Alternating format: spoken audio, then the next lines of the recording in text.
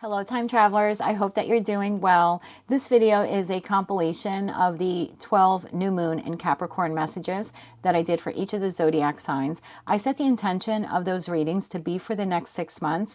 And so because YouTube makes it almost impossible for content creators to organize member videos, I thought it would be best to put all 12 of these readings in one long formatted video for you. And this way it'll be easier for you to find when you search for it, and you can come back to it at any time that you need over the course of the next 6 months. So I hope that you enjoy these messages and that they help you with your respective journeys. Thank you again for being a time traveler. And until I read for you again, I'm sending you, as always, light, love, and peace. Hello, Aries, Sun, Moon, Rising, as well as Venus time travelers. Thank you for being here. Let's take a look at what you need to work on over the course of the next 6 months between the new moon in Capricorn on January 18th and the full moon in Capricorn, which will be taking place on June 29th. So what does Aries need to work on for the first 6 months of the year in regards to their long-term visions, dreams, and goals? And how can they become the person who can create and sustain the life that they aspire to build? One more shuffle here. Thank you. We have for you Sky Dancers, Surrender, Whale Song, Resonating, and Heart Home, Compassion. At the bottom of the deck, we have Dust Devil, Moving Out of Stagnation. If you're interested in the numbers here, we have 48, 61, 27, as well as 15. Tell me more about this here for the Aries Collective. Why is this something they need to work on in the first 6 months of this year? We're clarifying Sky Dancers, Surrender, card number 48. Whale Song, Resonating, card number 61. Heart Home, Compassion, card number 27. And at the bottom of the deck, we have Dust Devil, Moving Out of Stagnation, card number 15. One more shuffle here. Thank you. We have the World. We have the Three of Swords. We have the Six of Swords. We have the Queen of Swords. We have the Three of Wands. And we have the Page of Cups. At the bottom of the deck, we have Page of Wands, Seven of Wands, and the Hierophant. That leaves the Wheel of Fortune, Ace of Wands, the Devil, the Dust Devil, stagnation here, Five of Cups at the bottom of the deck. There's a situation, environment, connection, maybe even a habit or pattern within you, Aries, that I think you're aware of. You know it needs to come to an end. You've been having some difficulty ending whatever this is or moving on from it. It's resonating within you. Three of Wands to the Three of Swords is clarifying the Whale Song. Like within you, you feel the need to move on from whomever or whatever this is. It's a heartbreaking situation, environment, or connection. It's no longer emotionally pleasing. There's a way to exit this. Six of Swords to the Page of Cups with love or with respect or with compassion. Okay, tell me about the World, the Three of Swords, the Six of Swords, the Queen of Swords, and the Three of Wands here, as well as the Page of Cups for the Aries Collective. Clarify these cards here for Aries. One more shuffle here. Thank you. The World card is clarified by the Ten of Cups. The Three of Swords is clarified by the Ace of Cups. The Six of Swords is clarified by the Five of Wands. The Queen of Swords is clarified by the Queen of Pentacles. The Three of Wands is clarified by the Nine of Cups. And the Page of Cups is clarified by the Empress. Bottom of the deck, the Moon, the King of Wands, and the Queen of Swords. That leaves the Seven of Swords, King of Cups, Two of Cups here at the bottom of the deck. For some of you, this is going to be a connection-based reading. Now, if you want to take this as professional or platonic, you can. But I feel here that there's a connection here in your life. But again, if you want to take a situation or something else, you're more than welcome to do that. I think you have nurtured this connection, or like I said, situation, environment, or connection. I think you have nurtured it for quite some time. I think you had hope at some point that this would be in your life for quite some time. I think what you're seeing clearly now is that there's a need here for you to surrender. This isn't exactly transforming into what you thought it would be. World card to the Ten of Cups. Whatever level of happiness you have achieved with whomever, whatever this is, it's like you've maxed out. It's not going to improve, and it's not going to get better, no matter how much you invest in it. How much longer you stay at the job, how much longer you stay in the marriage, how much longer you stay in the living, situation or the community, no matter how much money you pour into blank, it's not going to improve. The happiness cap has been met. And there's something here about understanding that and surrendering to it. That it doesn't matter how much more time, love, money, commitment, talent you pour into whatever this is. It has reached its maximum potential. And I feel like if this message is resonating for you, I feel like you almost have this call within to want to move on from whatever this is, because that capped happiness is not good enough for you. It's leaving you in the Three of Swords. It's leaving you feeling emotionally depleted or wounded or not good enough or possibly even betrayed by yourself, by this person, by this entity. I don't know. It could be a corporation for some of you. So there's a desire here within you for something new, something fresh, something exciting, something that has the potential to actually get to where you want to be in terms of emotional contentment. Because whatever this is, it's maxed out, its capability. Three of Wands to the Nine of Cups.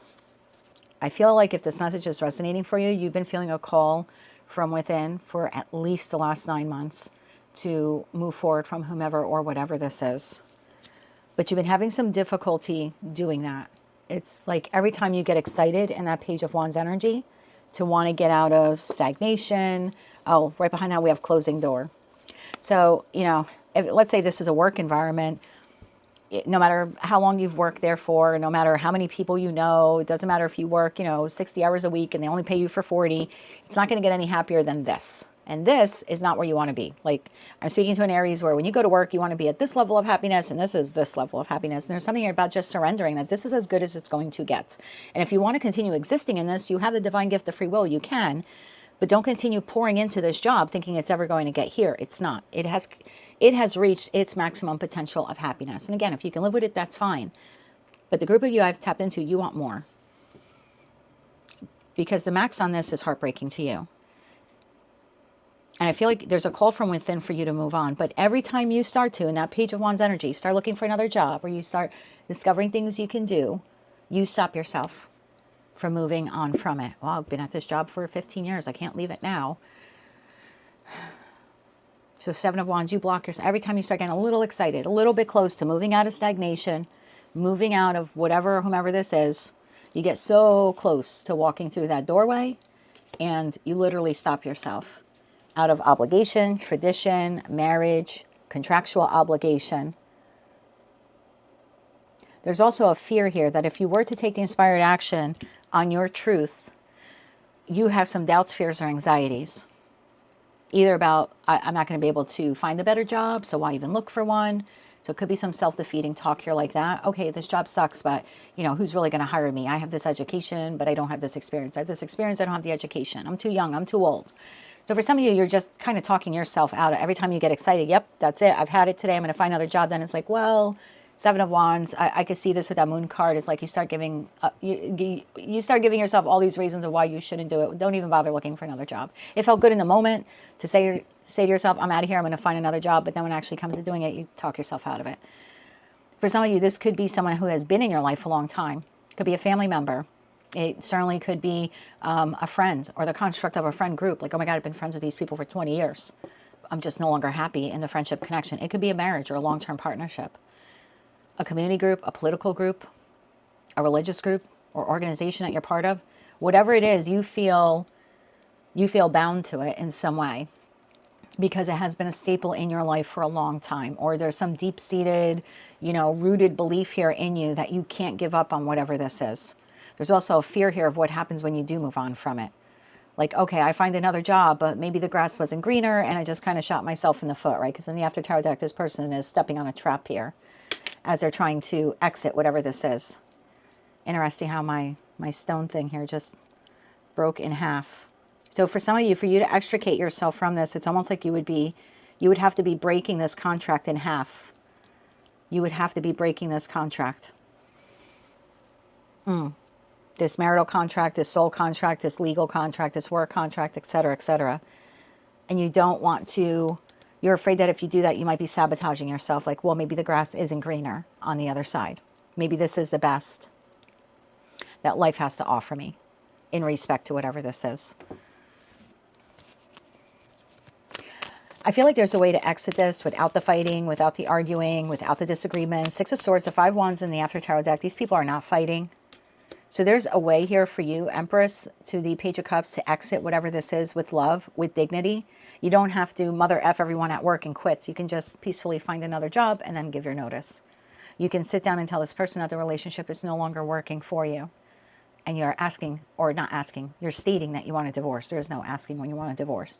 It's just, look, I don't want to fight with you. This isn't working anymore. I'm not happy here anymore. And I want you to be happy. I care enough about you that I want you to be happy, and I want myself to be happy. So I think whatever this is that you're looking to exit, you can do it with compassion. Some of you are just afraid of what they're going to do when you give them notice, or you tell them you're canceling the lease, or you're ending the marriage. But I think with that heart, home, compassion, there is a way for you to extricate yourself from whomever, whatever this is, without the arguing. Tell me about that Six of Swords. One more shuffle here. Thank you.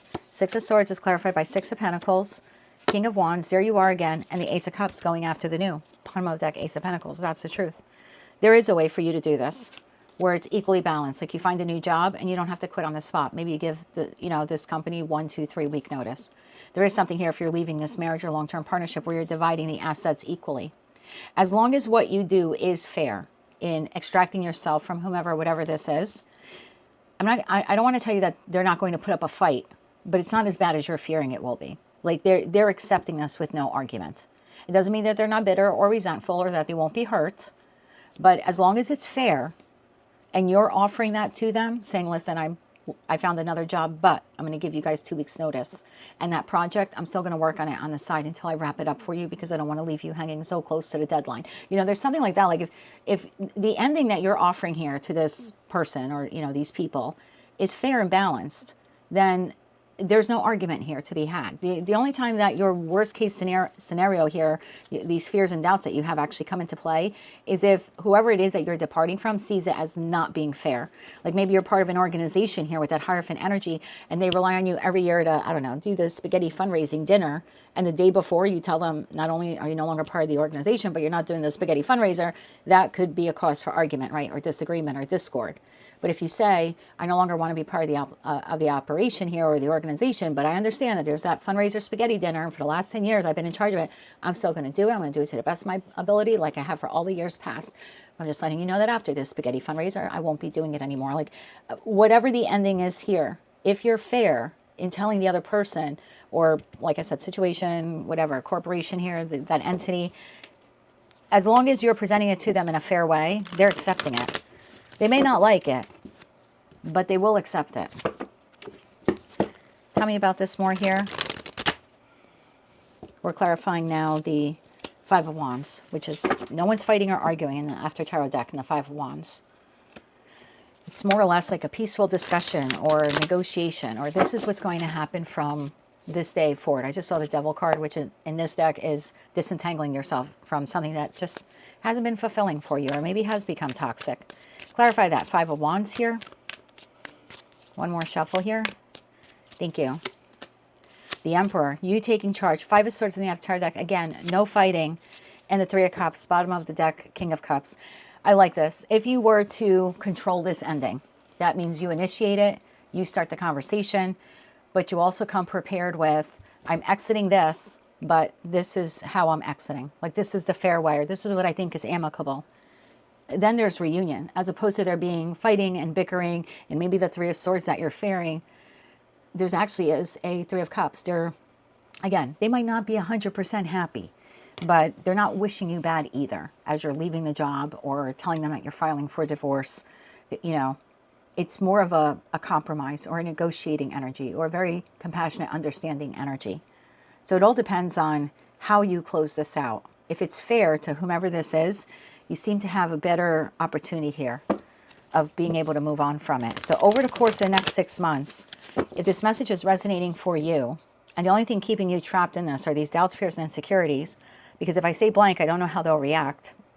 And then I think your message here is to come up with some type of plan, maybe even a strategy, but more like a plan of what would be the fair way. If roles were reversed and this person was giving you their notice or canceling the lease on you or ending the committed partnership with you or leaving your organization, what would you need to receive from them in order for you to not be happy that they're leaving, but to understand, to accept it without great disdain for them? And I think if you can do a role reversal there and put yourself in this person's shoes and come at this from a compassionate place, then yeah, I think you have a very favorable outcome here. Tell me about that Page of Cups, because this does talk about then having compassion, understanding. And again, it's an offering, right? It's almost like a peace offering. One more shuffle here. Thank you. Page of Cups is clarified by the Queen of Pentacles. That's what you're seeing clearly that you've been investing in for a long time. The Fool, in order to have your new beginning, Temperance. You can do it in a balanced way. Bottom of deck, Ten of Pentacles. Whatever this Ten of Pentacles is, it's the assets. We're dividing them 50-50. You know, it's the homestead. I buy you out. You buy me out. We sell it. We pay off the mortgage or whatever debts, and we split whatever's left, or we split the equity. There's an equal distribution here. There's 5 Pentacles and 5 Pentacles. If we're going to walk away from whatever this is, then I'm giving you my notice, but I'm going to complete the work here. You know, I'm canceling the lease, but maybe I'll have to pay for some or all of the remaining months of the lease because that was the original contract. So there's something here about splitting things evenly or being very fair. And that might be something you're not seeing. And actually in the Nine of Swords in your deck, we have 2 sets of 4 of Swords. So this would be healing for you and for them. And that Ace of Swords is the truth. Just provide them with the truth. This is why I'm leaving, and this is what I'm going to do to make leaving as fair for you as possible.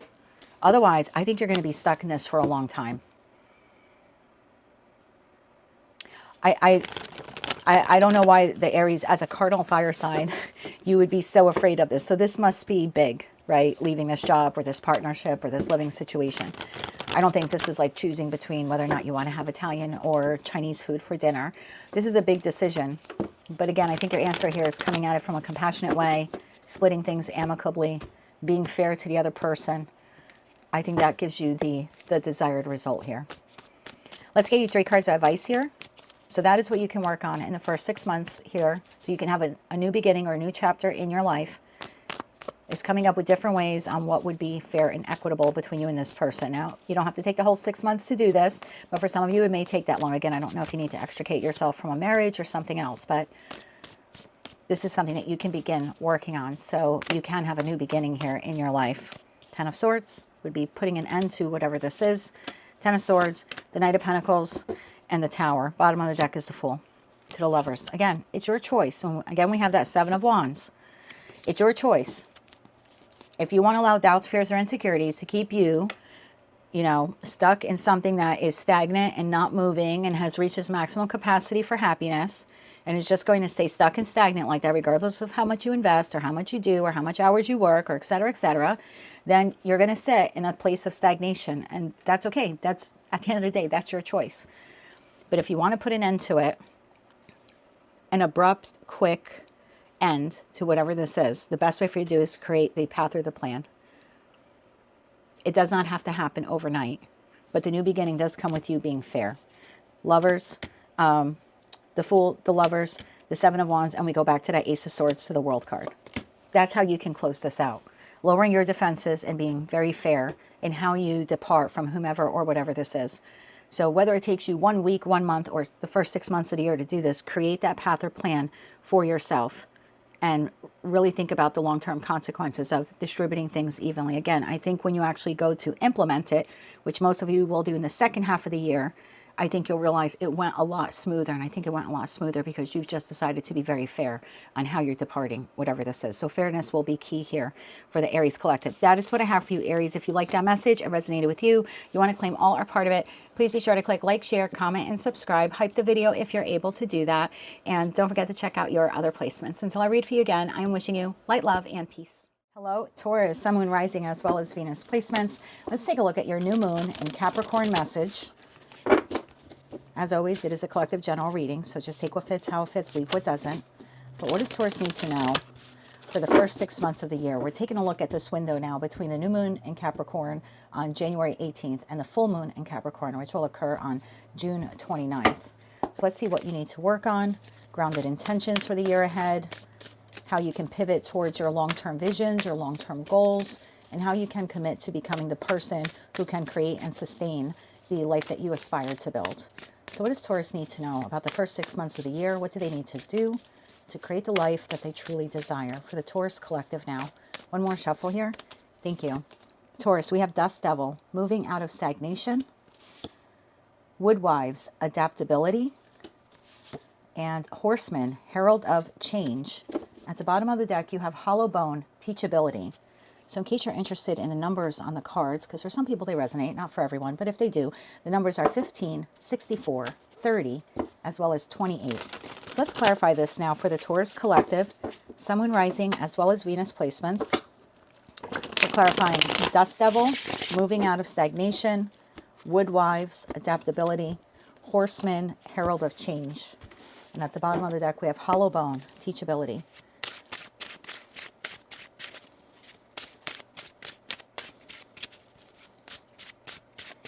One more shuffle here. Thank you. Taurus, we have the Star, we have the Knight of Wands, and we have the Hermit. We also have the Fool. We have the Nine of Wands, and we have the Knight of Cups. At the bottom of the deck, we have Three of Swords, Two of Swords, and Judgment. That leaves you, my dear, whether you're masculine or feminine, Queen of Pentacles, Eight of Cups, the Hierophant, and the Strength card. I've tapped into a group of you where it appears here you are possibly making the decision over the course of the next 6 months to get out of a comfort zone or to no longer associate yourself with something or someone that has been a staple in your life for quite some time. Let's clarify this using the After Tarot deck for Taurus, Sun, Moon, Rising, as well as Venus placements. We're clarifying the Star, Knight of Wands, the Hermit, the Fool, Nine of Wands, and the Knight of Cups here for the Taurus collective. One more shuffle here. Thank you. The Star is being clarified by the Knight of Swords. The Knight of Wands is clarified by the Knight of Wands. The Hermit is clarified by the Hangman. The Fool is clarified by the Queen of Pentacles. The Nine of Wands is clarified by the Nine of Cups. And the Knight of Cups is clarified by the Hermit. I have a couple of repeating cards here. Not many, but the important ones are certainly duplicated here. At the bottom of the deck, Taurus, we have Queen of Cups, the Magician, and the Queen of Swords. And that leaves the Four of Swords, the Star, to the Six of Swords here, Five of Cups here at the bottom of the deck. Yeah, Taurus, the feeling I get here is that over the course of the next 6 months, you're going to break out of something that has been tradition or traditional to you. And this could be a big herald of change. This could be, I don't know, you, let's say you live in the United States and you grew up in a very Democrat family or a very Republican family. Over the course of the next 6 months, you could find yourself taking the initiative to change your political views. And that's something that would already be in the works. Or you grew up in a particular direction, religion, and now for some reason you're being called or moved in a new direction. Maybe you're becoming more spiritual, or you're beginning to adapt into a new religion or some new religious beliefs. But it's a big change in that Hierophant energy.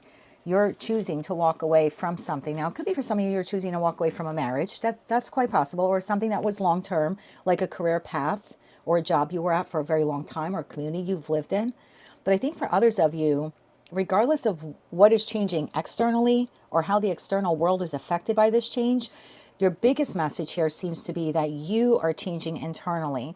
You are radically departing from the person you were. So maybe I'm speaking to a Taurus where in the past you did not like change. I mean, and I wouldn't blame you. At the end of the day, you are a fixed earth sign. So if there's any sign out of the 12 zodiac signs who does not like change, it would be you. You're number one. And a lot of people construe that as being difficult or stubborn. It could be. I mean, a low vibe Taurus certainly could be. Every zodiac sign has high and low vibration to it.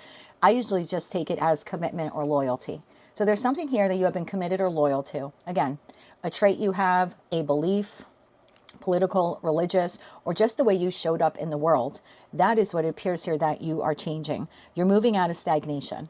However you have been existing in the world, or maybe even just showing up in connections or in partnerships, it's no longer nurturing to you. It no longer is aligned to who you are or who you want to become.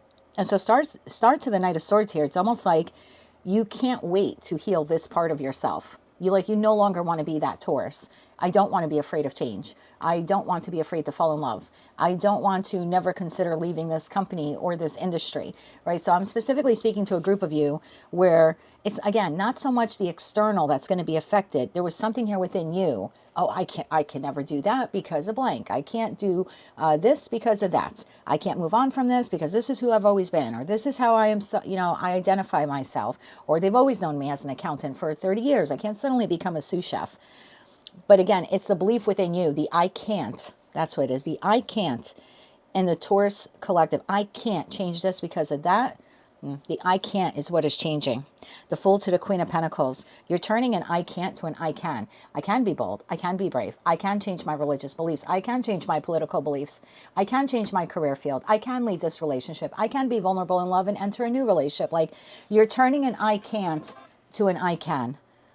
Because whatever you have gone through, you have learned that adaptability is what will get you to become who you truly desire to be. It's like you're walking away from the old you. So Knight of Wands to the Knight of Wands. I mean, you're excited and you're passionate about this new chapter of your life. You're no longer afraid. You're no longer staying stuck and stagnant because of some deeply held belief that you've had this whole time. I've tapped into a group of you that over the course of the next 6 months, you will be going against the grain. And people are going to be like, oh my God, Taurus left, that industry. They were in it for 30 years. Oh my God, Taurus left that marriage. Oh my God, I thought they would never leave that person. There's something like that. Oh my God, Taurus is no longer Catholic. They're now spiritual, or they're now a Buddhist, or there's something like that I think people around you are going to be quite shocked. And again, how it's affecting the external world is of no consequence. This is, you are changing yourself because of what you've gone through in the past. Some old outdated belief served you then, no longer serves you now. And so 9 of Wands to the 9 of Cups, it's almost like, I don't want to give up on happiness. I don't want to be stuck and stagnant. I don't want that mindset anymore, right? This political belief, this religion, this relationship, this community, it's no longer aligned to who or what I am. It served its purpose. It no longer does. You're like redefining what happiness is. And you're realizing it requires a part of you to change in order to fully embrace this happiness. So the Hermit to the Hangman, this herald of change, you've been contemplating this for a long time. Lowering your defenses, I don't know, maybe coming out of the closet for some of you. Like maybe you grew up in a very religious household and you're like, I can't come out and say that I'm gay, or I can't come out and say that I'm blank. And it's like, why not? If that's your message, I've tapped into a group of you where you're like, you know what? I want to be authentically happy and authentically who I am. I want to be passionate about life again. I want to like who I see when I look in the mirror. And I don't want to hold on to this belief that I have to pretend to be something I'm not just because it conforms to some upbringing or, again, some family structure or belief. You've given this a lot of thought. And I find it interesting, we're clarifying the horsemen, and we actually have the year of the fire horse beginning in February. So I know that this is a Capricorn reading, taking us from the new moon to the full moon. But you've been thinking about this a long time. And I think February, when we really enter the year of the fire horse, will be when people start to realize the changes within you. And for some of you, it could be physical appearance. Maybe you had the same haircut, the same hairstyle, the same hair color. I don't know, maybe you've been a brunette like me, for the majority of your life. And then one day you walk into work and you're a blonde, you're a redhead, or you got weaves, or you got, you got extensions, or you went really short. So for some of you, it very well could be a huge drastic change in your physical appearance. But again, you're not doing this erratically. You thought about this a long time. I don't want to look like this anymore. There's nothing wrong with this, but I'm not this person. I want to change up my hair. I want to change up my clothes. You're feeling different in your skin. You're feeling passionate. You're feeling desirable. You're getting excited about life again because you are disassociating yourself from something, maybe someone, but again, I think it's more like something within you that kept you trapped for a long time. Knight of Cups to the Hermit. Again, this is going within. I feel like you're giving yourself a gift here, Taurus, by breaking away from some established belief. I have to stay committed to this because of this. And now you're like, no. Over the course of the next 6 months, no. You will be adapting into the new version of yourself. And the world around you will have to adapt as well. Or they will no longer be part of your future. And you seem to be okay with that. You're no longer undecided. If I show up this way, if I do this, if I behave this way, if I disengage with this, they won't like me. This will crumble. This person will stop talking to me. Your indecision here is over. You're making a judgment call. Some people will maybe leave my life. Maybe they won't like the new me. But I will like the new me. You're manifesting basically a whole new you. And it is happening over the course of the next 6 months. Let's go a little bit deeper on this message. The Star. Moving out of stagnation. You're literally like transforming, like even in this card, maybe some of you are getting a new car, and it could be like, wow, Taurus bought an electric vehicle, or Taurus bought an SUV. Like you could just be radically just even changing your vehicle now that I said that. But the Dust Devil here in this card, it's like you're Right now you're transforming. I think over the course of the next 6 months, a whole new you here is born. Tell me about that star card. You're going to start making decisions that align with your best interest, not other people's. And it's almost like, it's like you're bucking the system. It's like, damn to tradition, whatever kept me stuck. Tell me about that star card. One more shuffle. Thank you. The star is clarified by the King of Swords, the Four of Wands, and the Page of Pentacles. Bottom of the deck, Page of Swords. Some of you are going to move. Some of you are looking to relocate. You could even be putting down a down payment on a condo, a flat, a townhouse, buying your own property. And again, it might be like, wow, I never thought Taurus would leave this community. They grew up here, or this is where their family is. Oh my God, Taurus moved to wherever, Rome, Italy. Wow, I never thought that they would leave wherever, South Africa or wherever you're originally from. There's a feeling like that here, but you're seeing it clearly. You want new structure and new stability. And for some of you, that comes with new community, new home. And right now you seem to be in a very early stages of acquiring information about what it will take to relocate or change jobs or do your hair differently or what type of clothes you want to start wearing. Again, for some of you, this will be external. For others of you, it will be internal. What both groups have in common is a parting of the ways from a belief system that kept them stuck and stagnant or staying in things out of obligation or familial tradition. Tell me about that Knight of Swords here. One more shuffle. Thank you. The Knight of Swords is clarified by the Ten of Wands, the Seven of Swords, and that King of Swords again. You are going to shock the world in the next 6 months. Again, you might be coming out of the closet, radically changing your appearance, relocating, buying your first property, maybe spontaneously getting married for those of you who are single. And it'll all be like, oh my God, Taurus would never do that, right? Oh my God, Taurus just got a divorce a year ago. Now they're getting married again. That's so unlike, I think you're going to have people say, oh my God, that is so unlike you. That is so unlike you. But you're choosing to do this. Okay. The Fool. Tell me about the new beginning here. And this is you seeing your reflection in this pentacle. And for the first time in a long time, really liking who you see. Because now you're, this new chapter of your life, Taurus, it's like you're going to require of yourself to be more authentic to who you are. So you're definitely letting go of some old, established belief that has become self-limiting in some way. You're going to shock the world in the next 6 months. Like, oh my God, Taurus getting a divorce? That's what I'm feeling like. Oh my God, Taurus is doing blank. Tell me about that Fool card, this new beginning. Taurus came out of the closet. What? Yeah, one more shuffle here. Thank you. This is big.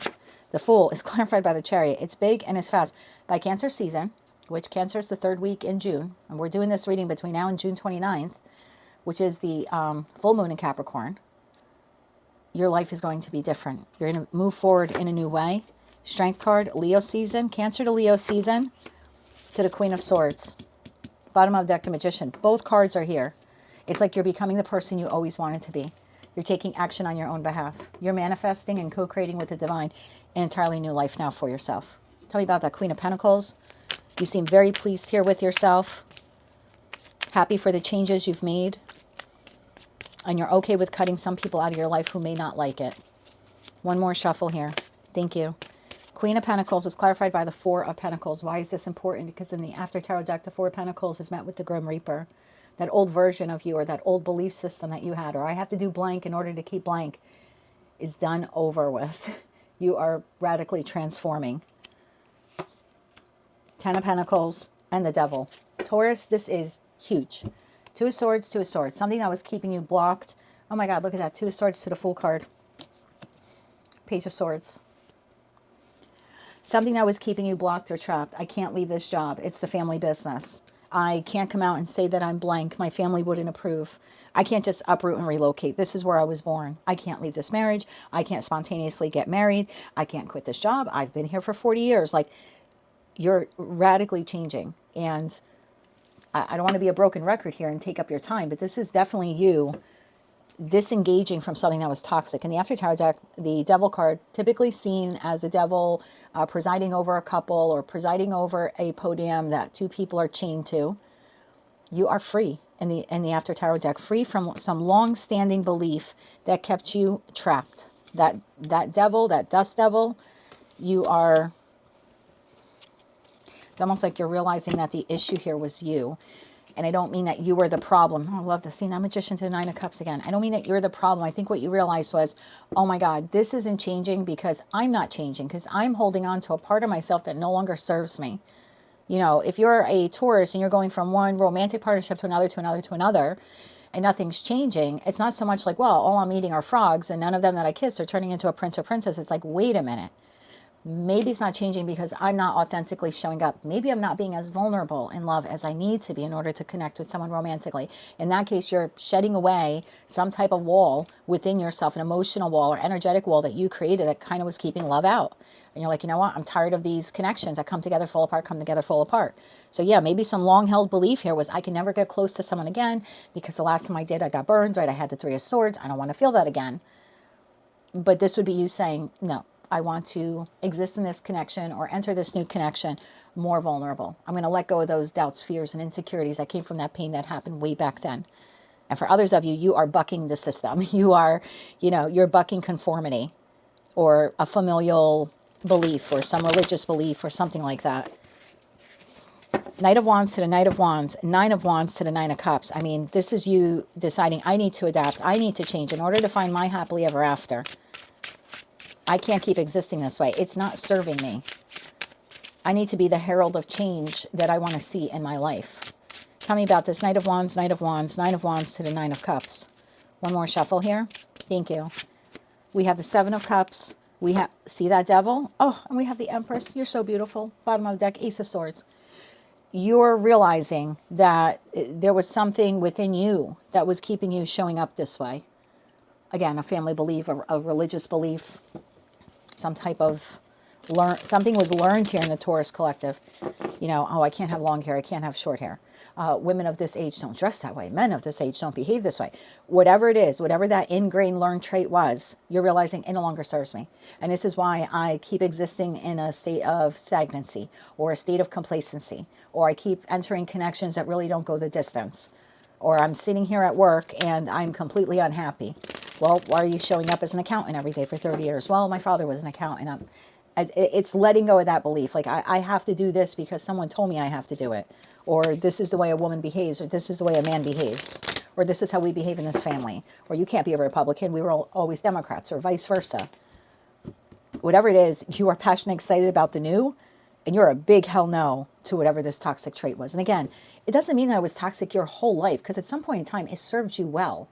I remember I was married to Tony for like 24 years. He was a Taurus, or he is a Taurus, I should say. And we talked about he grew up as an altar boy. His mom had two sisters who became nuns, at the Vatican in Rome. And so a very solid, traditional Catholic Italian family. And so he grew up being an altar boy. He liked his experience. He doesn't have anything bad, no bad memories. Nothing terrible happened to him. Thank God. He had a very lovely experience, met some great people there. But he got to an age, probably a little bit later in his teens, where he felt just the religious values don't align with him. And it was something that he kind of kept to himself, even though he, went off and he left private school, went to public school and all of that. But there was just something in him that for the longest time was like he just couldn't say it. Like he just didn't want to tell his parents that he's an only child. They're from Sicily. The whole family is very, very Italian, very Catholic. But at some point in time, he had to just say it. And it's when he got his first divorce before our marriage. I guess his mother felt like his divorce was her divorce, And I think part of him was reluctant to get the divorce because he grew up with that very strong traditional view, you marry for life. Well, your wife is also pregnant and cheating on you. It was unfortunately what he was dealing with in his first marriage. But he had to break away. Otherwise, he would have got stuck in a marriage with a woman who was not dedicated, not faithful, not loyal, was taking advantage of him. But what he realized was not so much that I just have to get out of this marriage. Yeah, I have to get out of this marriage. But where's the rooted belief that I have to tolerate this? Oh, comes from my childhood, comes from my family. I can't be the first to get a divorce. I can't break up the family when I have, now this 6-month-old child. That's what he had to confront. That's what he had to disengage from, was the familial belief and being able to communicate that to his parents and say, hey, if you still want me in your life, I'm here and I love you and I'm your only son. I'm always going to take care of you, but I'm not going to stay married to this because of your familial religious beliefs. They are not my familial religious beliefs.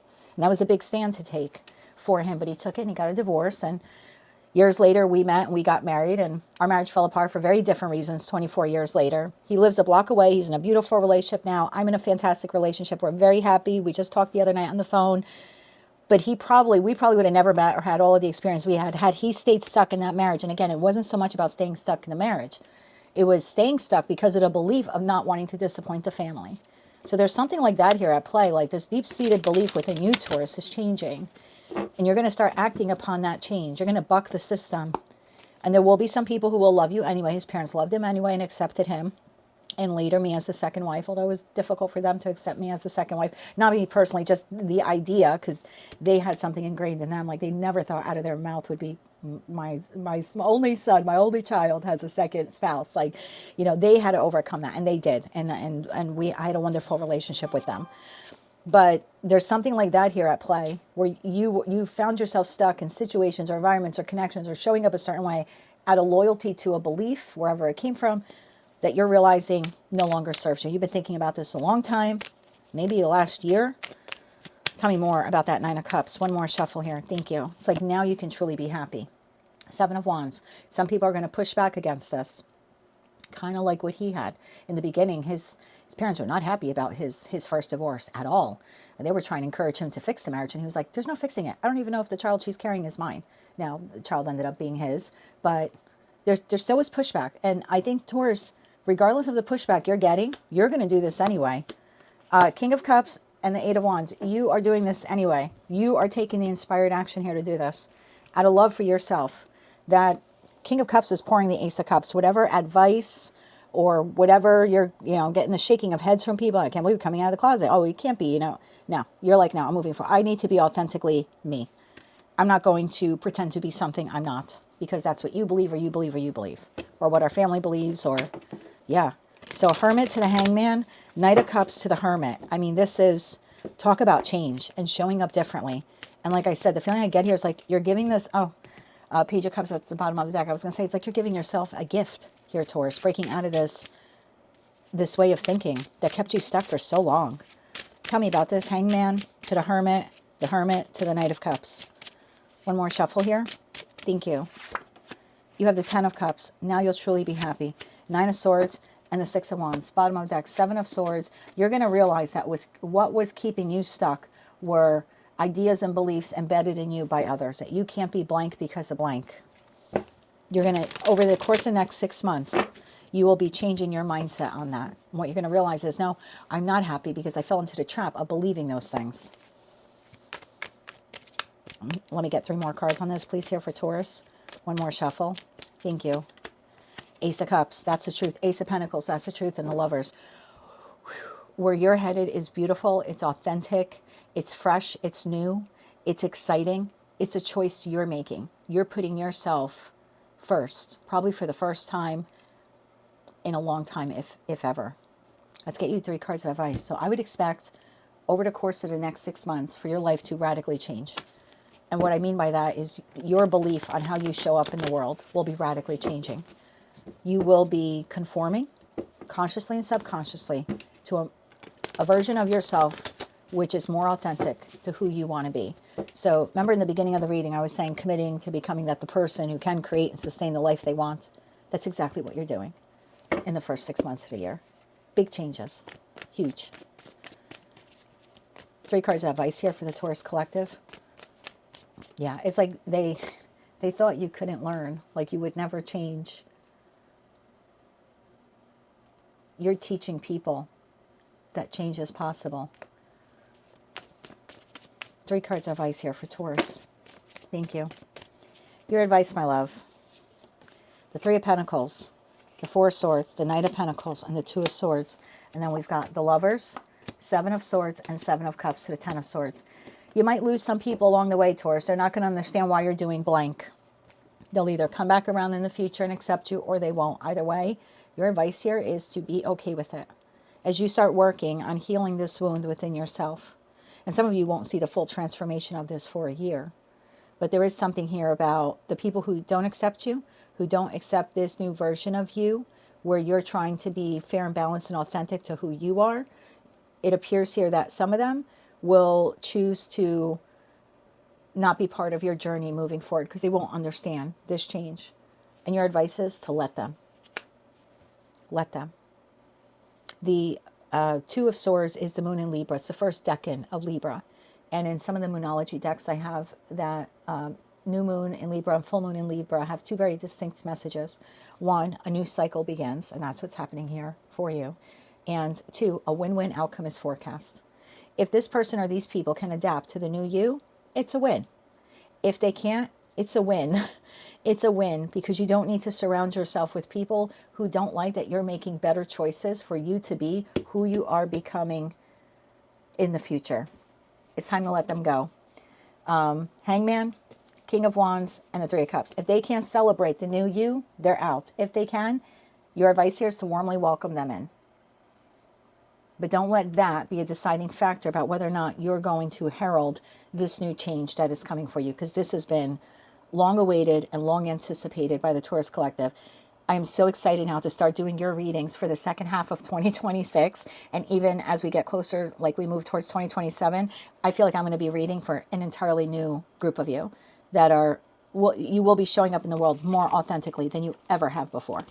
Congratulations, Taurus. This is one of your best readings in a long time. That is what I have for you, my dear. If you like that message, it resonates with you, you want to claim all or part of it, please be sure to click like, share, comment, and subscribe. Hype the video if you're able to do that. Don't forget to check out your other placements. And until I read for you again, I'm wishing you light, love, and peace. Hello, Gemini, Sun, Moon, Rising, as well as Venus placements. This is your new moon in Capricorn message. I'm doing this reading as a 6-month reading, okay? And in this reading, I wanted to focus on what clear, grounded intentions we need to set for the year ahead.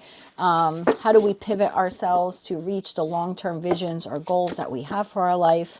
And what do we need to do to commit to becoming, the person we really need to become in order to create and sustain the life that we desire? So let's see what we need to work on over the course of the next 6 months.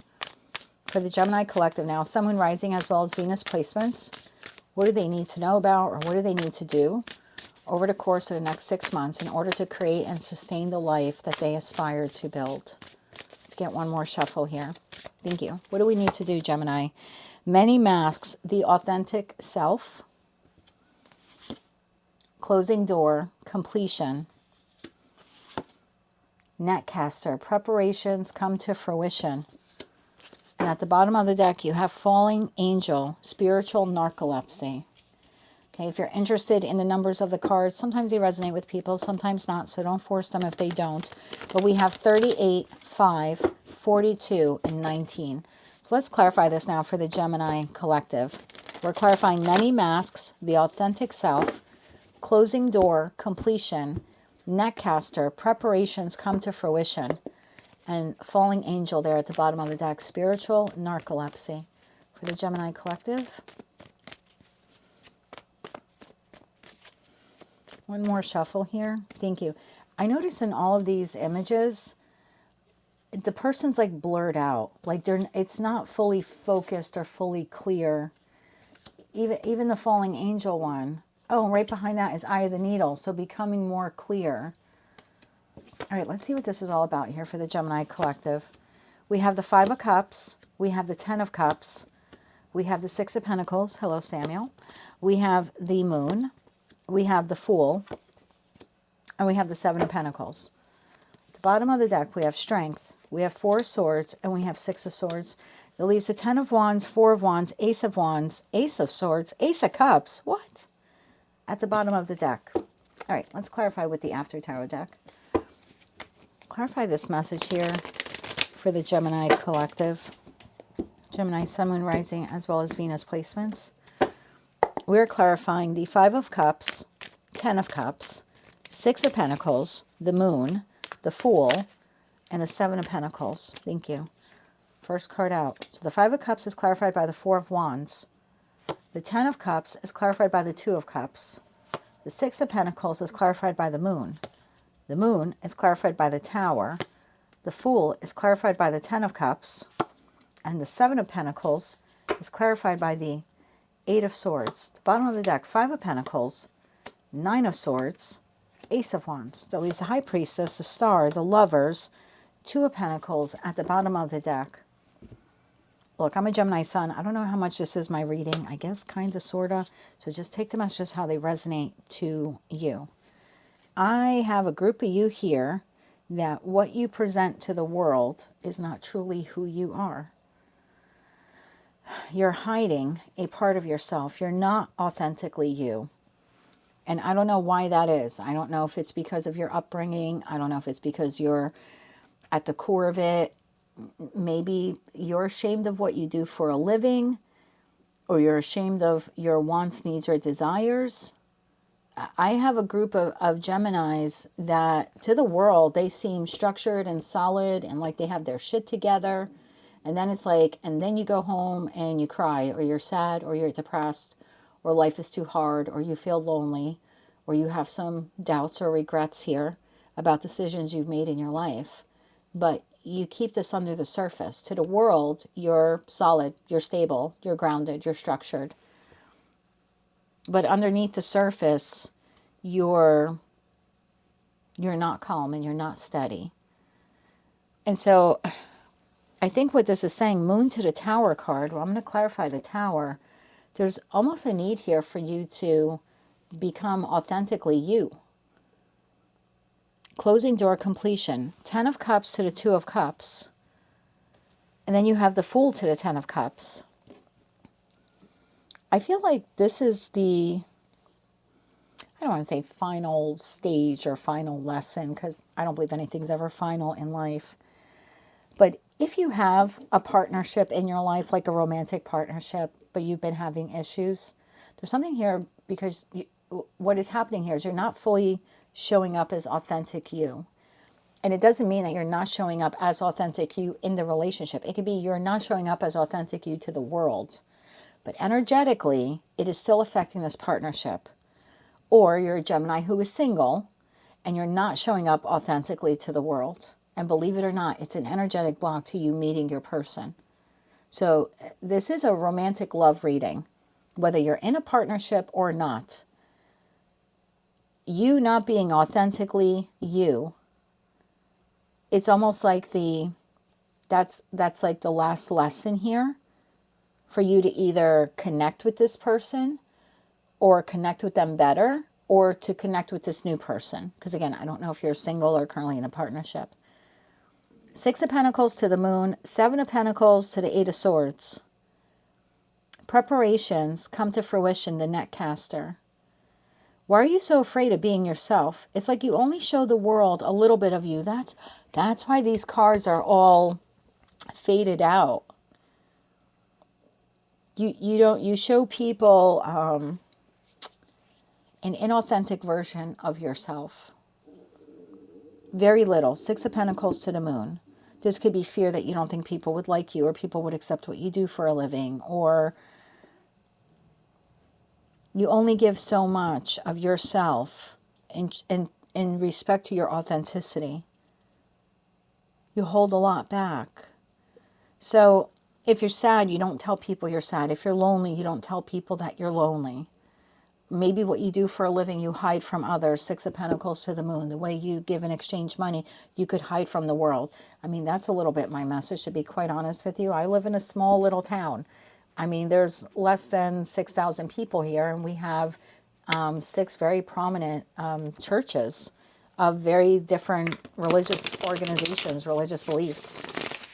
And so, yeah, there's a handful of people that know what I do for a living, because I think if the rest knew, I don't know, they'd probably come and like, I don't know, burn crosses on my lawn or something. I don't know, seriously, I don't know. Probably like walk around and like, you know, protect themselves from me. Which is why my friend got me that sign that says the witch is in. It was because as it actually started to trickle out what I do, people were like, oh, she's a gypsy, or oh, she's a witch. Again, it's just that mentality. So out to the world, I'm structured and I'm solid. And most people think I have some 9-to-5 job. And I do, but they just don't know that it's this. And that could be a block in my romantic partnership, my inability to be authentic with the world, with my local community. Could very well be an obstacle here. And that could be something that you're dealing with also. Tell me more about that 5 of Cups. Tell me more about this. One more shuffle here. Thank you. Card 1 to show itself. 3 of Swords. We're clarifying that Five of Cups. Three of Swords. Eight of Pentacles is in the reverse. And the Six of Wands. Bottom of the deck, Page of Wands. Gemini.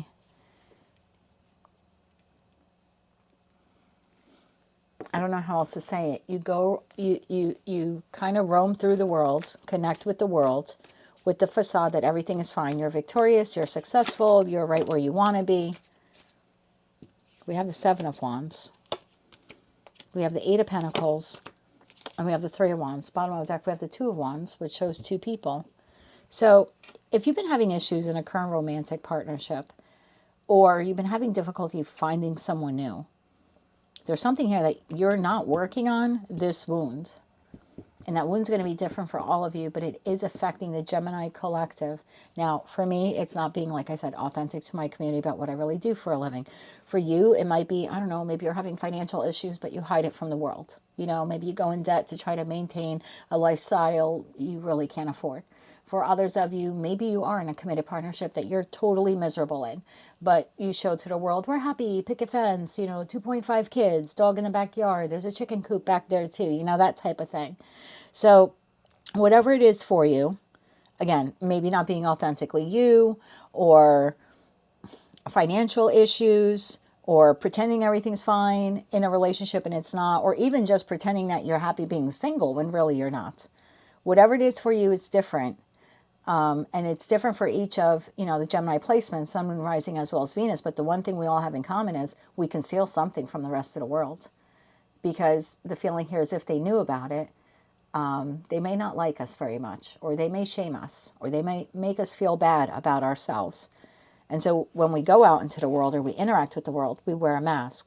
Some of us have many masks. We show up to church in one way, and when we're out with our friends, we're a different way, and when we're home and in our house, we're another way, because there's different masks here floating around this person. So the only time you're truly authentically you, I just noticed there's another blurred face on this person, on their chest, like on their outfit, so you really hide who you are to the outside world because of shame or embarrassment or something like that. The Moon to the Tower, you're not realizing. It's, again, either a block in a connection that you have or a block in a connection you would like to have. Tell me about the Moon. That's what we need to blow up in the Tower. That's the epiphany moment. It's, oh my God, I have been doing that. I have been pretending I'm great being single when really I'm not. I have been pretending that everything is great in my marriage or long-term partnership when really it's not. I've been pretending that I do this for a living or I do that for a living, but really I do this for a living, but I don't want people to know. Or I'm in debt up to my eyeballs, but I don't want people to know that. I have to put on the facade. Having the epiphany moment here is what dismantles this whole thing, or begins to dismantle it, begins to close the door on it. One more shuffle here. Thank you. The Moon, because we conceal that. King of Pentacles, Seven of Cups, and the Five of Pentacles. Bottom of the deck, King of Cups. We either hide financial issues, financial insecurities. It's like we put up a smoke screen to people. We're doing great. I have all my shit together. I got my money, right? Got my mind on my money on my mind. Everything is great. I like being single. I like who I'm with. There's something that we are portraying to the world which is inauthentic to us. To put it in very basic terms, we are lying. We're using our beautiful, mercurial, communicative energy to lie about something, to portray ourselves in a way that is not the truth. And if we can acknowledge that and be honest about it, it begins to close the door on being inauthentic and opens up either the existing connection in our life will bloom and blossom, or, like I said, if you're single, the new connection comes in. Ten of Cups to the Two of Cups. Tell me about this. Ten of Cups to the Two of Cups connection. One more shuffle here. Thank you. It's clarified by Two of Swords. That's the block. Hierophant and the Two of Pentacles. King of Swords at the bottom of the deck. That's the block in your current partnership or the partnership you want. That long-term stability, the long-term growth, the whatever you consider to be traditional relational values, because that's typically what the Hierophant represents. But tradition could be, different for everyone. But that's the block. If you're wondering what's taking so long to achieve it, or you get so close, but then it's like it's within sight but out of reach. It's that. Tell me more about this connection. Two of Cups to the Ten of Cups. One more shuffle here. Thank you. Nine of Wands, the King of Swords again, and the Three of Cups, bottom of that Queen of Swords. Gemini, this is the issue you're having in regards to your love life. Again, whether you're single or partnered.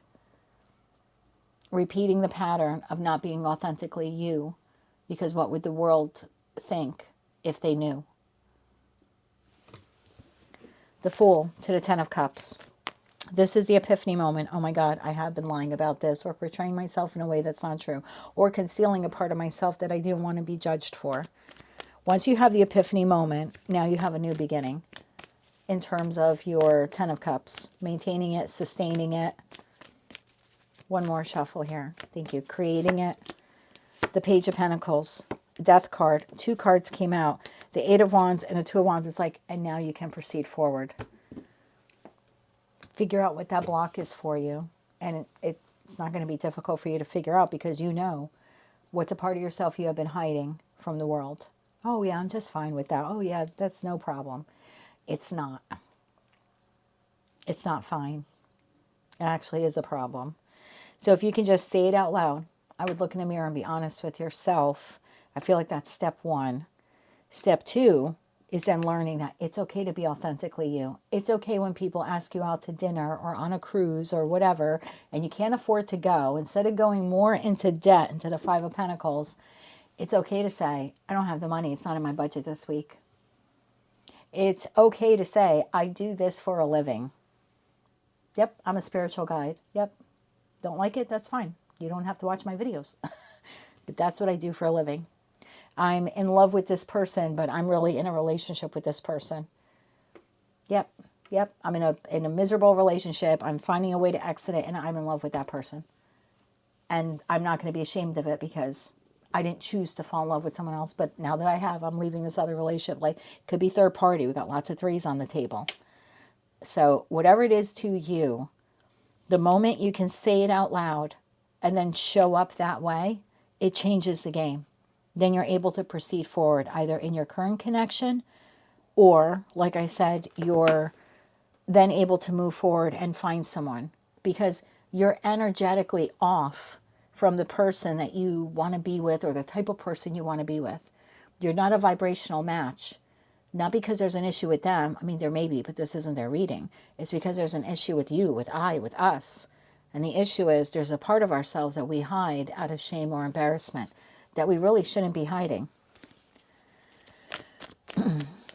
This is the preparation for this now to come in. The Six of Cups just came flying out of the deck. Six of Cups, that soulmate, soul bond connection. Preparations come to fruition. Now you get to draw in this person, or draw this connection in closer to you. Six of Cups, Nine of Wands, and the Three of Cups. Bottom of the deck, Three of Pentacles. So here comes union or reunion. Clarify that Moon card. Because that goes back to that Tower. One more shuffle here. Thank you. The Magician, the Page of Wands, and the Hierophant. Bottom of the deck, you have the Star. So now you get to be more authentically you, Gemini. Now you get to stand in your truth. The Hierophant is of fixed earth Taurus energy. And that is someone who, this is who I am. And I'm not going to put on a mask and to pretend to be something I'm not, right? I typically think of like the Catholic Pope. It doesn't mean that you have to be religious or Catholic. I'm just, the Catholic Pope is basically, this is who I am. This is what I believe. You don't have to agree, but this is what I believe. And it's unshakable. And so there's something like that here, that by you being very open and honest and transparent about who you are, what you do for a living, or how you're feeling, or that you're not okay with A, B, C, or D, or you're in a relationship that's failing, like whatever it is for you, that you're portraying to the world that everything is okay, once you can stand solid, fixed earth energy, then your manifestation comes in. These are the preparations for this to come to fruition. And when it comes in, this time it's solid. Or when it comes together or comes back together, this time it's solid. Because this time we're solid.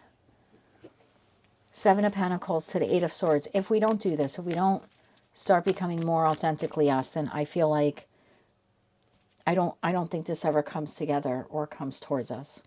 It can't. You can't ask for something. I want a pure and honest love. You know what I mean? I want a pure and honest love. They love me and I love them. And to the rest of the world, you're wearing a facade. You're not honest. You're not embodying the energy of love if you're wearing a mask. Tell me about that Seven of Pentacles. One more shuffle. Thank you. Queen of Cups, Temperance, and the Queen of Pentacles. Tell me more about that Eight of Swords. One more shuffle here. Thank you. High Priestess, Five of Wands, and Judgment. Bottom of the deck, Five of Swords. I like this because in the After Tarot deck, there's no fighting. There's something here about, again, we don't have to do it. If you don't want to do it, you don't want to do it. And you want to keep charging up your credit cards or charging up your debt or concealing who you love or concealing that you're happy with an aspect of your life that you're not really happy with or hiding from the world what you do for a living, then, I mean, you can continue doing that. Or you can stand in your power and radically change who you are. And it's not changing who you are. It's just, it's showing the truth of who you are. Standing in integrity. Loving yourself enough to say, this is who I am. This is what's in my bank account. This is what I have. This is what I don't have. This is what I do for a living. And that's a beautiful balance between who you truly are and what you portray to the world. That's a balance. High Priestess, Five of Wands, and Judgment. I get the feeling here the world's going to be okay with it, Gemini. The world's going to be okay with it. The world's going to be okay. If you tell that friend, no, I can't go out anymore. I'm really looking over my finances and I don't make the money you make. Truth be told, I make X amount of dollars and I've been going in debt, going out every time you ask me. And it's just not something, I don't want to do that anymore. You're just honest. This person's not going to fight back and say, oh no, go into debt. There's no fighting here. So again, I don't know what this is. And I guess I could take a little bit of this as advice for me, being open and honest and just letting people know what I do for a living and not being afraid in that Eight of Swords that, I have to conceal what I'm doing. Otherwise they're going to look at me differently or, like I said, burn things on my lawn. Most people are just going to accept it and go quiet.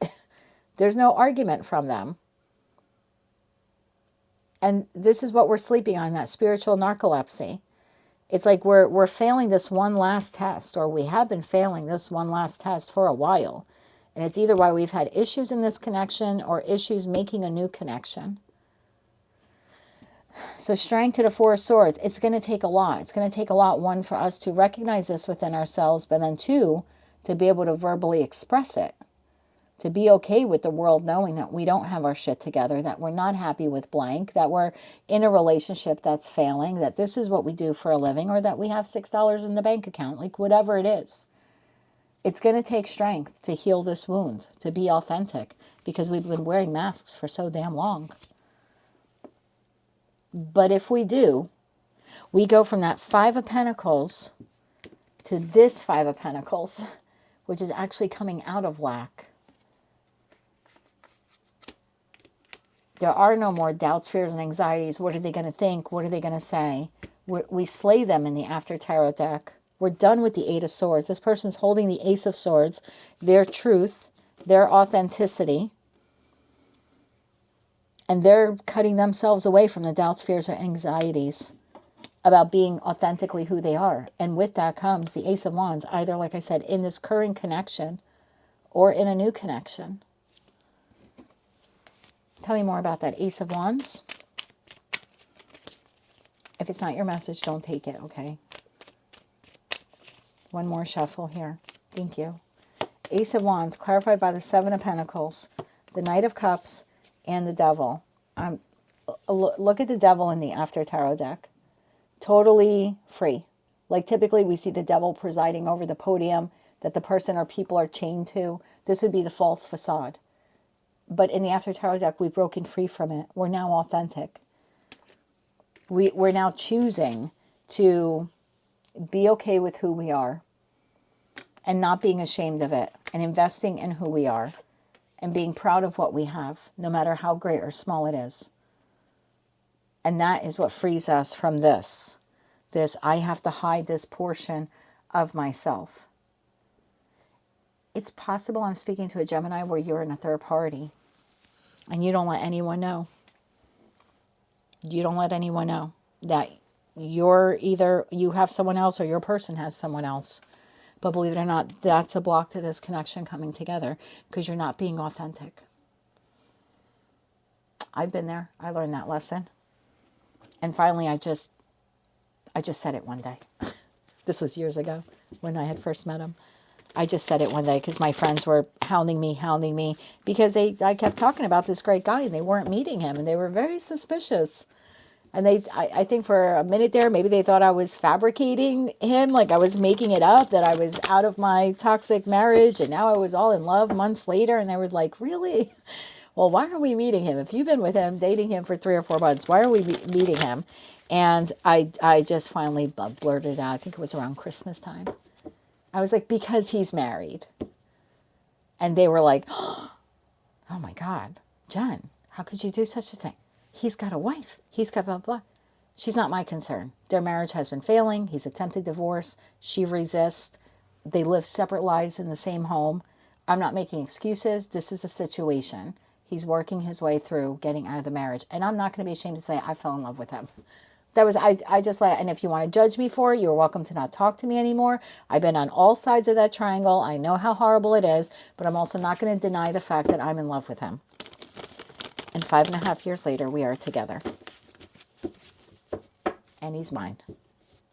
But there just got to be a breaking point there where I could not conceal it anymore. And there might be something like that. Because again, there's a lot of 3s on the table. So it might be something like that. You're just not being authentic about the, about the situation. Let's get you 3 cards of advice.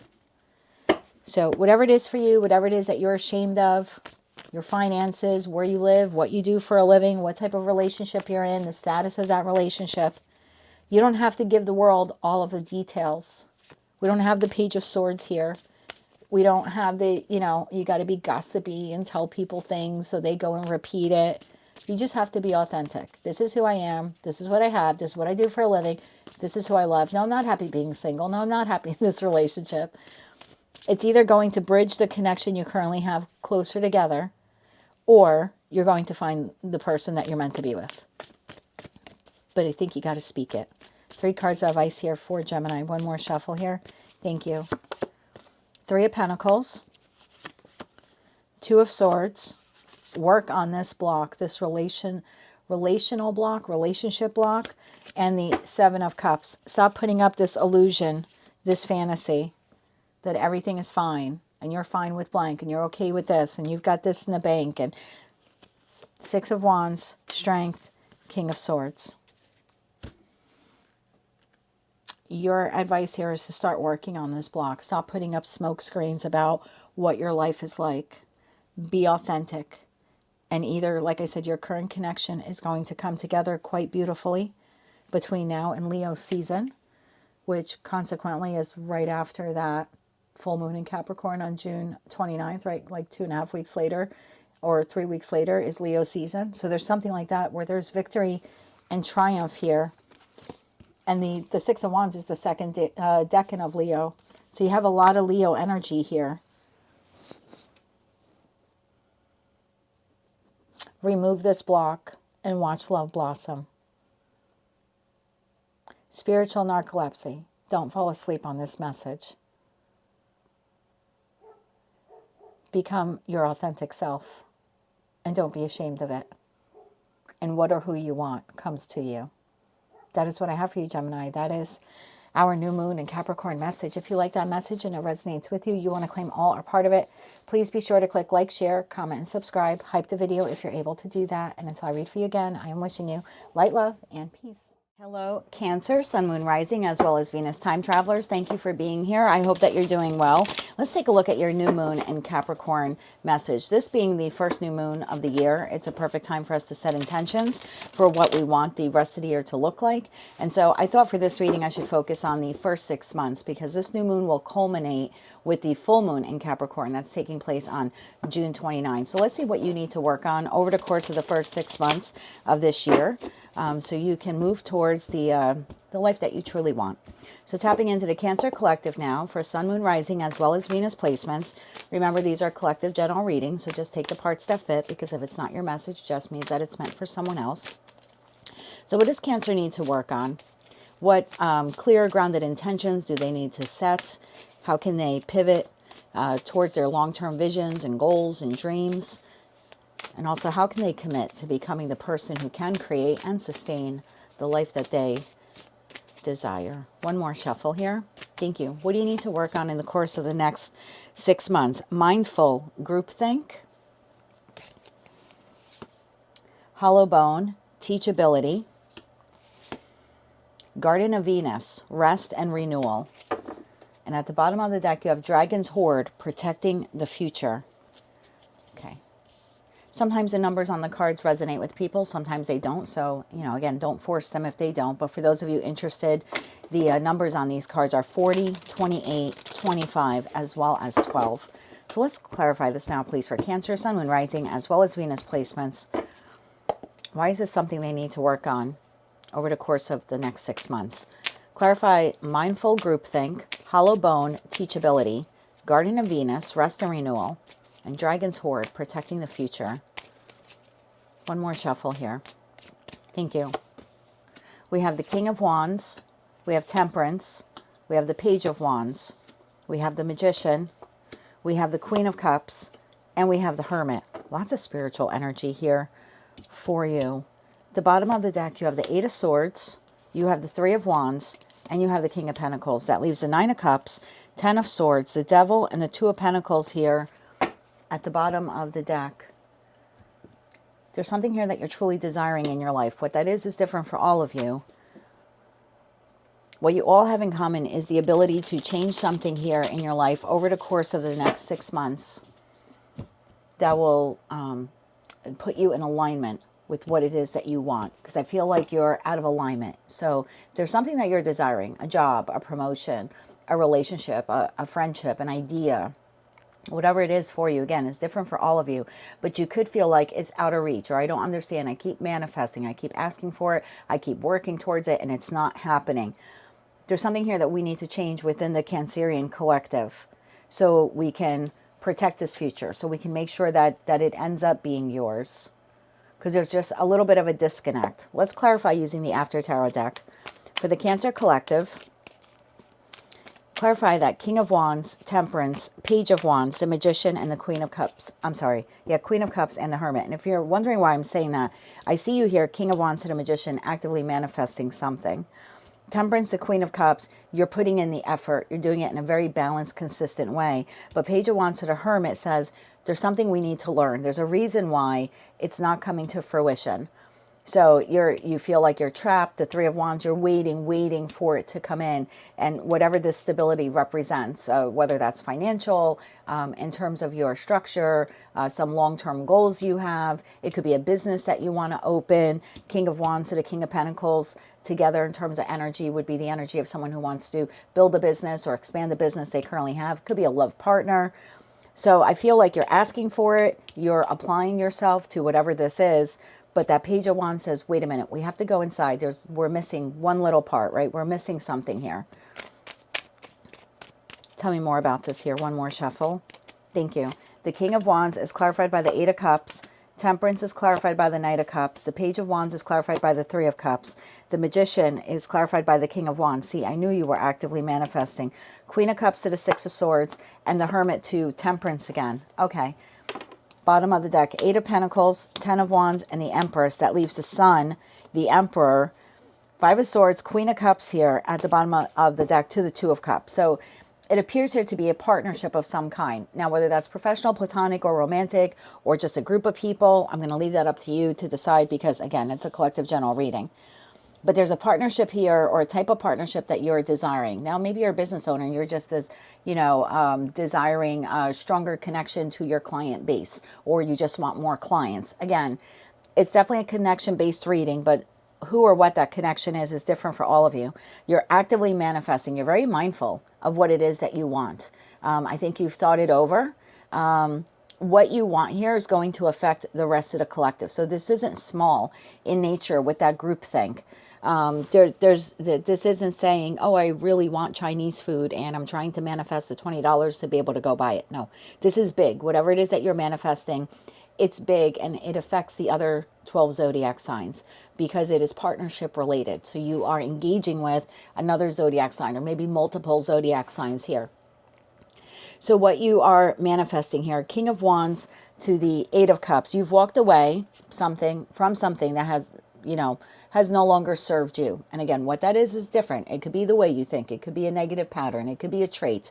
Could have been maybe like a bad habit that you had, smoking, excessive drinking, indulgent eating. There's just something here you walked away from. Could be a person, place, or thing. Again, leave it up to you to decipher. But now that that's kind of in your rearview mirror and you're in search of your ninth cup, I think that's what you're manifesting here. What is that ninth cup for you? That Ace of Cups, essentially, right? So it seems here that's what you're manifesting, and you're actively doing it. I mean, this is you praying, you're consciously, subconsciously asking God, source, universe to bring whatever this manifestation is to you. And then you're not just asking. You've learned. You've been teachable. You've learned that it's kind of hollow to just ask for something but not apply yourself. So I like this. This is you co-creating with the divine. Temperance to the Knight of Cups. You're slowly going after what it is that you want. You're not moving in a snail's pace. This isn't the Knight of Pentacles. It is the Knight of Cups. So you're doing it cautiously, not recklessly, but you're putting in consistent effort. And we see that again, Queen of Cups to the Six of Swords, whether you're masculine or feminine. Your heart is open. This is what or who you're desiring, and you're moving towards it. Again, you're working in concert. And then there's the feeling of, but it's not coming. Eight of Swords, Three of Wands, King of Pentacles. Who or what it is that I want isn't coming. I'm working sometimes to the point of exhaustion. Eight of Pentacles to the Ten of Wands. But why isn't it coming in? And I think it's not coming in. We just have to raise your vibration here just a little bit. Just a little bit. So what do I mean by that? Page of Wands to the Three of Cups. There's something here that we're missing. Hermit to Temperance. And if we go within, we would figure it out. All right, let's clarify. I'm not going to clarify what you're manifesting because, again, it's too broad of a reading for a collective general reading. So you'll know what that is, what it is that you truly need or desire in your life. Again, person, place, or thing, some type of circumstance, maybe even strength and courage to overcome an addiction or to not go back to something that you gave up on. Beautiful. I'm not going to clarify the teachability card because I think you have learned, probably the hard way, that you can't just ask for something. You literally have to work towards it, and I see you actively doing it. So bravo to you. This is what I need to clarify. Page of Wands to the Three of Cups. Can you clarify Page of Wands to the Three of Cups? Because the Empress is ruled by Venus. And this row or column, if you will, column that I'm clarifying, we're clarifying Garden and Venus, rest and renewal. Well, Venus is what rules the Empress. There's something here that we're missing. Page of Wands to the Three of Cups. Now, Three of Cups talks about harmony, collaboration, happiness, community, a moment to rejoice. Tell me more about that. One more shuffle here. Thank you. Clarifying the Page of Wands. Four of Wands. Again in this card. Something to rejoice or celebrate. Four of Wands. Eight of Pentacles. What it is that you're working on. And the Sun card. Okay, so this is... Okay, bottom of deck, Five of Cups. So there's something here. Please don't be offended. These tend to be very specific messages. And remember, only take the parts that fit. But there's a group of you here in the Cancerian collective that because you're not attaining or achieving the desired goal at this moment, you're not celebrating your wins or victories. So what do I mean by that? I'm going to put this in a very basic example. I'm going to use myself. I'm not a Cancerian. I don't have Cancer placements. I'm not trying to make your reading about me. I'm just giving you an example that came to my mind quickly.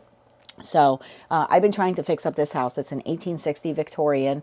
When I bought it, it required a lot of work. 5.5, 6 years later now, still requires a lot of work. So what I've been trying to do is to get to the little things that I can do quickly. You know, maybe paint a windowsill, put up a new blind. The bigger stuff I have not gotten to, like installing new floors, fixing some of the cracks in the plaster walls on the first floor. Those projects are larger. They're going to absorb a lot more of my time, my energy, and my money, none of which I have to freely give towards those projects. So if this were me, and again, I'm just using this as an example, I'm manifesting the ability to finish this house. I'm putting in the sweat equity, the effort, and whatever little money I have towards these projects. But because I'm not tackling the really big thing, like I would love to walk in through my front doors and not be embarrassed of the condition of the first floor of my home. I'd like to be able to have people over and not be embarrassed over the condition of the first floor of my home. I can bring them up to the attic and it's great. But the first and second floor, not so much, okay? So there's something like that here. Now, I could sit and say, I don't understand. I'm putting in the effort. I'm working every day. I'm saving my money. I'm mindful of my resources. And I'm just not able to tackle the big projects that I've been manifesting assistance for and I have been working towards. But then part of me is like, wait, time out. And I think this is the message. But wait a minute. You have been painting windowsills. You did tear up the carpet in the second floor hallway that was like 40 years old and completely gross. So maybe you're not tackling the monumental projects, but you're doing the little things, right? Like I moved the stove and refrigerator and I cleaned underneath them. I'm doing the little things to maintain or sustain the parts of the home that are okay. And I'm doing little things to fix up the first floor, again, in my spare time and as money allows. So this is what this is saying. Okay, maybe that big nut that you want to crack, it hasn't come to fruition yet. Maybe you have a YouTube channel and you're not at the subscriber count you want, or you're not receiving the viewership that you want, and you're putting in the effort, but you're like, I'm just not seeing the income. Again, it's just an example. It's like, but wait a minute, you are putting out content. People are consuming that content. They're enjoying the content. You're receiving positive feedback for the content. This is saying to celebrate the small wins, even though the big thing you want hasn't come to fruition yet. So, and I think that's your message here, Cancer. So again, if I just apply it to myself, to use myself as an example, okay, I could feel a little 5 of Cups, 8 of Swords down on my luck and thinking, when the hell am I ever going to be able to finish the first floor? But this is saying, wait a minute, let's celebrate what you have worked on. Because you have done little things. I have replaced some doorknobs, right? I did buy some additional electric heaters I was able to afford to at least keep the first floor comfortable. You know, I was able to wash the rug down there to make it a little bit more presentable and nicer. It celebrate the small things, even though in the scope of things, I'm still walking the room and seeing crack, you know, a floorboard so I can look down and actually see the basement. I mean, it's a house that's from 1860. You know, I mean, President Lincoln was made president here in the United States when my house was built. So it is a very old home. But again, try not to look at that bigger picture of like, oh my God, everything is so glaringly obvious that I have so much left to do. This is just saying celebrate the small victories because you've been putting in a lot of effort. And maybe it's not in this one particular thing. Maybe it's in other areas of your life. But I think that's what you need. I think that's what your soul needs. And I think that's the part you're missing here. You're waiting for the big thing. And it's like, wait a minute, let's celebrate your small victories. Okay, you're waiting to meet a stable, solid love partner. Okay, bravo. But you haven't met them yet. They're probably not going to come in today or tomorrow, right? Or within 2 days of you watching this reading.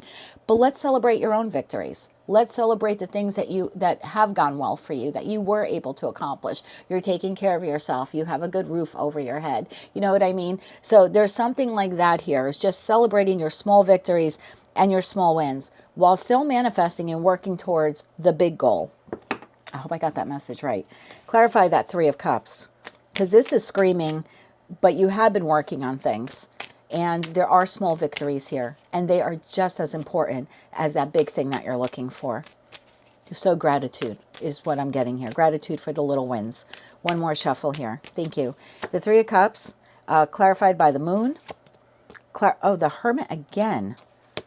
Oh, 2 cards came out. Oh, 2 of Cups and the Queen of Cups. Bottom of that Page of Wands.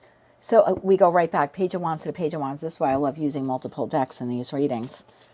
So the Three of Cups, what you want is coming. That partnership that you're desiring, it's hidden under the moon right now. It's coming. Again, the business partnership, the new boss, whatever this is, the realtor you need to maybe, you know, find another place to live, whatever that is. It could be love, it could be friend, it could be in respect to a friend group, to a cups, to the Three of Cups. Whatever it is coming. But you are growing in the process of the waiting. And so those little incremental growth encounters or experiences that you're having, they need to be celebrated in the interim while you're waiting for the big thing. Celebrate all of your victories and be grateful for them. I'm not going to clarify Temperance to Hermit because now I think we got that message down pat there for you. Okay, I want to know a little bit more about this. I think that will help elevate your vibration. I think you're missing out on celebrating the little victories here. Tell me about the King of Pentacles, because that is representing the type of partnership that you want. Again, the stable job, the job that's, you know, you're in it for the long run. It's not a temporary position. The King of Pentacles as a boss is someone who invests in their employees. They do their best to provide stable work environments, comfortability in terms of benefits and income. It's someone who invests, so maybe they would pay for you to go to schooling or to further your education or provide you with on-the-job training. So for some of you, that's a boss. For some of you, that's a business partner. You want someone who will be honest, in it for the long run, will invest as much into this business as you will. For some of you, that King of Pentacles represents a customer or a client base. You want someone who will be dedicated and loyal to you and the services or products you provide, and that they will pay handsomely for them. Because they value you and they value what you provide. For others of you, that King of Pentacles could be a friend or a type of friend group that you're desiring. People who are loyal to the end.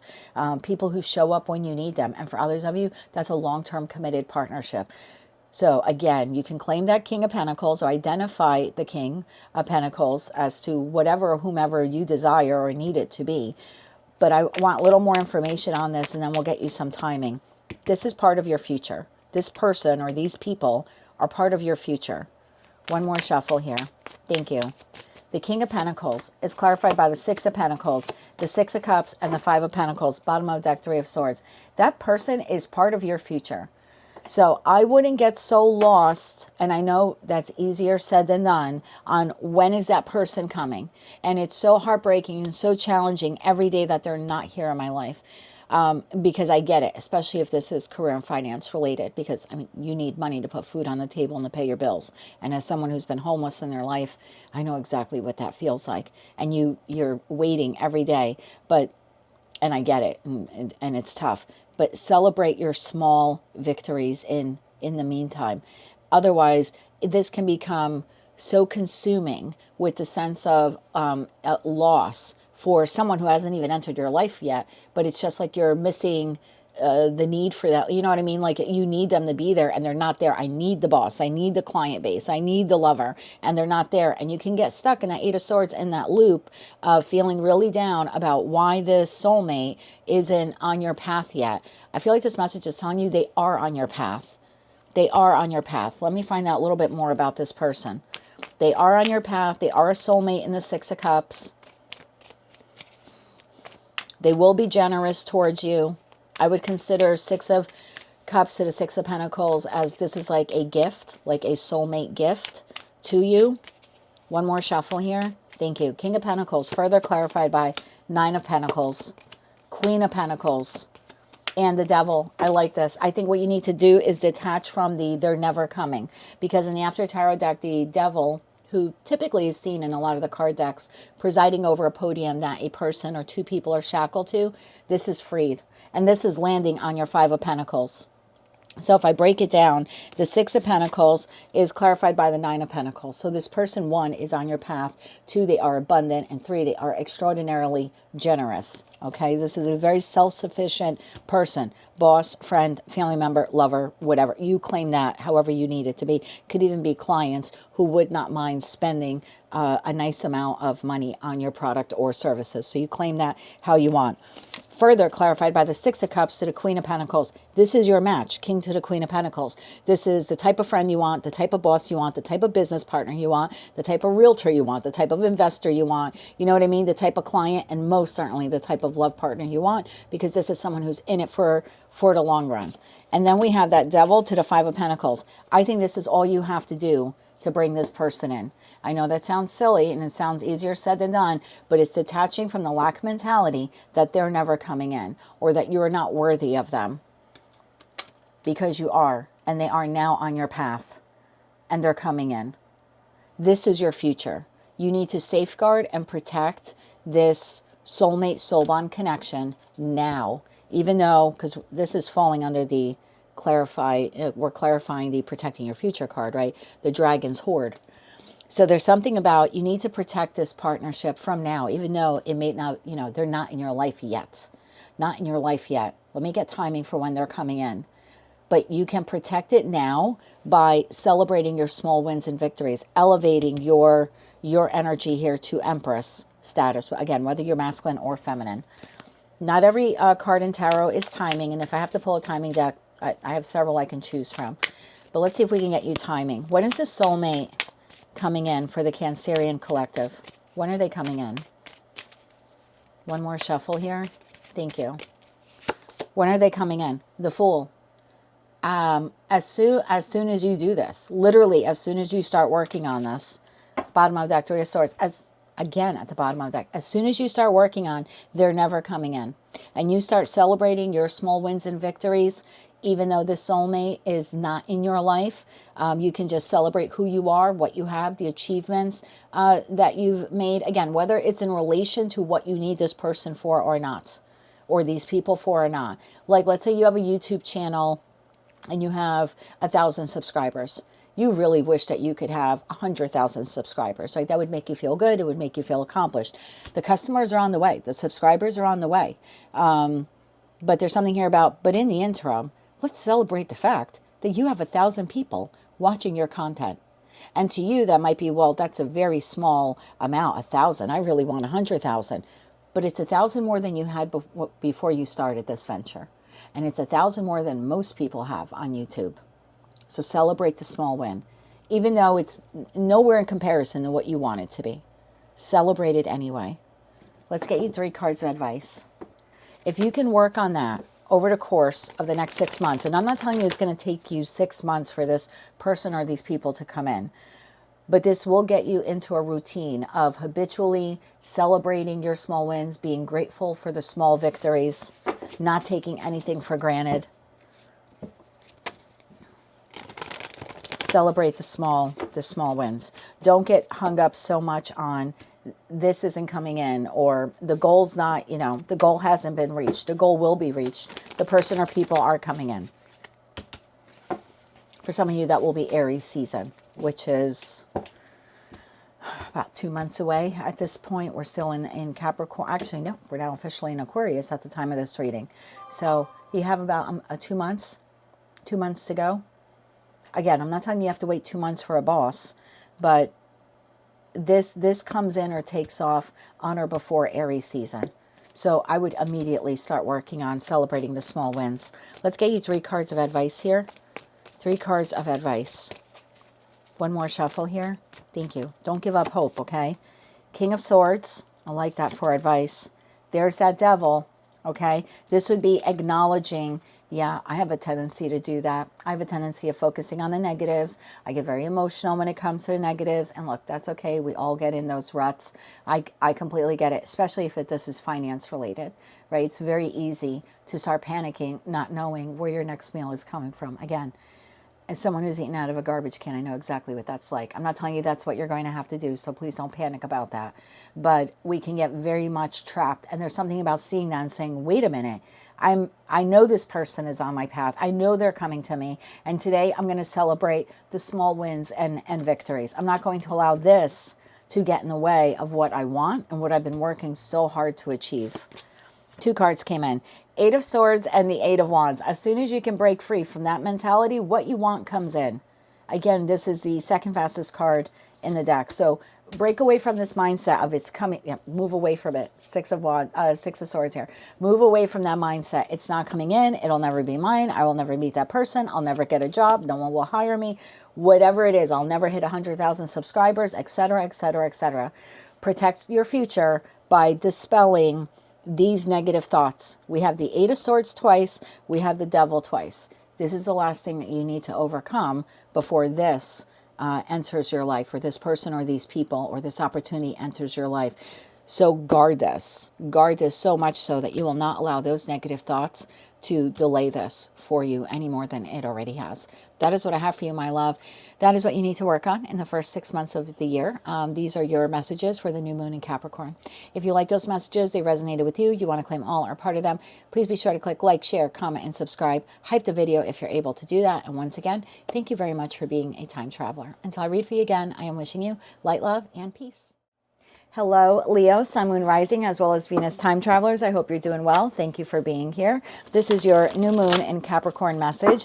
I'm doing this reading as a 6-month reading because the energy of this new moon in Capricorn will culminate with the full moon in Capricorn on June 29th. And so I wanted to see what we need to work on between now and then to put us on path for the life that we truly desire. So let's get into the Leo collective now. As always, keep in mind that these readings are general in nature, so just take the parts that fit, leave the ones that don't. Don't force a message if it's not yours, because it just means that that one message belongs to someone else, okay?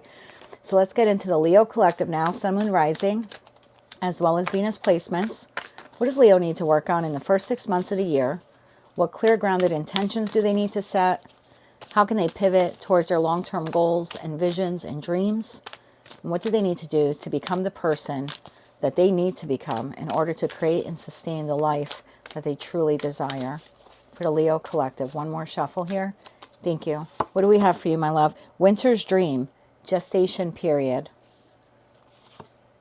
the wall, obstacles, balance on one foot, balancing act. And at the bottom of the deck, we have gathering around, the power of community. Okay. Sometimes the numbers of the cards resonate with people. Sometimes they don't. So again, don't force them if they don't. But in case you're interested, the numbers on the cards are 63, 56, 9, and 26. So let's clarify this now for Leo, Sun, Moon, Rising, as well as Venus placements. We are clarifying winter's dream, gestation period, the wall, obstacles, dances on one foot, balancing act, and at the bottom of the deck, gathering around, the power of community. For the Leo collective. One more shuffle here.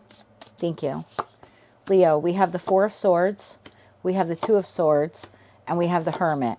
We then have the Knight of Pentacles, we have the Page of Cups, and we have the Page of Swords. At the bottom of the deck, we have the Lovers, we have the Three of Pentacles, and we have the Five of Pentacles. That leaves the Queen of Swords, Nine of Cups, Queen of Wands, Hangman here at the bottom of the deck. Okay. We're going to clarify this now using the After Tarot deck for Leo, Sun, Moon, Rising, as well as Venus placements. These messages tend to get specific. So again, if it's not yours, don't be offended. Just check another placement. But I'm already sensing I have a group of you here where you sort of have been sleeping on a dream. Maybe a little bit longer than you should have. I feel like it's time to take action. Not in an erratic way, but in a very balanced way. Okay, let's clarify this here for Leo, Sun, Moon, Rising, as well as Venus placements.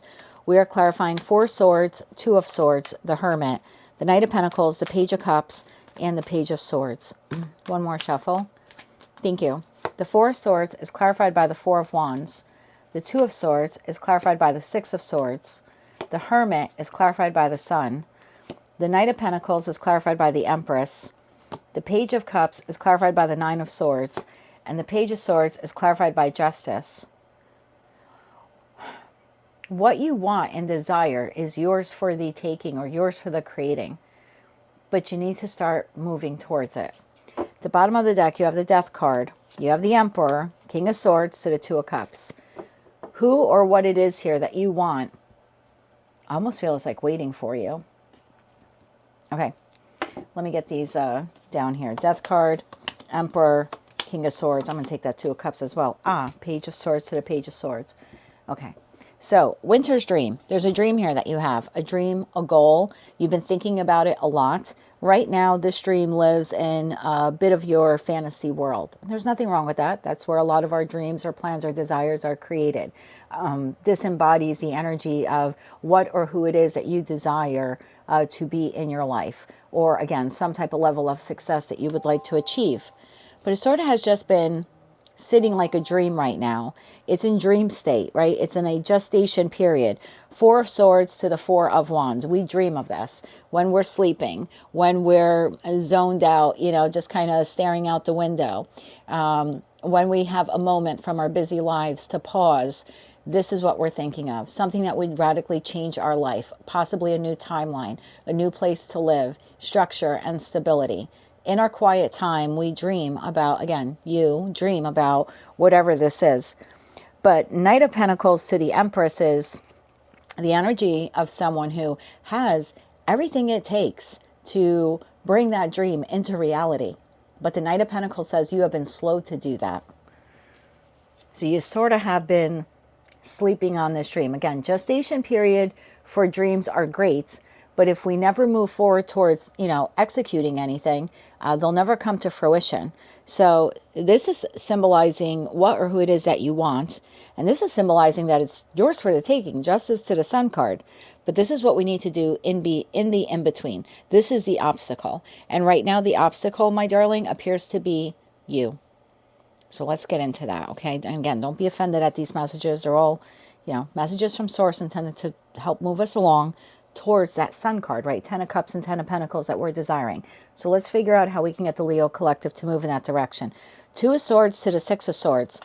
Again, you're dreaming of this place, right? The place where you land. I love the After Tarot deck because the 6 of Swords shows people arriving to their destination. They're no longer in calm or turbulent waters. They're now on safe ground, right? They're exiting the boat and they have reached their desired destination. But the 2 of Swords says you have been reluctant to move towards that desired destination. So again, it's existing as a dream or as a goal. Your inability or lack of ability, maybe even for some of you, to move towards it has become quite a wall. And sometimes it feels like it's impenetrable. Like I'm never going to be able to overcome this. I'm never going to achieve that. Whatever it is, it's always going to live out in the ethers, in my dreams, and it'll never be tangible. But I think this reading is telling you it can be tangible. Sorry about that. And the phone went off. So I'm going to take that as a sign of, yes, it is tangible. Page of Cups to the 9 of Swords. You don't have to do it all today, right? You don't have to paddle every single square inch of the ocean to get to that desired land, this island or this destination point of yours. You don't have to do it all, but you can overcome the doubts, fears, or anxieties that are involved here just by doing one little thing at a time. Page of Cups. So what do I mean by that? Sometimes when we dream big, that dream itself provides us with a sense of security, right? And we like to dream. I dream of living down south. I dream of opening up my windows and smelling the ocean air. I dream of my person being there with me. I dream of never having to shovel another square inch of snow or ice in my life ever again. But it's a dream. When I actually put it into context of how to make it a reality, it's quite challenging. I have a home up here that needs a significant amount of repair before I can sell it. The equity I need to buy the new house rests within this home. I need to also save some money for a down payment. It can become very overwhelming. And suddenly that dream or wish or goal that I have is starting to seem unattainable, right? Like I'm never going to be able to penetrate that wall of obstacles between me and where it is that I desire to live. I'm not trying to make the reading about me. I'm just using me as an example and you apply it to your life how you see fit. So yeah, when I see it in the big scope of everything I would have to do in order to get there, it seems like it's unattainable. But I can start small. I can start small. I can start making a list of the crucial or critical things in the home that need to be fixed in order for it to be sold. I can start making that list, getting approximate estimates on how much it would cost for me to fix it or someone else to fix it. Again, I don't have to get it all fixed this week. I don't have to come up with all of that money this week that I clearly don't have. Otherwise, I would have done these things already. But the point is, I don't have to look at, well, how am I going to get there? Just start small. Page of Cups. Just a little acquisition of information to get us to the desired goal that clearly our heart is very much open towards. Like the Empress energy, we want to birth this creation. I want to live in a different place. You maybe want to launch a business. You maybe want to find a love partner. You know, again, it's different for all of you what that dream, wish, or goal is. But you don't have to do it all today. But you do have to do something. And by you just doing one thing, it makes that bigger goal seem a little less unattainable. It starts knocking away the doubts, fears, and anxieties that really mount up when we think about everything we have to do to get there. Because in the After Tarot deck, the individual is holding the Ace of Swords, and they are slaying the dragon. The 8 swords here of all of these negative thoughts. And so just one small thing. Okay, well, I made the list. Am I moving where my desired destination is tomorrow? Nope. But I'm a little bit closer because I just made the list. Then the next day, maybe I start getting some estimates. Again, am I moving to the destination that I desire? No. But I am, again, now I'm 2 steps closer. I made the list. I started getting estimates. See where I'm going? Now I know how much money I need to save. Again, am I moving in on the 3rd day? Nope. But I'm 3 days closer. 3 days closer than I was when I was doing nothing about it. And I think that's the point of this message. You don't have to do it all or learn it all or launch it all today. But you do need to do something in order to get here.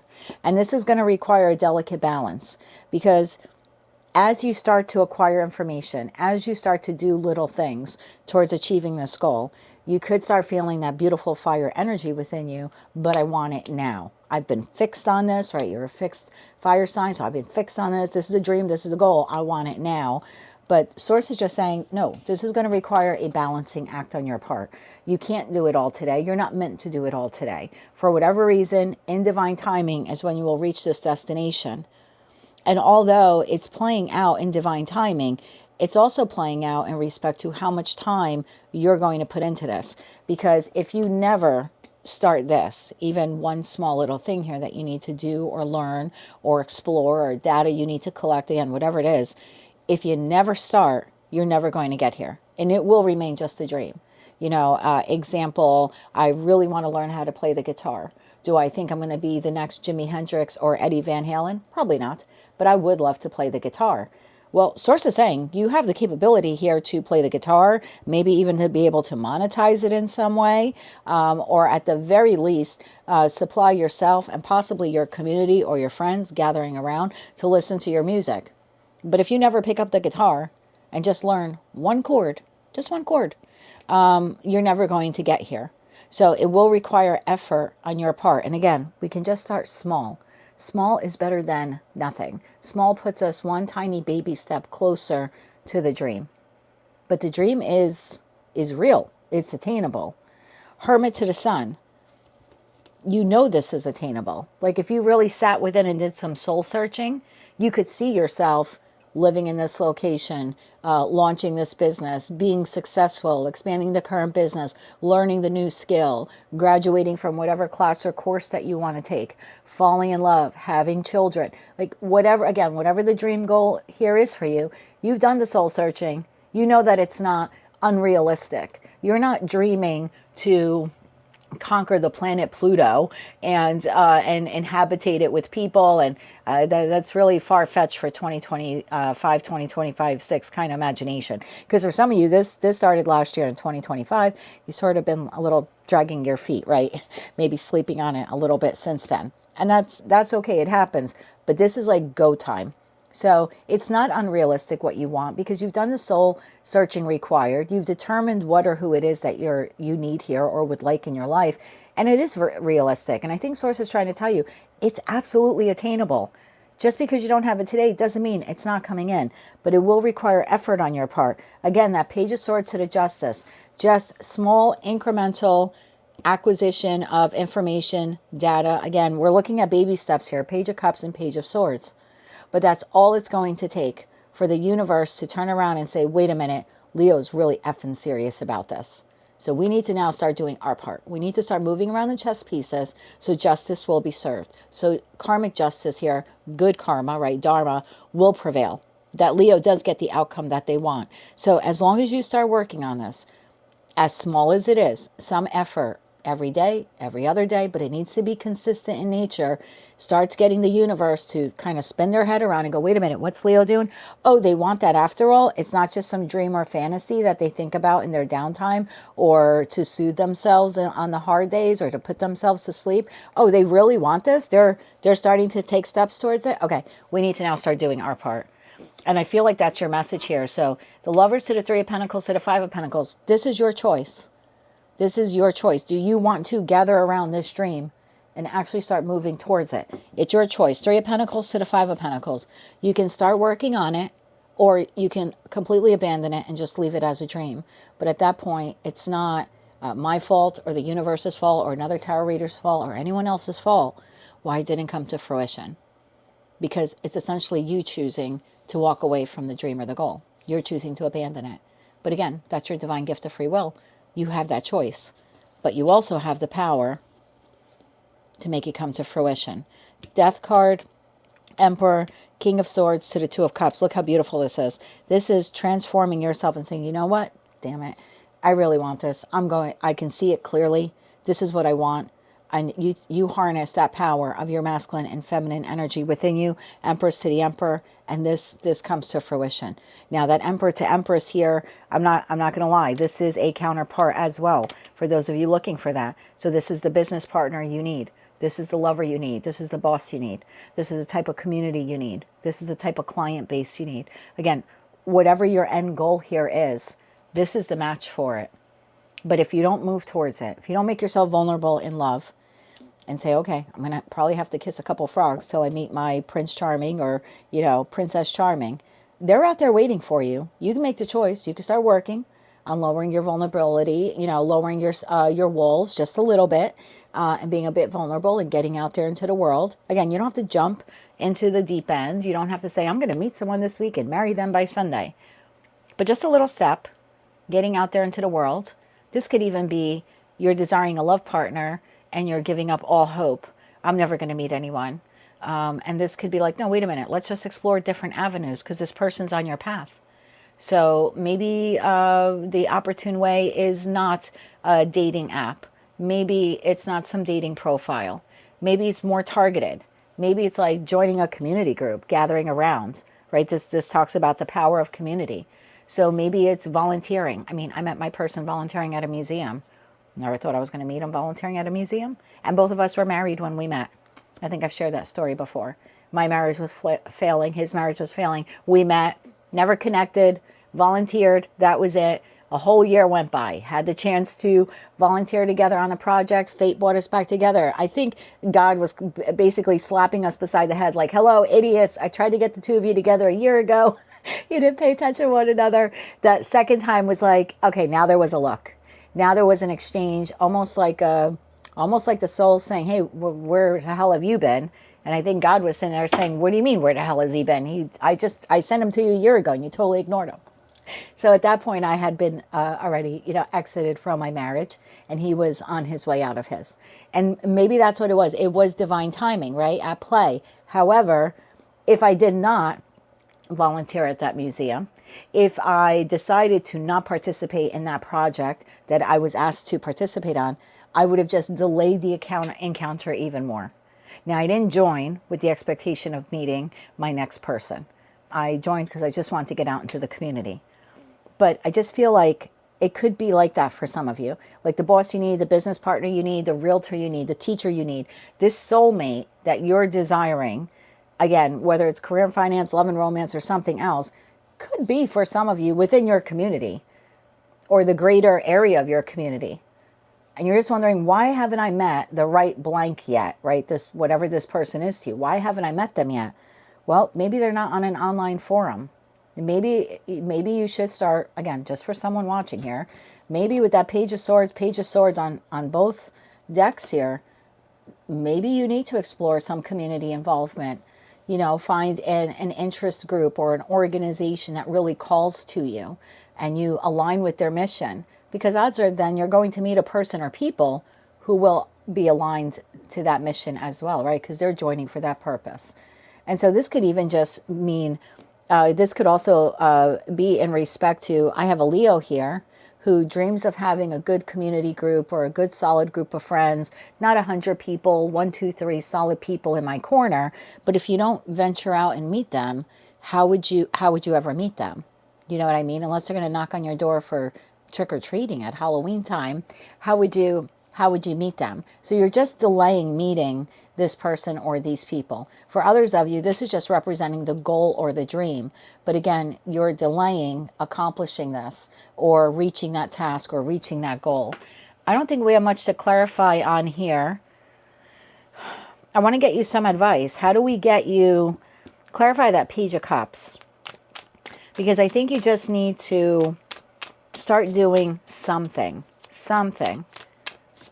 One more shuffle here. Thank you. Otherwise, you're going to sleep on this. 6 of Wands. 9 of Swords. I like this 9 swords to the 9 of Swords to the Magician. You just have to do something. 6 of Pentacles. Again, you don't have to do all of this at once. But the energy will gain momentum. And your manifestation will come in a lot quicker. But again, you're going to have to do something here. And the only way to dispel these doubts, fears, and anxieties is for you to do one small thing. And that's when the momentum starts to build.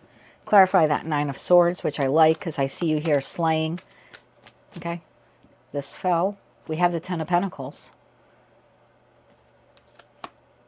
So it's interesting. I'm going to leave it there because it fell on the 4 of Wands. So whatever dream, wish, or goal here you have, you want it to be sustainable. You want it to be long-term. You want it to be long-lasting. And that could be in respect to wealth, financial abundance. It could be good health for some of you. You're desiring good health. Source is saying good health is there for you. But what are maybe some dietary or exercise changes that you need to make? Or what's some new information you need to explore or acquire in order to reach that health goal that you have? And same thing if this is love related in terms of wanting a partnership or just a community of people that are solid. It will, whatever that is for you is attainable, but only if you move towards it. 9 of Swords is clarified. Again, that Page of Swords, the World card, and the Ace of Swords. Everything I said is the truth. It's yours for the taking, but you're going to have to take a leap of faith and do one small thing. And at that point then, you'll need to be dedicated as well. Clarify that 2 of Cups for me here. 6 of Swords, which is here, reaching your destination. The Star and the Wheel of Fortune. Didn't I mention divine timing? So this is you working in concert. This is you. That wish, dream, or goal is smack in the middle. Okay? 6 of Swords, this was you and the 6 of Swords. As you move towards the destination, again, whatever the dream, goal, wish here is in the star, this North Star of yours that you're desiring, it's not just a wish, dream, or goal. Because as you move towards it, the divine starts putting things in place here in that Wheel of Fortune energy to meet you in the middle. This is a highly claimable reading, Leo. But again, as a tarot reader, and I see other tarot readers, you know, we can all tell you that this is coming. This person, place, thing, this dream, wish, or goal. But if you don't do this, the new cycle won't start. It will require investment on your part, investment of time, the acquisition of knowledge, dedication, and not allowing doubts, fears, anxieties, or excuses to prevent you from moving forward. Tell me more about that 2 of Cups. One more shuffle. Thank you. This could be like, I really want to launch a business. I could see myself being successful. I think I have a product or service that the public would consume and probably would pay me in some way for that consumption or for the knowledge that I want to share. Great. Let's start learning. What do we need to learn in order to launch the business? Do we need to learn some programs? Do we, again, the acquisition of data. Otherwise, is it possible for you to have this 10 of Pentacles type of business? Absolutely. Could this 2 of Cups here represent your client base? Absolutely. So yeah, they're out there. They're out there waiting to spend money on your product or service. But if you don't start taking steps to launch the business, in time, they will then have to give their resources to another business who is providing the product or service that you would provide or something close to it. So again, that Two of Cups could be anything or anyone, or like I said, a group of people. But they're not just going to miraculously show up and say, hey, Leo, I heard you offer a great product or service. Get your shit together. Open up your website. Launch your YouTube page, whatever it is, because I want to give you money for it. You know, open up your storefront. It's not going to work that way.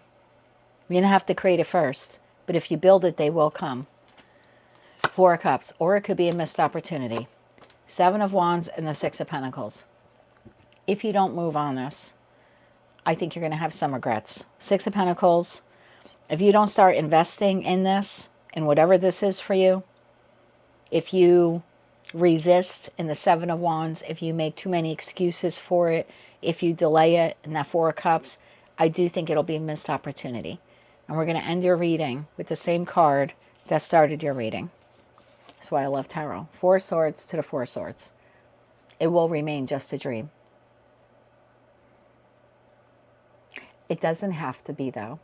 You don't have to sit here mourning the loss. Like, this is the creation of the dream. And this would be you.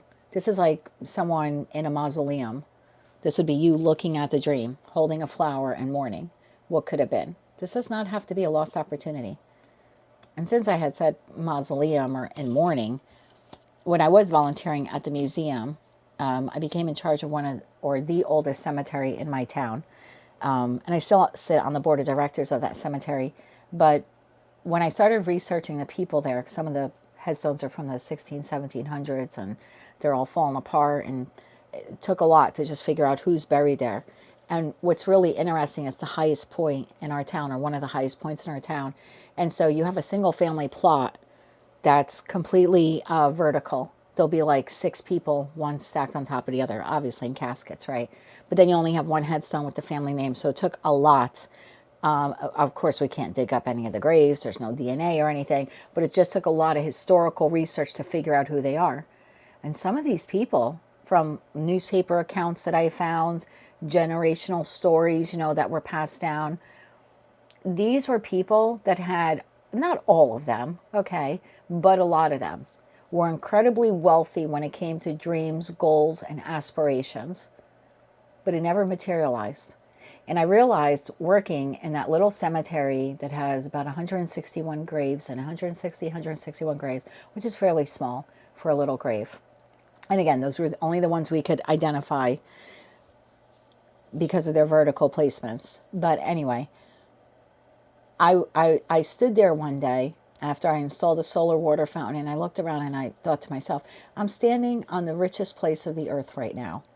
This shoddy old 1700 cemetery, because these people died with dreams and goals and inventions that could have changed the course of their life, their community, possibly even the world. But they didn't act on them. Many of them did not act on them. In fact, only one person in that cemetery actually, that I was able to verify, actually acted upon a dream or a goal. And so that to me was humbling and heartbreaking. And that moment forward, I felt, whatever dream or goal I have, I don't want to die with any regrets, and I don't want to take it to the grave. I want to die a rich person, not in terms of monetary value, because that will serve me not when I'm dead. But I want to die a rich person and say, at least I tried. I'd like my headstone to say that. Even if I failed, even if I didn't get the Sun card or the Justice card, I at least want to know that I tried and that I didn't die with any regrets. So again, I got a little morbid and cryptic there in your message, and I didn't mean to be, but don't die with this dream. You don't have to sit there mourning it, and you don't have to take it to the grave. But you can make it a reality. Let's get you 3 cards of advice. Or not. At the end of the day, you have the divine gift of free will. But I wouldn't take it with me. 3 cards of advice here for you, my love. One more shuffle. Thank you. Your advice. 6 of Pentacles again. Just start giving to it. Some time, some money, some love. Again, whatever needs. Some attention. King of Pentacles. Start investing in this. 3 of Cups. There will be a reason to celebrate. You will get Ace of Pentacles. You will get exactly what it is that you want. The success, the person, the life you desire. All you have to do, tower it to the moon, is overcome these fears, doubts, and insecurities. And the best way you can do that, Ace of Pentacles, Ace of Wands, just start. Just start today. One small little thing. towards making this a reality. And if this is meeting someone, just start researching some community groups in your area, in your region, in your state. Review them, obviously check them, do your background check. But maybe the level of your life is waiting there. But you're not going to know until you take one step forward. Maybe your business here is what you need to create the generational financial wealth or stability that you've always desired. Maybe you're sitting on a manuscript that people would love to publish or love to turn into a movie. But you're not going to know until you actually start investing in it. Yeah, don't take this dream with you, Leo. It's way too fucking good. It's way too good. That is what I have for you, my dear. The first 6 months of the year could be quite powerful and life-changing for you, as long as you dedicate yourself to whatever this dream, wish, or goal is. That is your new moon and Capricorn message. If you like this message, it resonated with you, you want to claim all or part of it, please be sure to click like, share, comment, and subscribe. Hype the video if you're able to do that. And until I read for you again, I am wishing you light, love, and peace. Hello, Virgo, Sun, Moon, Rising, as well as Venus time travelers. Thank you for being here. I hope that you're doing well. This is your new moon in Capricorn message. I've set the intention of this reading to be for the next 6 months. And that's because the new moon in Capricorn that we had on the 18th will actually culminate with the full moon in Capricorn that we're having on June 29, 2026. So the purpose of this reading today is to see what you need to do in the first 6 months of this year so you can live your best life, so you can move towards the dreams, goals, and aspirations that you have for yourself and your future. Keep in mind, it is a collective general reading, as always, so just take the parts that fit, leave the ones that don't, because if it's not your message, it just means that it's someone else's. So let's begin your reading.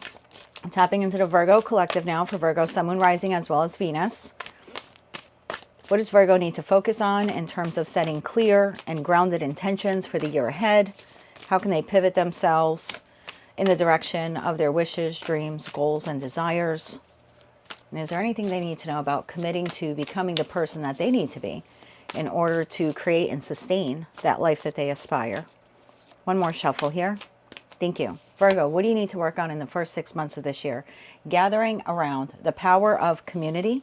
That was at the bottom of the deck for the Leo reading. So if you are a cusper, and I don't know what your message will be today, but you may want to check out that Leo reading. Straddling worlds, wandering between realms. Feast of plenty, choices and their consequences. And at the bottom of the deck, you have stranger, curiosity. So sometimes the numbers resonate with people, sometimes they don't. So again, don't force the numbers if they don't. But if you're interested, the numbers on the cards are 26, 52, 20, and 53.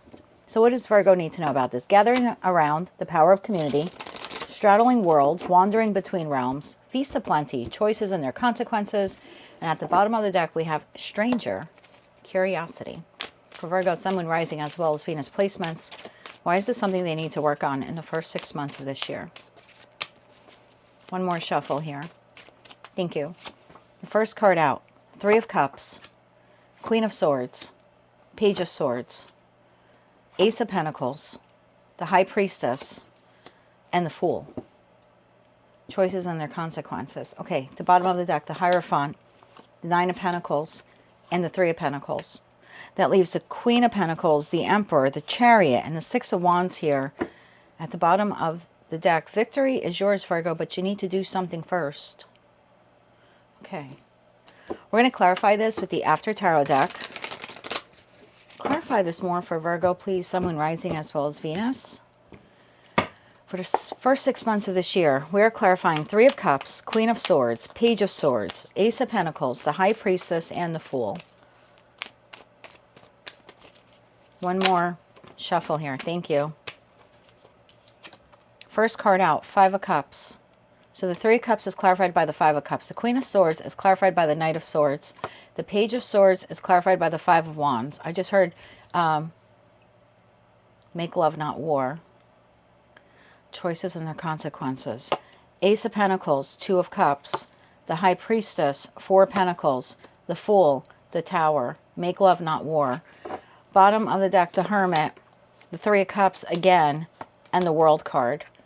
King of Pentacles, Five of Swords, Ten of Wands, Queen of Pentacles here, at the bottom of the deck. All right, let's get into your message. Obviously, we're going to clarify some of these cards. Gathering around the power of community. You're missing something here, Virgo, in terms of your associations.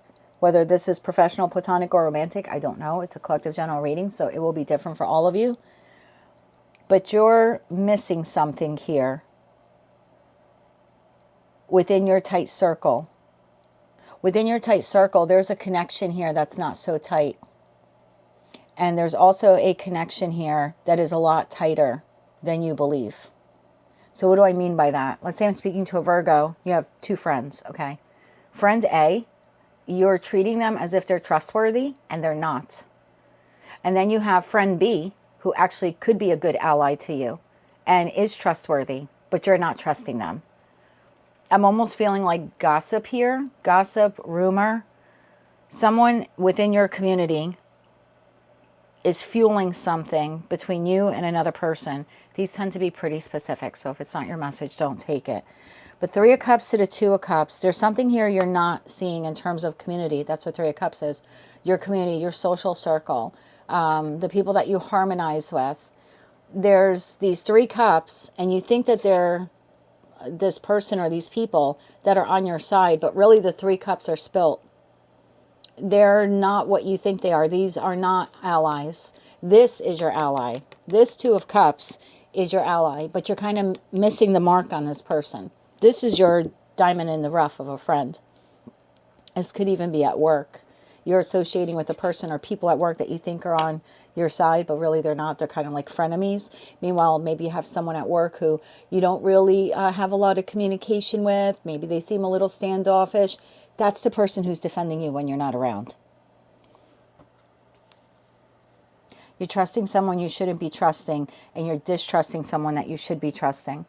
Straddling worlds, wandering between realms. Queen of Swords to the Knight of Swords.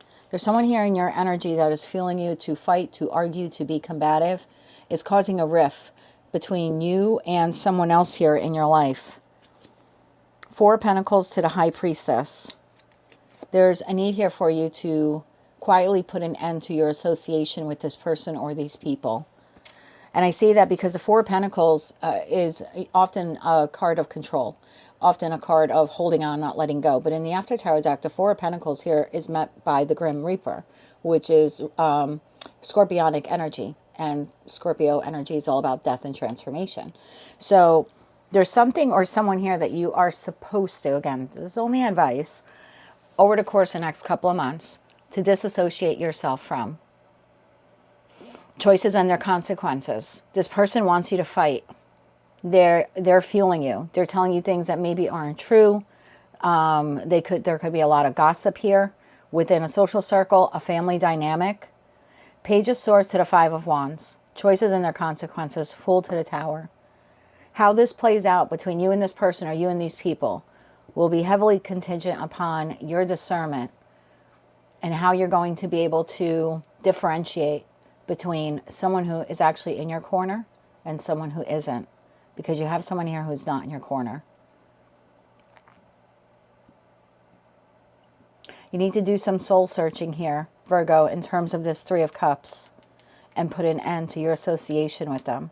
There's a need here for you to look. This Hierophant card is looking right at that Three of Cups. The Hierophant is fixed Taurus energy. And the Hierophant represents, in terms when we're talking about community and partnerships, a person or people that we are truly aligned with, right?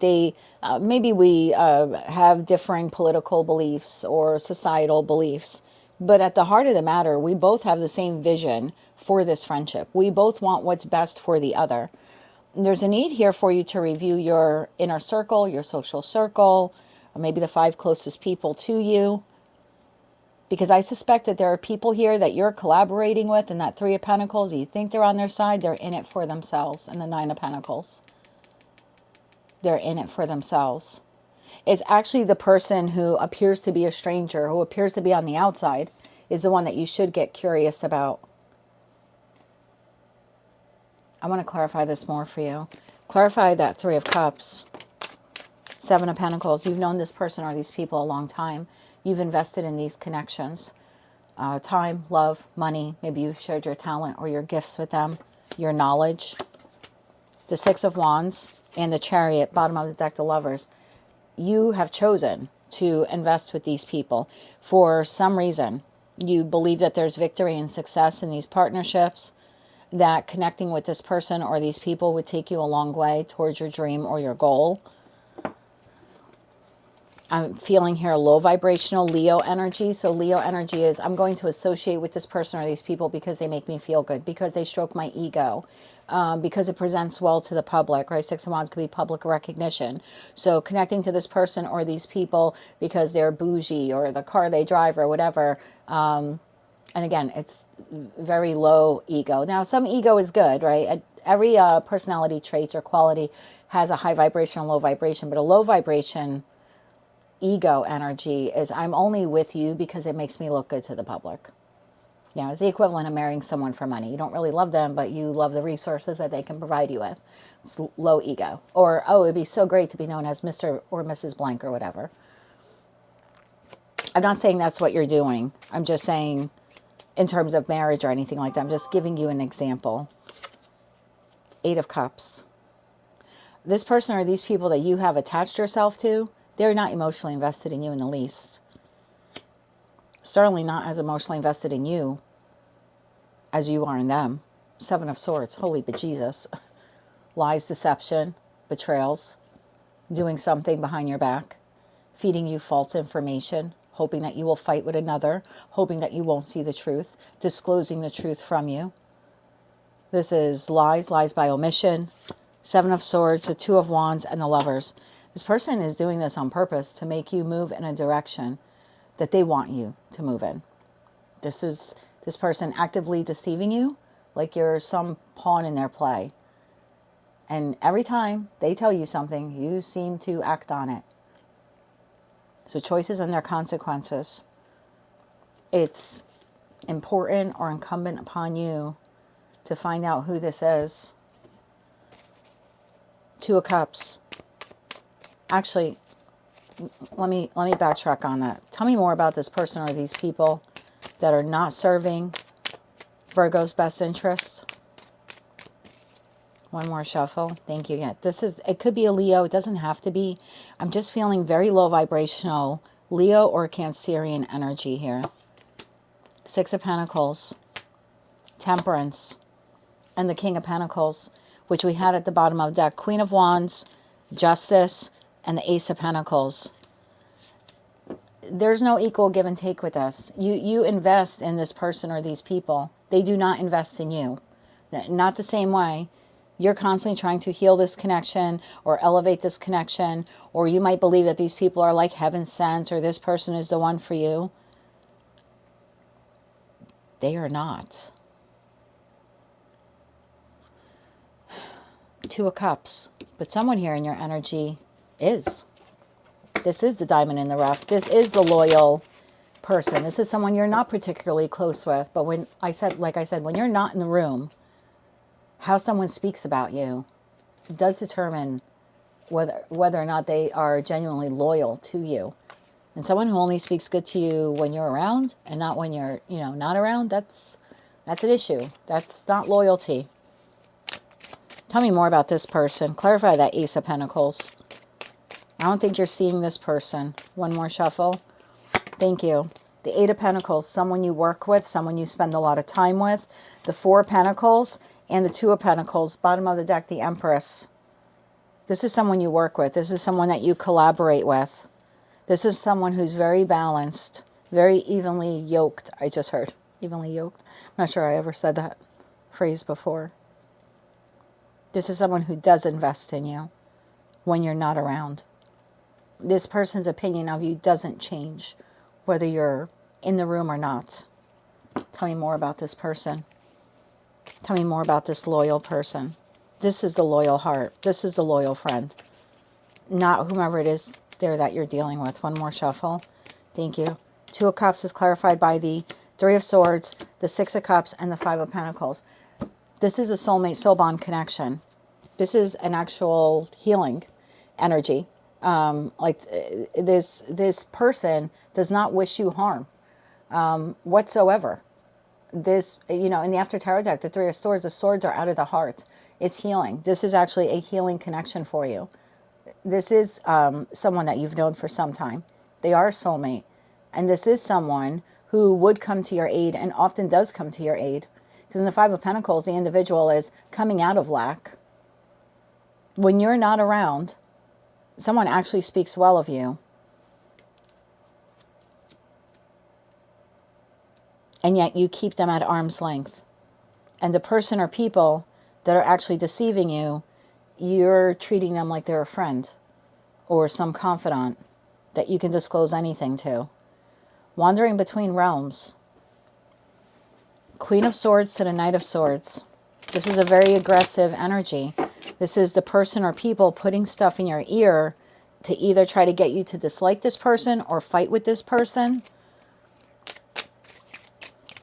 This could be something that's occurring within a family dynamic. Maybe you have a sibling and there's a lot of competition between you and them. Only example I'm being given. Obviously, only take it if it resonates or apply it to your current journey as you see fit. And I don't know, maybe we have a lot of pentacles on the table. Maybe there's something here about inheritance. Maybe your parents are finally beginning to discuss what happens to their assets and resources upon their passing. Suddenly now you have this sibling who is looking out for their own self-interest, not yours. Suddenly they're creating arguments. They're triangulating you between your parents. Suddenly you're feeling very combative.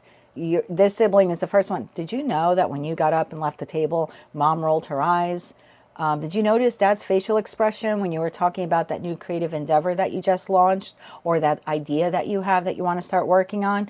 This is to get you to become aggressive or argumentative then towards your parents because it would serve them. It would serve them because then your parents are going to turn around and go, you know what? Virgo doesn't fucking appreciate anything. You know, and there are parents that are pushed to that limit. If this becomes quite the combative, explosive argument that it potentially can become, Queen of Swords, Knight of Swords to the Tower, I mean, there will be words spoken here that will not be taken back or cannot be taken back. There's no apology in the world that's going to take this back. It's going to be a lot of hurt feelings after this. And in that respect, maybe then your parents decide to exclude you from the will. And guess who won? The person you thought was on your side. Meanwhile, you could have a cousin here that you barely speak to, but yet every time they interact with your parents, they actually speak well of you. You're like, what are you talking about? Oh, Virgo loves you guys. No, Virgo has great intentions. Virgo is a hard worker. Virgo, you know what? That's the feeling I get here. Like, this is someone you know, but you're either standoffish to them or there's some space, time, distance between you and them. But this is the person who's rooting for you. This person who's saying nice things about you when you're not in the room. This is a person pretending to be your friend, pretending to be your confidant, pretending to be on your side, and then feeding you bullshit to get you to fight. This is triangulation.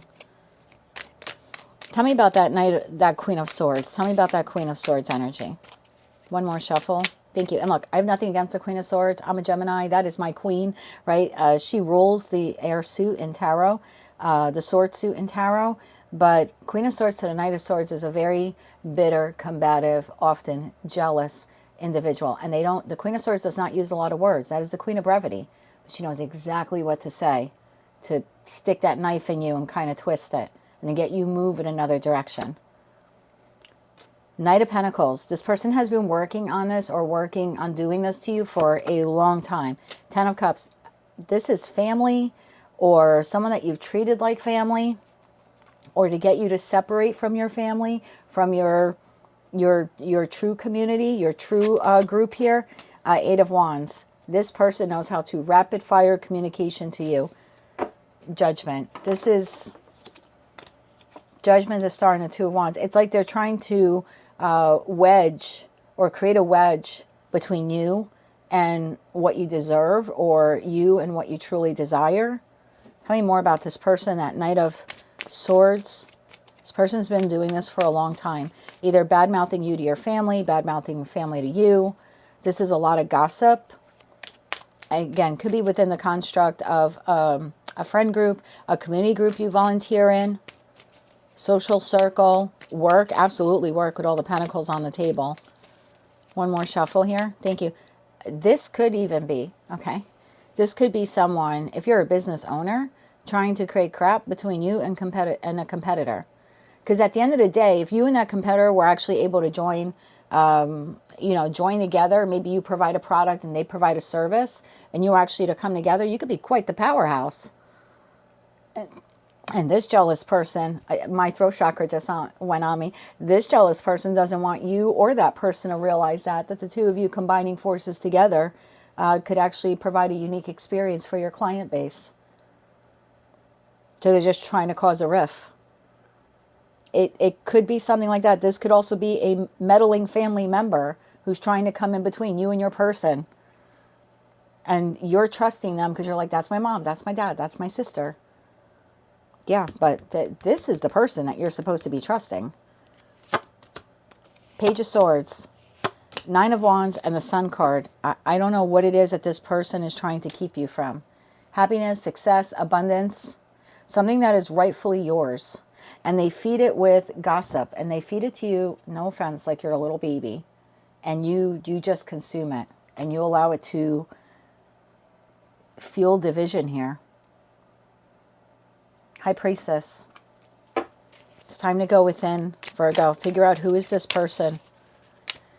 And look, I'm a tarot reader on YouTube, right? You're obviously a member if you're watching this.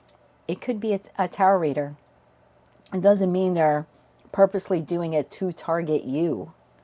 But you could be following the advice of some mentor or guru or someone online that you value, that you look up to. And they're saying, someone in your blah, blah, blah, and someone blah. And this could all be happening mentally to you, on a psychological level. And it's stirring arguments and disagreements because you're basing significant life choices on a collective general reading. I know, says the person who's actually giving you a collective general reading right now, but tell me about that High Priestess energy. Time to go within here, figure out who or what is this. And steer clear. One more shuffle. Thank you. The Two of Cups, the Seven of Wands, and the Page of Wands. Yeah, there's a need here for you to go within and really think about this person or these people and their intended goal. And then you need to put up some hard boundaries. Stop talking to them about this person or the issues you're having or your marriage or problems you're having with mom and dad. And then sit back and wait and discover. Does it stop? If you stop feeding, and this would be a good way for you to do the process of elimination, because maybe you have 3 people here and you're not sure which one it is, and you don't want to completely isolate and block all 3 people. Fair enough. But then we need to do a process of elimination. So you stop telling 3 people, or you stop telling 2 of the people one thing. You know what I mean? And then see if it gets repeated. See if more, and then try it with the other one and try, you know what I mean? Like you would give a bit of information to one, but not the other 2. If it doesn't get repeated, if there's no conflict, you're like, oh, well, maybe this is the person I could trust because I did tell them that thing and they didn't repeat it. Let me try this now with person number 2. Suddenly it gets out there and there's a fight or an argument. Now you can't trust person number 2. I hope that message made sense because I think I fumbled it in the beginning. And you may fumble this as well, this process of elimination. But if you stick to it, you're going to figure this out, who this is. There's someone here you can't trust. And again, I'm not telling you have to totally excommunicate them. But you need to observe their behavior. One more shuffle. Thank you. 9 of Pentacles, again. 9 of Pentacles, 10 of Swords, 2 cards came out. Empress and the Chariot. Bottom of deck, Page of Pentacles again. There's a need here for you to put an end to your association with this person. They came out twice in the 9 of Pentacles. Could be a Taurus, Virgo, Capricorn. Doesn't have to be. It's a general collective reading. But this connection, this friendship, this association needs to come to an end. In the After Tarot deck, the 10 of Swords is dead, done, over with. Astrologically, it is the Sun in Gemini. It's a new dawn. It's a new day. This person is no longer part of, our social group. Empress to the Chariot. Now you get to move forward. Right? In your chariot. Now you get to move forward towards victory and success because this person's been blocking you from it. Page of Swords to the 5 of Wands. Fool card to the Tower. Choices and their consequences. If you don't root out through a process of elimination who this person is, something pretty significant in your life, like the potential to acquire something, could be significantly delayed or come to an end. It could result in a financial loss, a loss of inheritance, possibly even a loss of a job. I'm not the tarot reader who's a fear monger, but I have to tell you what's on the table. I have to tell you the energy I'm picking up and the intuitive hits that I'm receiving. Otherwise, I'd be a shitty tarot reader to just blow, unicorns and rainbows up your butt. Page of Swords, Five of Wands. Once you observe, once you learn who this person is, and you begin to distance yourself from them, and you converse less with them, and you invest in them less, you don't give them so much information, you don't give them the details, you're going to notice suddenly how peaceful your life becomes. How suddenly the person or people you are fighting with, there's no longer an issue. Page of Swords to the Five of Wands. In the After Tarot deck, we're not fighting. Peace and calm has been restored because this person has been eliminated. One more shuffle here. Thank you. We're clarifying the Page of Swords. Ace of Wands. That is the truth. Everything I just said is the truth. If you ever see my readings before, obviously you have if you remember. Anytime I say something, I immediately see an ace. There's only 4 in a deck. 78 card deck. I feel like that's source saying to me, you conveyed the correct message or you channeled the right message. 2 of Wands. So you have a choice now. King of Swords. Time to see that person clearly and cut them out of your life. This is a very immature energy. I don't care how old they are. They keep showing up in page energy. And look, Nine of Pentacles, I like the Nine of Pentacles. But every tarot card has a positive and a negative effect. And the negative effect of the Nine of Pentacles is someone who actually is codependent. Someone who maybe on the outside, they appear to be very responsible, very resourceful, very self-sufficient. But internally, this is someone who doesn't know their self-worth or self-value, can be quite codependent, quite toxic. This is someone, again, to the world, right? To the stage that they perform on, they look like they have their shit together. Internally, they're a mess. And because they're a mess, they like to wreak havoc in the lives of others. And this person has been doing this in your life for quite some time. The Fool. The Fool. One more shuffle. Thank you.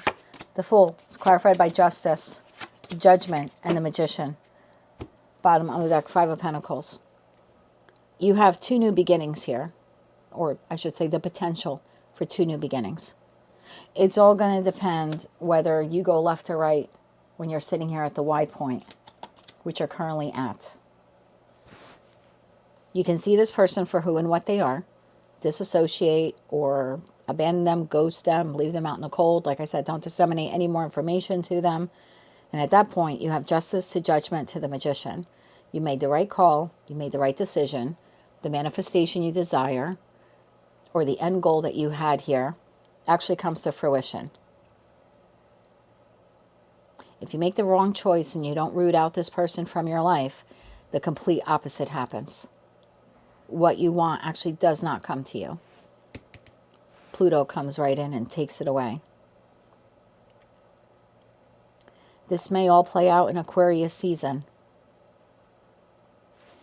Clarify that Tower.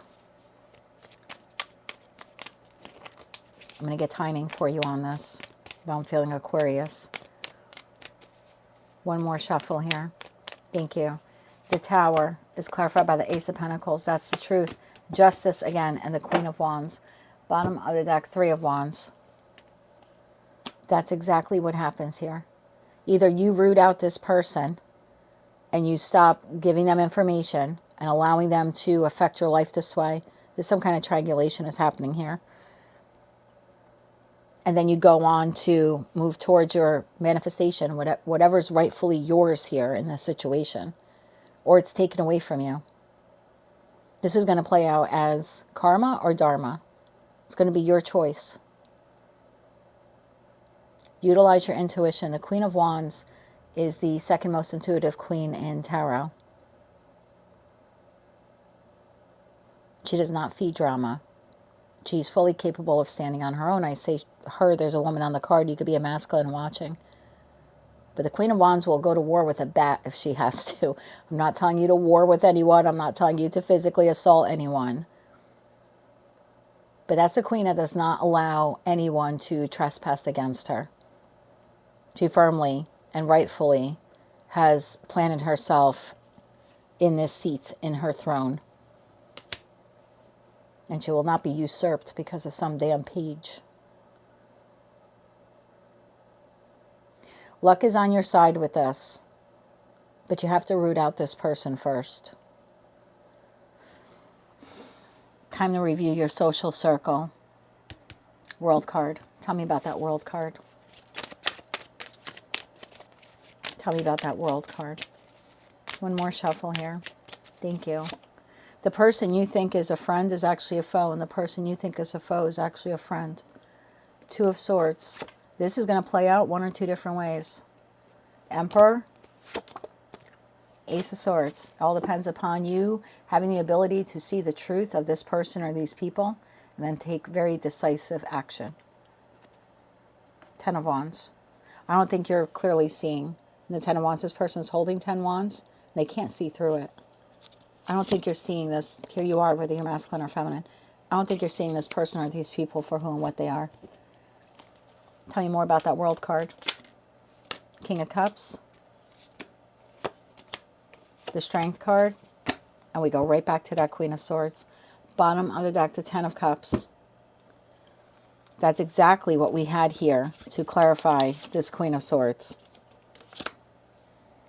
You get what you want, Virgo. If you dump out, like the King of Cups here is dumping out the cup. If you dump out whatever shit this person is offering you, if you have the strength and courage and perseverance to somehow eliminate communication or interaction with this Queen of Swords, you get the happily ever after that you wanted with whatever the situation is. Let's get you 3 cards of advice. Pretty deep message here for you. In short, you have a wolf in sheep's clothing.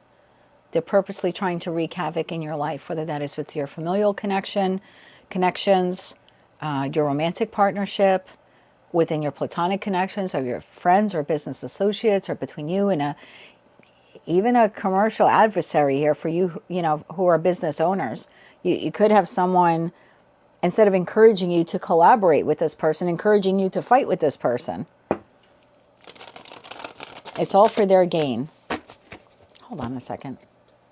What is this person getting out of doing this to Virgo? How about that? For those of you where it's not some online guru or anything like that, because I can just be an idiot. But for those of you where this is someone really close to you, which I believe with that 10 of Cups card showing twice actually is, especially the 3 of Cups, 3 of Cups, 10 of Cups, 10 of Cups. But what does this person want? Why are they doing this to Virgo? What is it that they want? One more shuffle here. Thank you. Temperance. Death. Queen of Cups. Page of Cups, King of Wands, the Moon. They want you to put an end to something, so they're victorious. Tell me more about that. They're watching. They're the alchemist here. They want to see you put an end to something. Why is that? One more shuffle here. Thank you. King of Wands, Page of Cups, King of Pentacles, 6 of Pentacles. Because they want your job, because they want your position, because they want your resources, because they want your love partner, because they want your inheritance.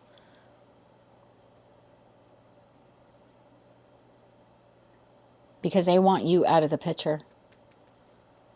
Because they don't want you financially successful or abundant. Because they want some offer or opportunity to go to them instead of going to you.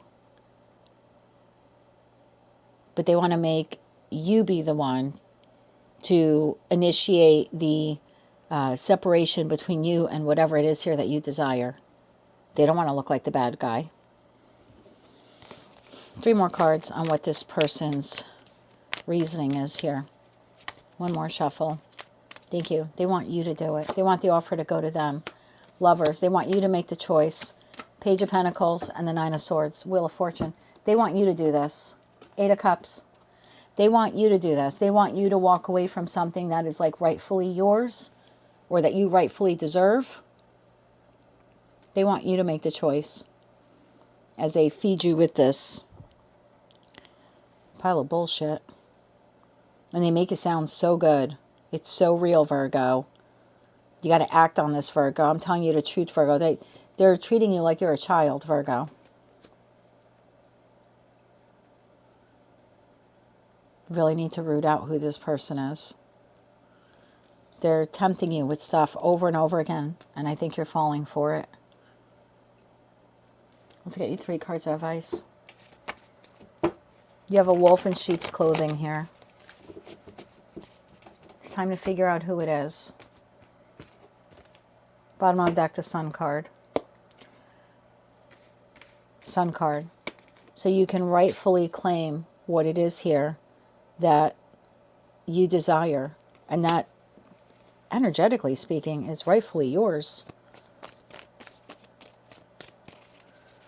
They can't take it away from you, Virgo, but they could put enough doubt in your head to make sure you take it away from you. Choices and their consequences. Feast aplenty. Be careful of what information you are consuming. One more shuffle here. Thank you. The Knight of Wands. The Emperor.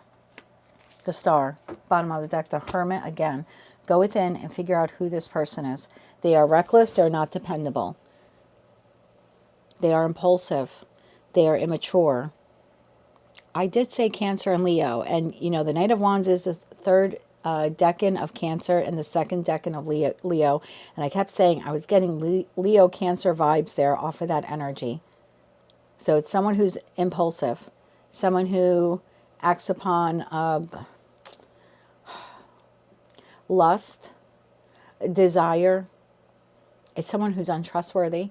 I mean, the Knight of Wands is the least trustworthy knight out of the 4. There's a need here for you to stand up to this person in that Emperor energy and not allow them to come in between you and your hope, your wish, your dream fulfillment. Something here that is rightfully yours. Time to do some soul searching. Again, I got Leo energy here to the 7 of Pentacles, to that 7 of Pentacles again. Time to do some soul searching, Leo. Virgo. Could be a Leo. There's someone here, or maybe even a group of people, who's trying to keep you from something that you deserve, or that is rightfully yours, or some profit or reward, or something you've been investing in a long time. They want you to quit on it. Time to do some introspection and figure out who this person is. Don't allow them to get in between you and what it is that you desire. Ace of Cups to the 10 of Pentacles. Because if you lose this because of this person, it's not going to be their fault. It's going to be yours. Choices and their consequences. You can choose to ignore this message and do nothing about it. Or you can choose to figure out who this person is in your life and then learn to steer clear of them. That is what I have for you. This is big. This is big. But if you do this within the next 6 months, what you want is yours, and this person will no longer be in your life. And they can go wreak havoc elsewhere. That is what I have for you, Virgo. Trust but verify. If you like that message and it resonated with you, you want to claim all or part of it, please be sure to click like, share, comment, and subscribe. Hype the video if you're able to do that. Once again, thank you very much for being a time traveler. And until I read for you again, I am wishing you light, love, and peace. Hello, Libra, Sun, Moon, Rising, as well as Venus time travelers. I hope you're doing well. Thank you for being here. This is your new moon in Capricorn message. I've set the intention for the first 6 months of the year, and that's because the energy of the new moon in Capricorn, which we had on January 18th, will actually culminate with the full moon in Capricorn on June 29th. So I just wanted to see, what does the collective have to do between now and then in order to move their lives in the direction for their highest good. So tapping into the Libra collective now. Remember, these readings are general in nature, so just take the messages that fit, and if they fit and how they fit. Don't force anything. If it's not your message, it just means that it's someone else's, okay? So tapping into the Libra collective now, Sun, Moon, Rising, as well as Venus placements. What does Libra need to know in respect to setting clear, grounded intentions for the year ahead? How can they pivot themselves towards their long-term visions and goals and dreams? And how can they commit to becoming the person who can create and sustain the life that they aspire to live? One more shuffle here. Thank you. What do you need to focus on in the next 6 months? Benefactor, grace and generosity. First breath, beginner's mind. Dragon's hoard, protecting the future. And at the bottom of the deck, we have falling angel, spiritual narcolepsy. I'm not sure if the numbers of the cards will resonate with all of you. Sometimes they do mean something to the individual watching. So I'll let you know the numbers, but again, don't force them. The card numbers are 3, 21, 12, and 19. So what does Libra need to know about this? Why is this something they need to focus on for the first 6 months of the year? Libra, Sun, Moon, Rising, as well as Venus placements. We're clarifying benefactor, grace and generosity, first breath, beginner's mind, dragon's hoard, protecting the future, and falling angel, spiritual narcolepsy. One more shuffle here. Thank you. We have the moon, we have the 7 of cups, and we have the fool. Well, there's your beginner's mind. We have the 4 of wands, we have temperance, and we have the Queen of Cups. At the bottom of the deck, we have the 2 of Cups, we have the Emperor, and we have the King of Wands. That leaves the 4 of Cups, 3 of Wands, Wheel of Fortune here, to the Knight of Pentacles at the bottom of the deck. Okay, let's clarify this message for you using the After Tarot deck. For Libra now, Sun, Moon, Rising, as well as Venus placements. We are clarifying the Moon, 7 of Cups, the Fool, 4 of Wands, Temperance, and the Queen of Cups. One more shuffle here. Thank you. The Moon is being clarified by the Hierophant. The 7 of Cups is clarified by the 6 of Cups. The Fool is being clarified by the Knight of Pentacles. The 4 of Wands is clarified by the 9 of Wands. Temperance is clarified by the 7 of Pentacles. The Queen of Cups is clarified by the Moon. At the bottom of the deck, we have the Hangman, we have the Page of Cups, and we have the Page of Pentacles. That leaves the Knight of Cups, 8 of Swords, Knight of Swords, 6 of Wands, and the Hermit here at the bottom of the deck.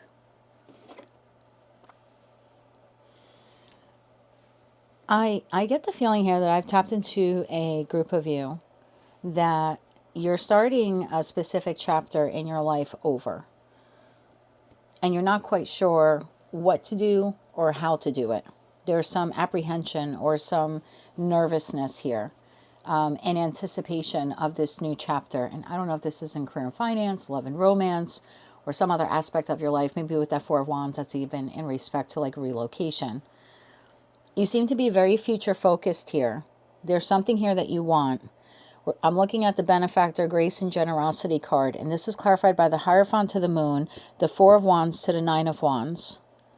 There's some dream, wish, goal here that you have that you don't want to give up on. This 4 of Wands, again, however you define that 4 of Wands in respect to your current journey, the job that is well established and offers you stability and enough money so you can enjoy your home or purchase a home or maintain your home. The relationship that is solid, that can come together, where there's cause for celebration, where 2 people are harmonized, building a life together or rebuilding their lives together. It could be in respect to relocation and finding the perfect home for you at this time, whatever that may be, an apartment, a flat, condo, townhouse, etc., etc. So the 4 of Wands is different for all of you, but it appears here that it's a dream or goal that you have. You would like to be the benefactor of this, meaning you would like to receive this dream or goal. You're not giving up on the idea of it in that 9 of Wands energy. But the Moon to the Hierophant tells me that you're a little doubtful that it's possible.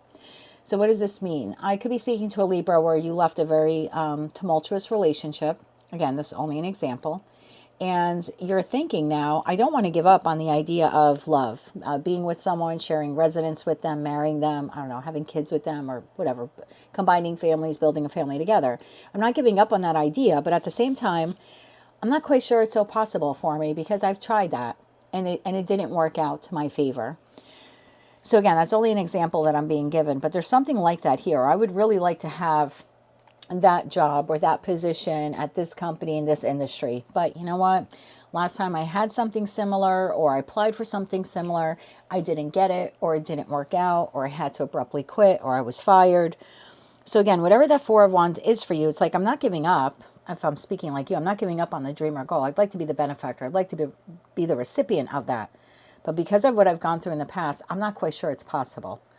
And so that a lack of hope in this wish, dream, or goal might actually prevent you from acquiring the one thing that you would like to receive.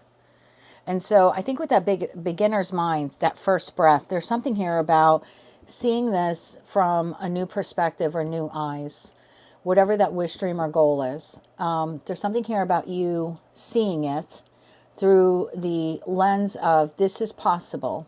This is possible. It's not probable. It's not a maybe. It's not perhaps one day. No, you're supposed to change your, again, it's only advice. You're supposed to change your perspective. You're supposed to look at it with fresh eyes, a beginner's mind, as if you didn't experience any losses or heartaches or trials or tribulations in the past in respect to something that was similar to that at some time. Because the Seven of Cups to the Six of Pentacles tells me that wish, dream, or goal is sitting in the Seven of Cups. Astrologically, this is Neptune in Pisces. And that can be a very dreamy energy. But with the Six of Pentacles in the After Tarot deck, typically what we see in the Six of Pentacles is a merchant who has 6 pentacles. They reserve 1 for themselves. They give 3 pentacles to this situation, environment, or connection, and 2 pentacles to this situation, environment, or connection. But in the After Tarot deck, this person is not giving anything to whatever this is symbolizing. And I feel like right now this is symbolizing the Seven of Cups, which is tied to this wish, dream, or goal that you have. So although you're not giving up on the belief that you would like this, you are giving up on the hope that it is possible. And because you're giving up on the hope that it is possible, you're not investing anything into it. Like, let's say the wish, dream, or goal here is to open up your own business. It's beautiful. But you could think, well, I've thought this before and I never really went through with it. Or there was a time I did go through with it and the business failed, or there was a failure to launch, or it just didn't take off. So although I would like to be the benefactor, the recipient of a fruitful and thriving business, you're certainly at this time not pouring any time, love, money, or devotion or anything into actually making that dream a reality. But again, it's based on some past hurt or loss here that you had. So Temperance to the Seven of Pentacles, there's this feeling here of like, I don't even know if I want to bother investing with, in whatever this is. This, again, dream, wish, or goal. But I feel like Source is trying to tell you to invest in it. You don't have to go all in, but you have to do something. Otherwise, it will just remain a dream, wish, or goal. And so you need to protect the future. This dream, wish, or goal is part of your future. I feel like this is connected here. I feel like this is connected. It can be part of your future. You can move towards it, albeit slowly. But Knight of Pentacles is Virgo energy. And high vibe Virgo energy is you can create the strategy or the plan to achieve this wish or goal. You can open up your heart to it, Queen to the Moon. You can open up your heart to it. You can fall in love with this wish, dream, or goal and then begin to invest in it accordingly in order to secure it so it will become part of your future, or you will be able to build into it in the future. It doesn't have to remain an unanswered prayer. That's what I just heard. This does not have to remain an unanswered prayer. But you do have to open up your heart to the idea of it. So let's say I'm speaking to a Libra where you were burned in a relationship. You would really love to have someone, but you're very reluctant to put yourself out there. And so you withdraw. You're not pouring any time or love or money or dedication or anything into meeting someone new, because the last time you did that, things didn't go well. But what Source is saying is you can do that. You don't have to jump into the deep end of the pool and, marry the first person that you meet tomorrow. But the Two of Cups soulmate that you want is out there. You just need to open your heart. If you don't do this, and again, this is just, advice here. It's just to help us all move along. But I feel like this dream or goal If it doesn't happen, if it doesn't materialize, it's because you fell asleep on the dream. Spiritual narcolepsy. You fell asleep on the dream. That's the only reason why the opportunity or offer would be suspended from you, because you failed to take the inspired action to move towards it, to launch the business, find the financial investor, contact a realtor, meet the love partner. It would be a missed opportunity because you didn't take the action, or because you waited for it to come to you as opposed to you moving towards it. I want to clarify some of these cards for you. Tell me more about the Four of Wands here. What is this that Libra is desiring? You have to move towards this. Otherwise, yeah, you're sleeping on a dream. And that's all it will ever be. It's just a dream. And dreams are nice, but when they materialize and they become tangible, you're holding it in your hands and it's real, that's a hell of a lot better than a dream. Tell me about the Four of Wands. I find it ironic how you're like, well, I'm not giving up on that. I'm going to have that one day, but yet you're not doing anything to ensure that you will have that one day. One more shuffle here. Thank you. The Four of Wands is clarified by the Eight of Swords, the Nine of Pentacles, and the Tower, bottom of the deck, Four of Cups. If you don't move towards this, it will be just that. It will be just a dream. It's going to require, or it will require you to radically transform this from dream to something that's practical. Because the Eight of Swords is right now, it's only living in your mind. What if, one day, maybe, someday, yeah, that would be great. But the Nine of Pentacles is the energy of an individual who knows how to invest. They're very grounded. They know what they want for their future. And they can create that future. They don't necessarily need someone to even help them do it. They're completely self-sufficient in that Nine of Pentacles. I always say that's sort of like pre-Empress energy. So you're fully capable of having this dream materialize, but it's going to require action on your part. Even if that's only right now creating the system or the plan and not really taking any action towards it. We don't have a lot of fire here on the table. So before you can even start to build this, you have to create a practical plan on how to achieve it. For example, maybe I'm speaking to a Libra and you're at a contract job right now and you have, I don't know, 6 more months left on the contract job. It's only an example. And part of you is thinking, you know what, when this job is up, I would really like to, I don't know, move to Idaho and grow potatoes. Okay. I don't know. Maybe that's been your lifelong dream. You want to move to Idaho in the United States of America and grow potatoes. Great. You want to be a potato farmer. God bless you. And you're not giving up on the dream. And I come from a long line of potato farmers. And one day in 6 months, someday soon, when this contract job is up, I'm going to find a place to live and I'm going to relocate to Idaho and I'm going to plant my fields of potatoes. But if you don't actually create the plan on how you're going to do that, 6 months, the 6 months work contract is going to come and go, and you're going to have no potato farm to move to because you didn't collect any data, you didn't create the system or structure or the plan to make sure that in 6 months' time, when this new job, this current job contract is up, that you have a potato farm to go to. You've made no arrangements. So I think that's all this is telling you. What you want can be yours, probably within 6 months' time, because we're looking from that new moon in Capricorn. This is like, I'm going to set my intention now to do this, and then I'm going to spend the next 6 months investing in it. So it will be tangible for me on or around that energy of the full moon in Capricorn, June 29th of 2026. But it's going to require 6 months of investment here to learn the skill, launch the business, collect the data, find out where you want to move to, or even put yourself out there to meet a new love partner. Again, whatever this is for you. But if you don't take the inspired action to start creating that plan, you're never going to be able to make it tangible. You're going to fall asleep on this dream.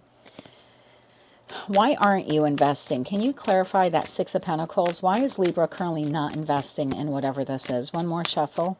Thank you. It's possible for some of you, I'm just going to throw this out there for one person, you have a marriage ending, or you anticipate a marriage ending, but you're not making any arrangements for what will happen when the marriage ends. And I'm not going to make the reading about me. It's not my reading, it's your reading. But 9 months prior to me telling him I wanted a divorce, I had to start thinking about once I had that 15 or 20 seconds of insane courage to say it, what was going to happen after that conversation? Was he leaving? Was I leaving? And if I was leaving, where was I going to go? You know, and thankfully I had purchased this home already as an investment property. So I had a place to go, but, you know, I had one tenant in here. I had to time it right with their lease expiring and me, you know, and them, thankfully they moved out. And then I made sure to not rent out that apartment. You know, I knew I had a place to go, even though this is an old fixer-upper of a home. I still knew that I had a place to go. So it could be something like that, where you anticipate long-term commitment here coming to an end, and you have not made arrangements for where you're going to live or what you're going to do when it comes to an end. Like you have no plan for it. So again, it could just be something like that for some of you. The Six of Pentacles to the Seven of Cups is clarified by the Three of Cups, the Page of Wands. Two cards came out here. The Queen of Pentacles and the Wheel of Fortune. At the bottom of the deck, we have 10 of Wands. It seems here, and again, it's a collective general reading, but it seems here that you don't want to move forward and start investing in this to create whatever this next chapter is here in your life. It's like, I'll take care of it when it happens, like in divine timing, Wheel of Fortune. So after the work contract is up, that's when I'll look for another job. When the apartment lease is up, that's when I'll look for a new place to live. After my house is sold, that's when I'll figure out where I'm going to move to. It's like when the time is right. Queen of Pentacles, I'm going to invest. Wheel of Fortune, when it happens in divine timing. I'm not going to make any preparations ahead of time. I don't want to get my hopes up high. So I'm just going to wait. And when the time is right, and not meaning when the time is right because I'm going to plan ahead of time. This is, I'm going to wait until that moment that I then have to plan. So it's a little bit of a foolish energy here, to be quite honest with you, because you're anticipating the ending of something here, or you're anticipating a new chapter, and right now you're not planning for it. Let's say you're in temporary housing and you have, I don't know, 3 months, 6 months, you know, whatever to go on it. You're saying, oh, I would like to live here and there. When I get out, I'm going to do A, B, and C. But you've collected no data. You've acquired no information about where you're moving to. It's like, I'll take care of it when it happens. And when that happens, what will end up happening is you're going to get stuck in a fight or flight kind of response. And you're going to go towards the first job or the first relationship or, you know what I mean, the first living situation, which may not be the best for you, but you're just going to fall into it because you waited until like the last minute to figure out what you were going to do when something here comes to an end. So you're not protecting this dream in the sense that you're not planning to make it a reality. And I think Source is just telling you, you need to plan for the new chapter. You can't just wait for it to happen. Tell me about that, more about that Six of Pentacles. The World card came out on the side. It's like you're not going to do anything in the interim. You're going to wait for the ending. You're going to wait for the lease to end, the job to end, the relationship to end before you know what you're doing next. Tell me more about that here. Tell me more about that here.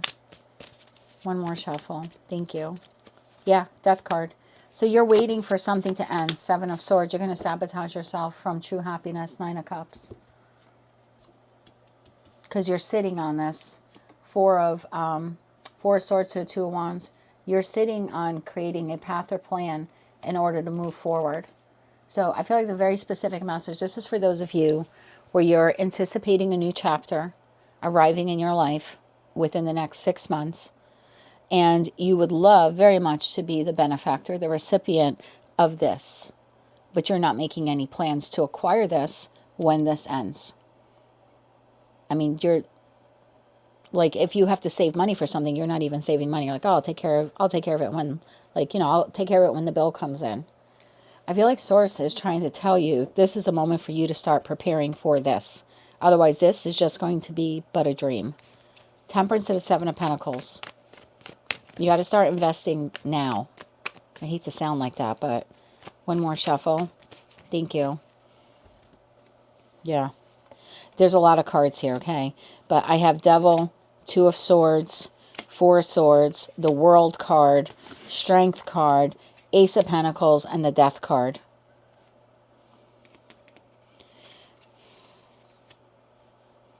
I feel like you got to get off your butt. I hate to say that to you. You have to learn this new skill. You have to learn what it's going to take to launch the business. Like, you have to do all of your homework and research now. You can't wait until the ending to move towards it, because when whatever this chapter is for you, it comes to an end. And this is, again, for those of you where you're anticipating the ending to something that has been structured to some degree in your life. If you don't plan for it, what's going to happen is you're going to invest so much of your strength and perseverance to just like survive that ending, cope with that ending, get acclimated to the new beginning, that even though that Ace of Pentacles presents itself, you didn't plan for it, so it ends very quickly. So it's like the job ends, the contract job ends, and then you're like, oh, you know what? Now I'm going to go apply for that position that I wanted in that other company, but that dream is going to end. Maybe you don't have the financial resources, and they have a 30, 60-day interview window, and you're like, oh shit, I just got my last paycheck. I'm not eligible for unemployment or whatever. It's not available, or you know what I mean? Something like that. I have no additional funds. I can't go 2 months until the company I want to work for hires me. So it's like the dream, the opportunity will quickly come to an end because you sat on it from now. So I don't know what this is for you, but it appears here that something is ending in your life and you're aware of it, or you're aware of some kind of expiration date on something here. And this is specifically for someone who needs to start planning for that Four of Wands now, the victory, the celebration, the new home, the new job, whatever it is. You can't just wait until you get, until the ending here happens, because I feel like then you're in fight or flight. Is that it? Fight or flight, yeah. And then you're not going to have time to create that Four of Wands. You're just going to end up in the next possibly toxic cycle here. Queen of Cups to the Moon card.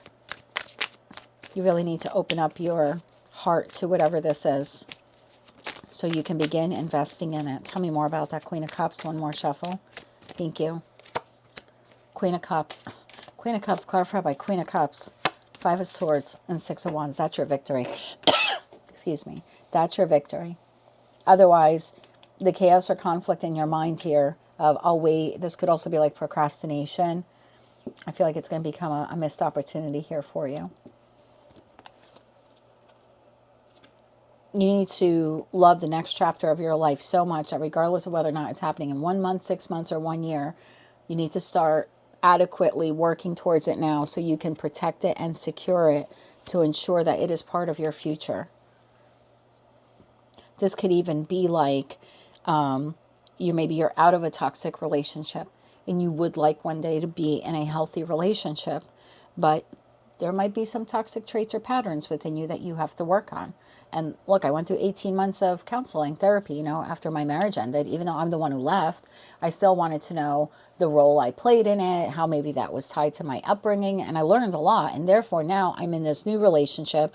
I show up a lot differently because of that therapy. So even if it's something like this where you've had this relationship end already and you would like one day to have a very structured and stable relationship, maybe you live with the person, you cohabitate, you have kids, or you mingle your families together, or maybe it's just the two of you together, against the world type of thing.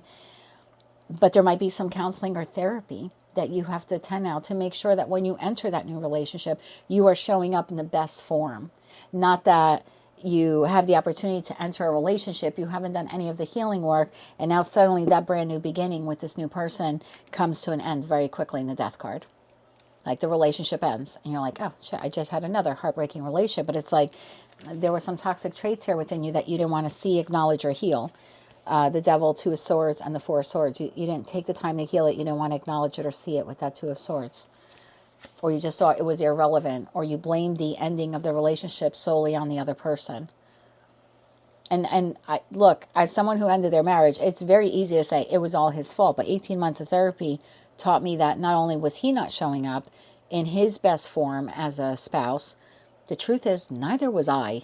It took two people to make that relationship. And it took two people to fucking break it. And I had to go to therapy to learn my part. So it could be something like that here at play. But you do have a new chapter. Most of you are aware that it is coming, or it's something you're anticipating, or something you would like to start or do one day. Don't wait until last minute. Don't wait. It's like you have a 6-month window here to study for the exam. Don't wait until the night before to stay up all night to try to, crash study in the hopes that you pass. Start studying from now, basically, is the message. Let's get you some advice here. Yeah, don't fall asleep on whatever this is, because I feel like it just kind of stays, it just stays like a dream if you don't start working on it now, or healing the toxic pattern or trait or something like that within you. And look, we all have it, and we're always continually on a healing journey. Trust me, 18 months of therapy did not heal me of all of my relational issues, but it did solve some pretty critical ones. So now when I don't want to call it a red flag, because I've been with him now for over 5 years, but at least now when he does or says something, I know how to, in a healthy way, ask for clarity. I know how to express myself. I know what healthy conflict resolution looks like. I know what healthy relational repair looks like. It's more than just I'm sorry, So these were key traits that I learned through going through that therapy. So again, it could be just something like that for you. This could even be something like you're anticipating that, I don't know, March 1st, you're going to quit smoking. Bravo, you set a beautiful goal. Don't wait until March 1st to figure out what you're going to do the morning you wake up and your body's used to having a cigarette with coffee. Because you're going to have that new beginning. This is my first day without a cigarette. And by the time that day ends, you're going to have a cigarette. Because you didn't do anything. You didn't prepare your mind. You didn't prepare your body. You didn't get any cessation stuff like the patch or nicotine gum or anything like that. So again, whatever this is to you that you're planning to end, or it's coming to an end, or it's something contractual, or like I said, you would like to enter a new relationship at some point in the future, take the time now to heal whatever this is, or to figure out the plans accordingly for the next job or the next place that you want to move to. Otherwise, I feel like that new beginning is going to be like a false start. And that's going to be a real bummer for you. So if this reading is resonating for you, just start to prepare now. Let's get you one more shuffle here. Thank you. Okay? Your advice.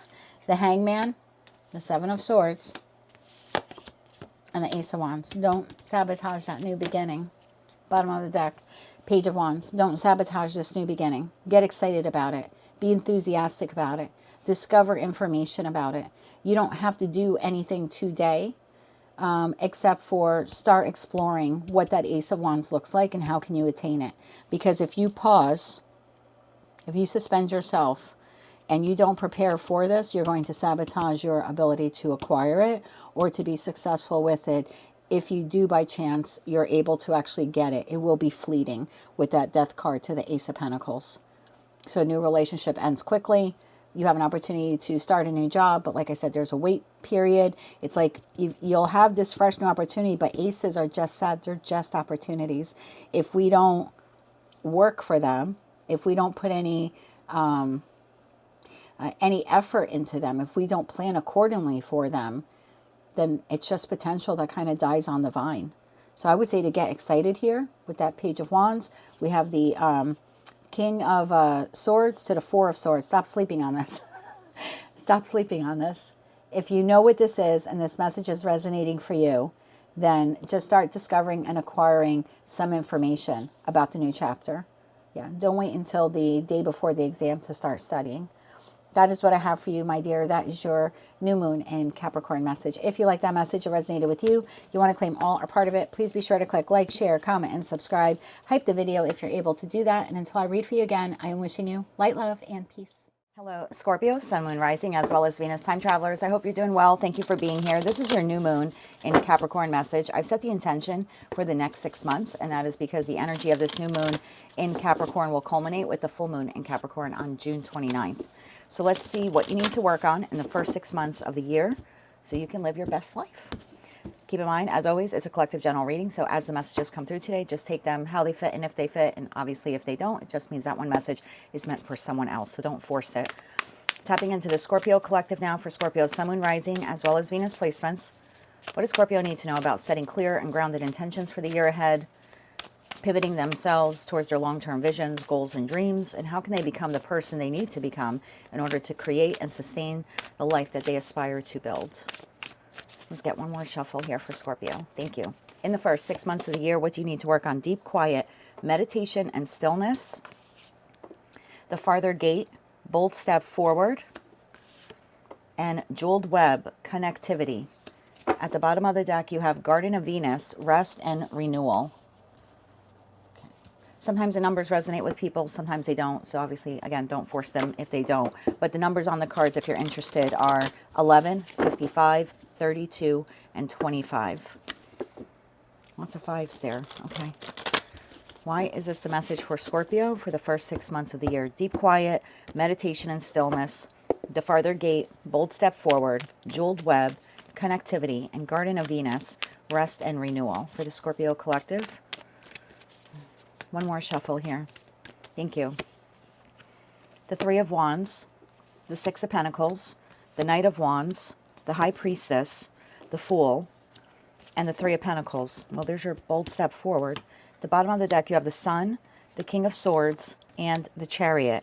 That leaves the Death card to the Queen of Cups. I'm going to take this for you, and the World card, and the Moon. So the next 6 months are critical for you when it comes to completing a chapter in your life, as well as beginning a new chapter in your life. We have the Moon, the Four of Cups, the Page of Pentacles, and a Three of Swords here to the Seven of Pentacles at the bottom of the deck. Great. Let's clarify this now with the After Tarot deck. You have the opportunity here to show up differently or move in a new direction. And it's really important that you go within. Okay, before you take this step. All right, tell me more about this here for the Scorpio collective. Sun, Moon, Rising, as well as Venus placements. We are clarifying Three of Wands, Six of Pentacles, Knight of Wands, the High Priestess, the Fool, and the Three of Pentacles. One more shuffle here. Thank you. Three of Wands is clarified by the Nine of Pentacles. Let me just scoot these down more so I can see them better.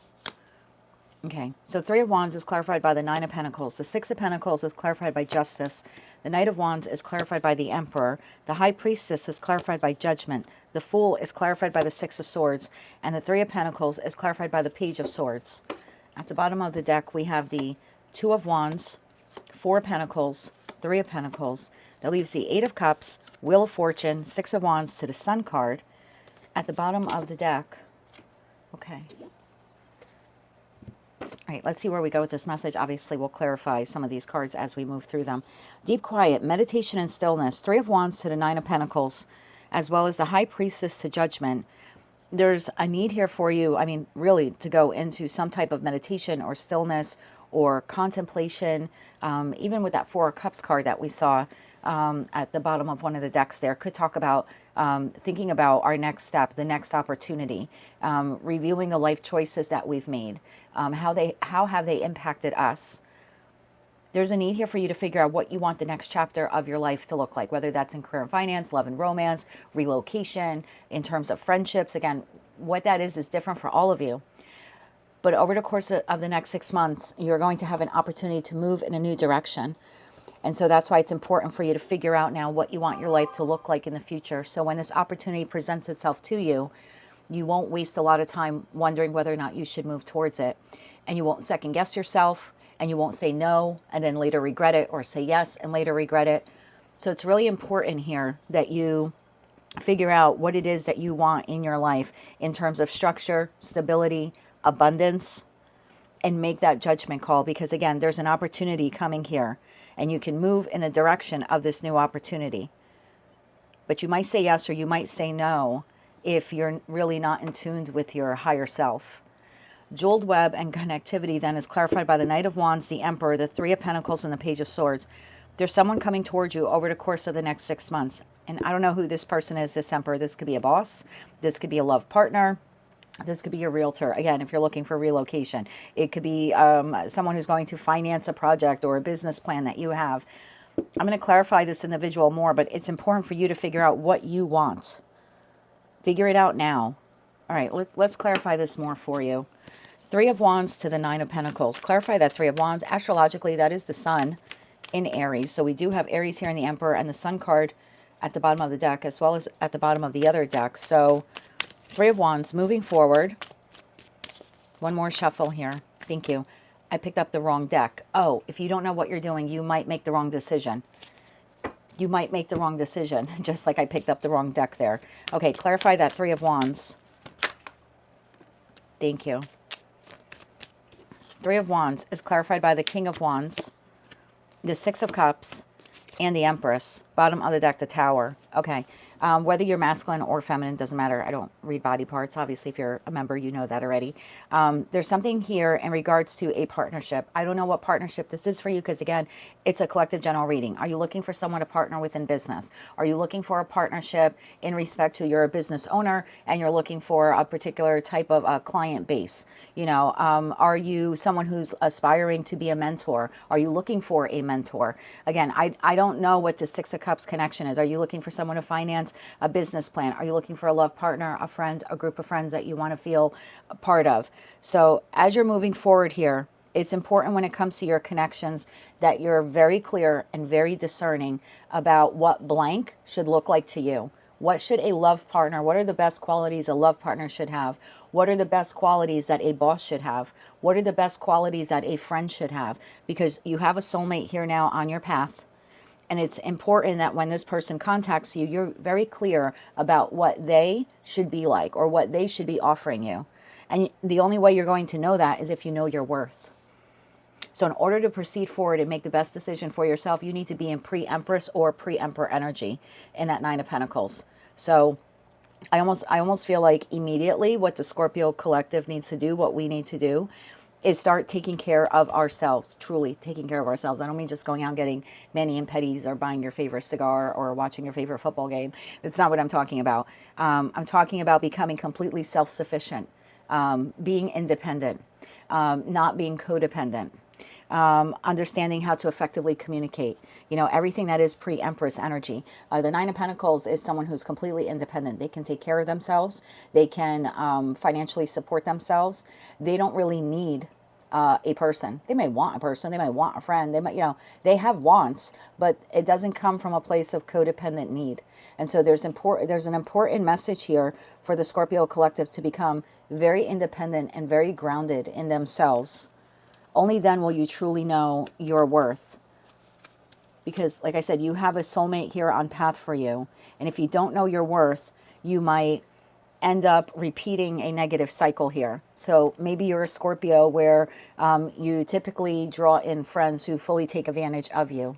But you're just, again, vibrating at a low energy. And so therefore you're attracting low energy people. And you may not even realize you're doing that. And then friend after friend after friend screws you over, stabs you in the back. You know what I mean? Manipulates you, whatever it is here. So again, if this is, let's say, a new friend who's coming into your life, it's important that you are sound and you are solid and that you are not codependent and that you're not continually drawing in the type of friendships that you had in the past. Same thing if this is a love partner. The only way you're going to know if this person is a match to you, Emperor to the Empress, or again, vice versa, is you need to know your worth and value. Clarify that Nine of Pentacles. How do they get into the Nine of Pentacles? How do they get into the Nine of Pentacles? One more shuffle. Thank you. How do you do this? Four of Swords. Again, with this healing, this Strength card, and the Ace of Swords. Bottom of deck, Knight of Wands. You're going to have to discern if this person is the real deal or the Knight of Wands. Is this just a fast-talking used car salesman? Or is this someone who is truly interested in ensuring that you purchase the vehicle that is best for you? Is this just a fast-talking, slimy realtor? Or is this someone who has concern about the money you're spending on the next place where you're going to live, whether that's a rental or you're becoming a home buyer? Is this the boss who's just sweet talking you and telling you everything you want to hear, and then they're going to renege on every promise and benefit? Or is this a stand-up person who's going to put it in writing and be a man or woman of their word and give you those raises and promotions and that benefits package that you discussed during the interview process? You know, is this a love partner who's in it for the long run, or are they just a flash in the pan looking for a good time? So whoever this person is, you're going to have to discern whether or not they are a match or not to you. And the only way you're going to know that is through meditation, stillness, and deep quiet. Again, if you're watching this reading, you already know that you need a blank in your life. You need a boss, you need a business partner, you need a lover, you need a friend. Again, whatever this person is, a realtor, you already know that you need this person in order to move your life forward. So before this person comes on the scene, you need to know your worth. You need to know your truth. You need to be authentic to who you are. And the best way you can do that is to become very grounded and very self-sufficient and try to heal any codependent toxicities or patterns that you may have. And we all have them to some degree. Yeah, someone is coming in and you need to discern if they're the real deal or not. So I'm not going to clarify the High Priestess to Judgment because I feel like that would just be repeating the message and I don't want to waste your time on it. Bold step forward.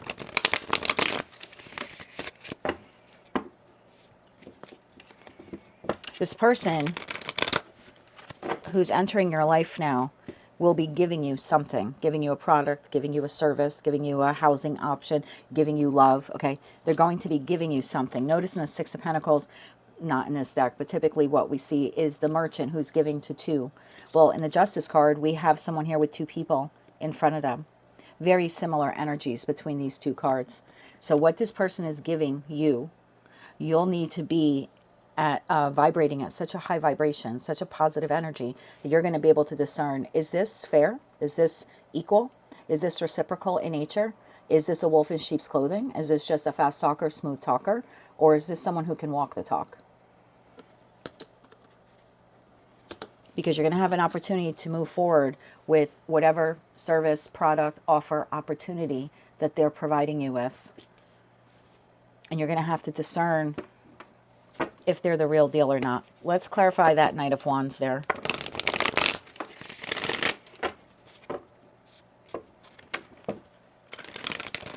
This is now clarifying the connectivity card. So you're going to have an opportunity to connect with this person.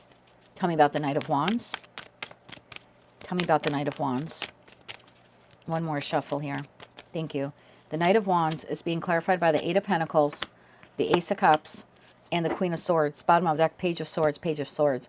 So I'm going to try to get timing for you on this afterwards, but there's some type of offer or opportunity here that's coming to you from this individual. This is being expressed to you through the means of communication. So this is a text message. This is a letter. You know, it could be a phone call.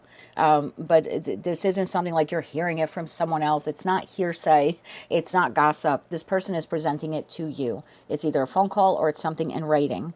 And the offer opportunity is coming to you. This is an individual who wants to work with you on something. Now, it could be like wanting to work on a relationship and asking you out on a date. If you're already in a partnership or committed partnership, this could be someone who is proposing to you the possibility of taking a relationship to a higher level of commitment. This could be someone now like discussing marriage with you or moving in together. Or what do you see for our future? Like for those of you already in a connection with this person. If you're looking for a job, this would represent the employer who's providing you with that job opportunity. If you're looking to launch a business, this could represent the YouTube or Rumble or TikTok, whatever service provider you're looking to work with to maybe share your content. So again, I don't know what soulmate this is that you're looking for, but it's important that you know what you should expect from them. So you need to be very clear-minded about what you're looking for in this type of person. Clarify the Emperor. Clarify the Emperor. Let's get one more shuffle here. Thank you. This is coming in fast. The Five of Pentacles. The Ace of Cups showed itself twice in two different decks. And the Knight of Cups. Bottom of the deck is the Knight of Wands again. Again. So yeah, this person's making you this offer. Now, the Five of Pentacles in the After Tarot deck is someone who's coming out from being in the cold, meaning they were once on the outside. Typically, we see the person or people, they're freezing, they're cold, and you'll often hear tarot readers say, all you have to do is go inside, right? There's some kind of building here, whether that's a religious building, a community building, but you can go inside for safe haven, but you're not. You feel like you're on the outside looking in. And the card typically speaks of that there's help within reach. Well, in the After Tarot deck, you're coming out of that place, and on your back is a sack here. So you're no longer out in the cold. You're no longer starving. So again, this person could be offering financial relief, financial opportunity, love partnership. They're definitely offering you something here in that the Knight of Cups is delivering the Ace of Cups, and we have that twice here in this person's energy. And again, this is something being communicated to you. So if you're looking for a job, it's important that you get very clear on what type of boss do you want to work for, what type of environment, what is the mission or purpose of the industry or the corporation that you're applying for. It's important that you're able to discern a good boss from a bad boss during that, interview process. And then what are the types of benefits that you're looking for? Okay. Three of Pentacles. This is an offer to connect with you, to work on, again, something with you, collaborate with you, build with you. If this is romantic partnership, I mean, this is someone asking you out on a date, and you need to be very clear about what are you looking for in a romantic partner. And if you're currently in a connection, this very well is your person asking you about the future of the relationship. And so you need to get clear from now, what do you see long-term commitment as? Because that changes. I remember when I was younger, I always thought, I kind of fell in love with the whole, princess theory thing. Not princess theory thing, but prince theory thing. He rides in on a white horse and scoops me up from my place of despair. And we run off and live happily ever after. That's not reality. I'm 52 years old now. He's 57. Are we going to, run off into the sunset together? Yes, but we're not going to have kids. I don't perceive us getting married. It's just my view on it now has changed, where at one time I did want to get married, but post-divorce now, I'm not sure that that's for me. But again, notice what I'm saying. I'm not sure. I need to get very clear on that, because if I'm looking at this like it's my reading, I'm a Scorpio moon, I could very well see him having this discussion with me over the course of the next 6 months. And I need to be very clear about what I want for a long-term partnership, as opposed to just going along with whatever he wants. So, again, whether you're in a connection or not, this person is offering you something, and it's important that you understand what you're looking for from that type of individual. Tell me about that Three of Pentacles. One more shuffle. Thank you. The Three of Pentacles is clarified by the Three of Cups, the Queen of Wands, and the Four of Pentacles. Bottom of the deck, the Hangman.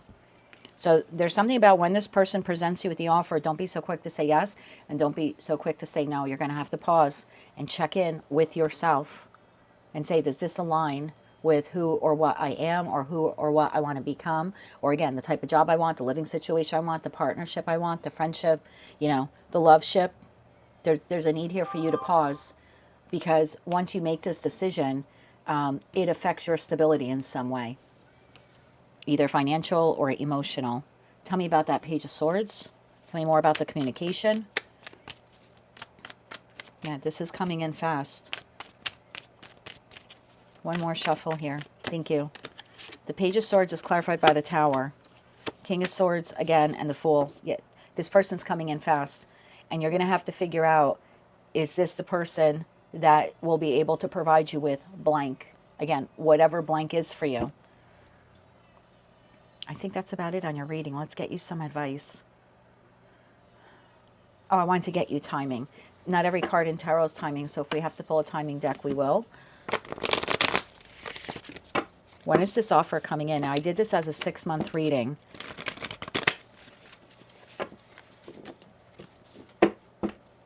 When can Scorpio expect this offer or opportunity? When can they expect this offer or opportunity?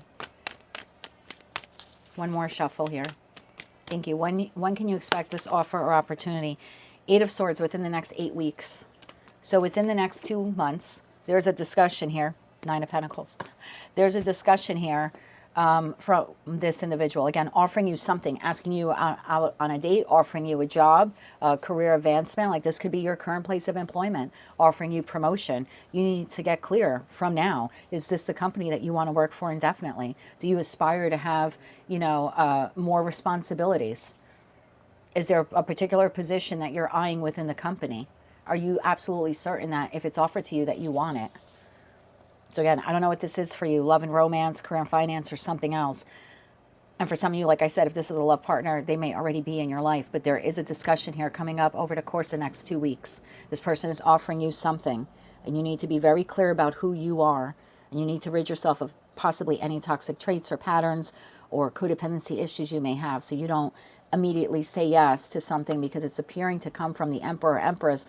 But really they're a Knight of Wands. Anything else Scorpio needs to know about this?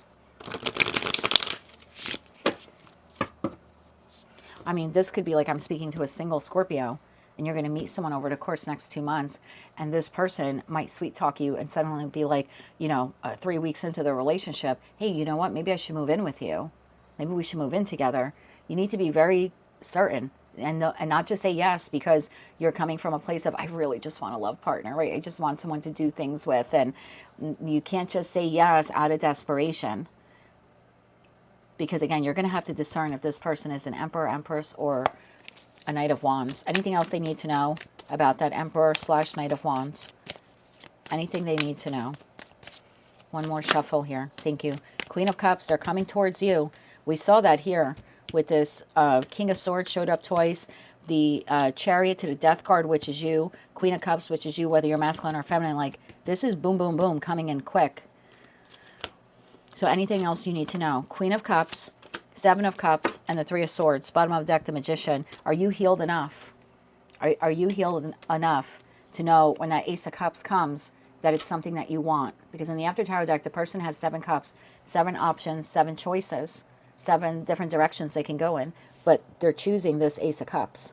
So when this Ace of Cups comes, it's important that you know who you are and what you want, because when you select it, if you're not healed, it could be a mistake for you. If you're healed, you might say yes, and you might be saying yes because this is exactly what or who you have manifested.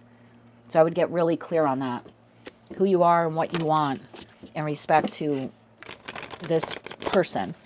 Because again, I don't know what you're wishing for. If I were to interpret this as my reading, I know over the course of the next couple of months, I'm going to be meeting with a lot of contractors to fix up this house because he and I have been talking about moving. And so there's things in my house I need to get done in order to sell it. So I need to be very clear, right, about what I need done in the house, what my budget is, what I can and cannot afford. So when I do have contractors contact me and they're not just sweet talking me, trying to take advantage of me, maybe they think I'm a woman or that I don't know what I'm talking about, you know what I mean? So that's why it's important in this respect for me, if this were my reading, if I see this as my reading, I need to have like absolute truth. I need to do my homework. I need to get multiple estimates. I can't just say yes to the first person who walks in the house and goes, yeah, I could do this and do this and do this for $5,000. And meanwhile, it's just because they're a smooth talker. They sound good, and they're a Knight of Wands, I need to make sure that the company is on the up and up, what I'm looking for, and, get multiple estimates and not fall for the first good talking contractor that I come in contact with. So again, take this how it resonates for you. I don't know the person that you're looking for, like what role they're going to fit in your life. But you need to figure out what you're expecting from them, what you need from them, what you want from them. One more shuffle here. Thank you. King of Swords showed up 3 times. So there's communication here from this person. This is the third decan of Taurus and the second decan of Gemini. So this is someone they're proposing something to you that either, again, affects your stability or your finances, because we're thinking of Taurus, right? And so there's something here about stability or money or possibly long-term commitment. It's Look what just came out. Hierophant, Taurus energy. So this could be contractual. Again, it could be a job. It could be a love partner. It could be your current partner wanting to discuss marriage or long-term commitment. There's that 6 of Pentacles again, and the Tower showed itself twice. So your advice, get very clear, right? King of Swords is very clear thinking. They're very sharp. They harness their intellectual power. They're not sitting in the Seven of Cups. They're not foggy and disorientated. They're an authority figure. They have the facts. They know what they want. The Hierophant, they know what is in sync with them. They know what it is that they need. And when you're sitting there in Hierophant energy, you're rooted in that belief. This is what I need from a blank, a contractor, a realtor, a boss, a lover. And I'm unshakable and unmovable. And you're not going to talk me into something that I don't want. Right? You're not going to what do they call that? Upsell you, you know. Well, for another blank amount of money, we can, you know, upgrade you to this. There's no upselling here. I know what I want. I know what I need. Same thing if this is, again, a committed partnership. You need to be very clear about what that looks like to you, what that partner should look like, what are the top 5 qualities you want in a love partner. Because when this person comes in to offer you this, again, that Six of Pentacles shows itself. Is it really fair and balanced? Is it true reciprocity, or is it breadcrumbing? Because that Six of Pentacles on the high vibrational side is there's an equal give and take. I feel good, you feel good. You provide a product or service, I pay for it. I have no regrets, you have no regrets. This is love, I give, you give. It's equal balance, equal measure. And low vibration is, oh my God, you did the work. And I definitely now know after the fact that I overpaid you, I feel lied to. I feel cheated. You took advantage of me. In love, this is being breadcrumbed. So again, when this person comes to give you whatever this is, you need to be very sure and clear about who you are and what you want and need. Tower, 8 of Swords, 9 of Swords, and the 5 of Wands to the Fool card. How many times now have we seen the Fool card? 1, 2, 3 times in your reading. You're going to be able to move forward, again, with this person, should you choose to. But you can't be all scramble egg brain here when they present you with this offer. You need to be very clear-minded. Now is the time for you to start meditating and contemplating on this soulmate. What is it that you want and need from them? Yeah, rest and renewal. Horseman, Herald of Change. I'm so glad I looked behind that. Because this card lately in these readings have been reminding me of the year of the fire horse. And we enter that in February. Officially in February. So that kind of falls in line with this 8-week window. So I would be very mindful of what it is that you need. Because when this offer comes in, again, you're going to have to know whether or not to say yes or no to it. But it's coming in quick. 4 of Pentacles and the Moon card. Yeah, this is going to change your life. It'll change your structure. It'll change your stability in some way. So get very clear about what it is that you want in terms of that partnership. That is what I have for you, Scorpio. Was not expecting that reading for us. I was hoping for something else, but it's okay. It's a good one. It definitely is a good one. Yeah, we need to get clear about what it is that we want.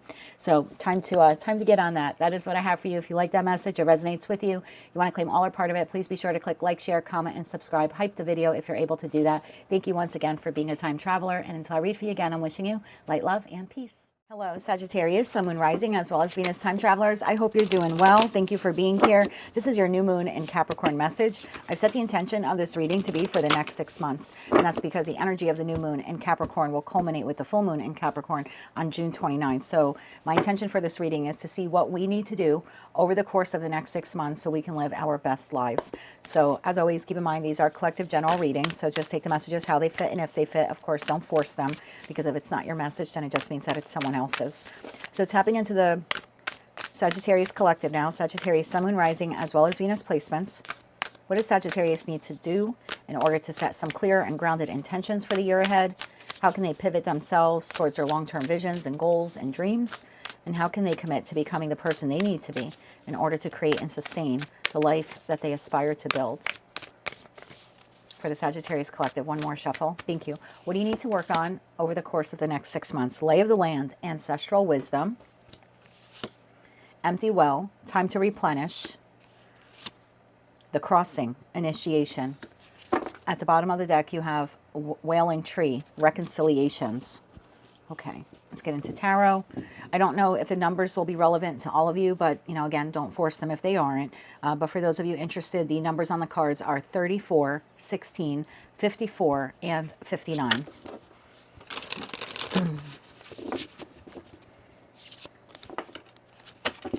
Okay, clarify this more here for the Sagittarius collective. Why is this something they need to work on over the course of the next 6 months?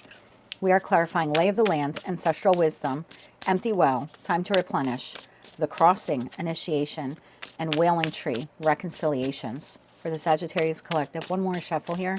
Thank you. The Four of Wands, the Queen of Wands. Oh, 2 cards came out. I'm going to take them. Page of Wands and the Queen of Swords. The Ten of Pentacles, the Hanged Man, and the Five of Wands. At the bottom of the deck, we have the Magician, we have the Eight of Wands, and we have the Six of Cups. That leaves the Two of Swords, Knight of Pentacles, High Priestess, Wheel of Fortune here at the bottom of the deck. Okay, let's clarify this now using the After Tarot deck for the Sagittarius collective, Sun, Moon, Rising, as well as Venus placements. Let's clarify this for Sagittarius. We are clarifying Four of Wands, Queen of Wands, Page of Wands, Queen of Swords, Ten of Pentacles, the Hanged Man, and the Five of Wands. One more shuffle here. Thank you. Just going to scoot these down a bit. Okay. The Four of Wands is clarified by the Devil. The Queen of Wands is clarified by the Hierophant. The Page of Wands and the Queen of Swords is clarified by the Five of Pentacles. The Ten of Pentacles, wow, is clarified by the Ten of Pentacles. The Hanged Man is clarified by the Hermit.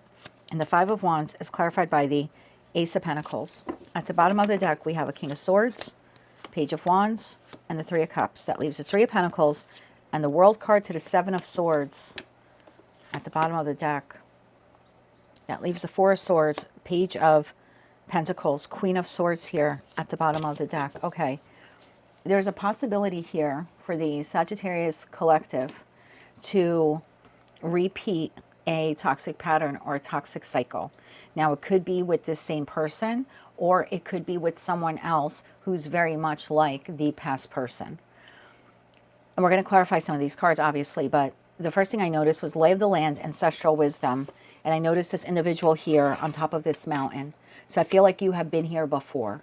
Either you have been in this situation, environment, or connection with this person, or this connection will feel eerily and oddly similar to a connection that you had in the past that was toxic in nature.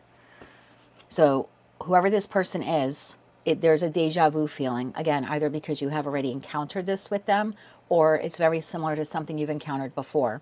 We have the Four of Wands to the Devil. There's something here in regards to structure, stability, house, home, could be career and finance, very well could be in respect to partnership. There's something here that was toxic in your life. I feel like you have already identified it, and most of you have moved away from it, or at the very least you have acknowledged that it was unhealthy. Ten of Pentacles to the Ten of Pentacles. I feel like this was a lesson that took you a long time to learn. It was something that you endured for quite some time. You may have endured it with the same person or with repeated individuals that shared, like I said, those common traits or those common toxic behaviors, like that, you know, like that one person, kind of like they all had something in common. But you've been here before. Ten of Pentacles to the Ten of Pentacles. You are abundantly wise when it comes to dealing with this type of energy. But there's a need here for you to nurture and take care of yourself, because either this person has the potential to come back around again, or someone very similar does. So there's a possibility here of repeating a past toxic cycle. Queen of Wands to the Hierophant. The Hangman to the Hermit. Over the course of the next 6 months, it's really important for the Sagittarius collective to pause.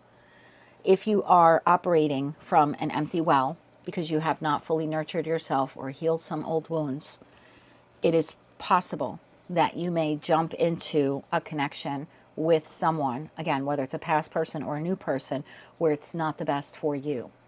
And so that Queen of Wands to the Hierophant, it's almost like you need to invest some real time in yourself. You need to take the initiative to figure out what it is that you want, what it is that you need.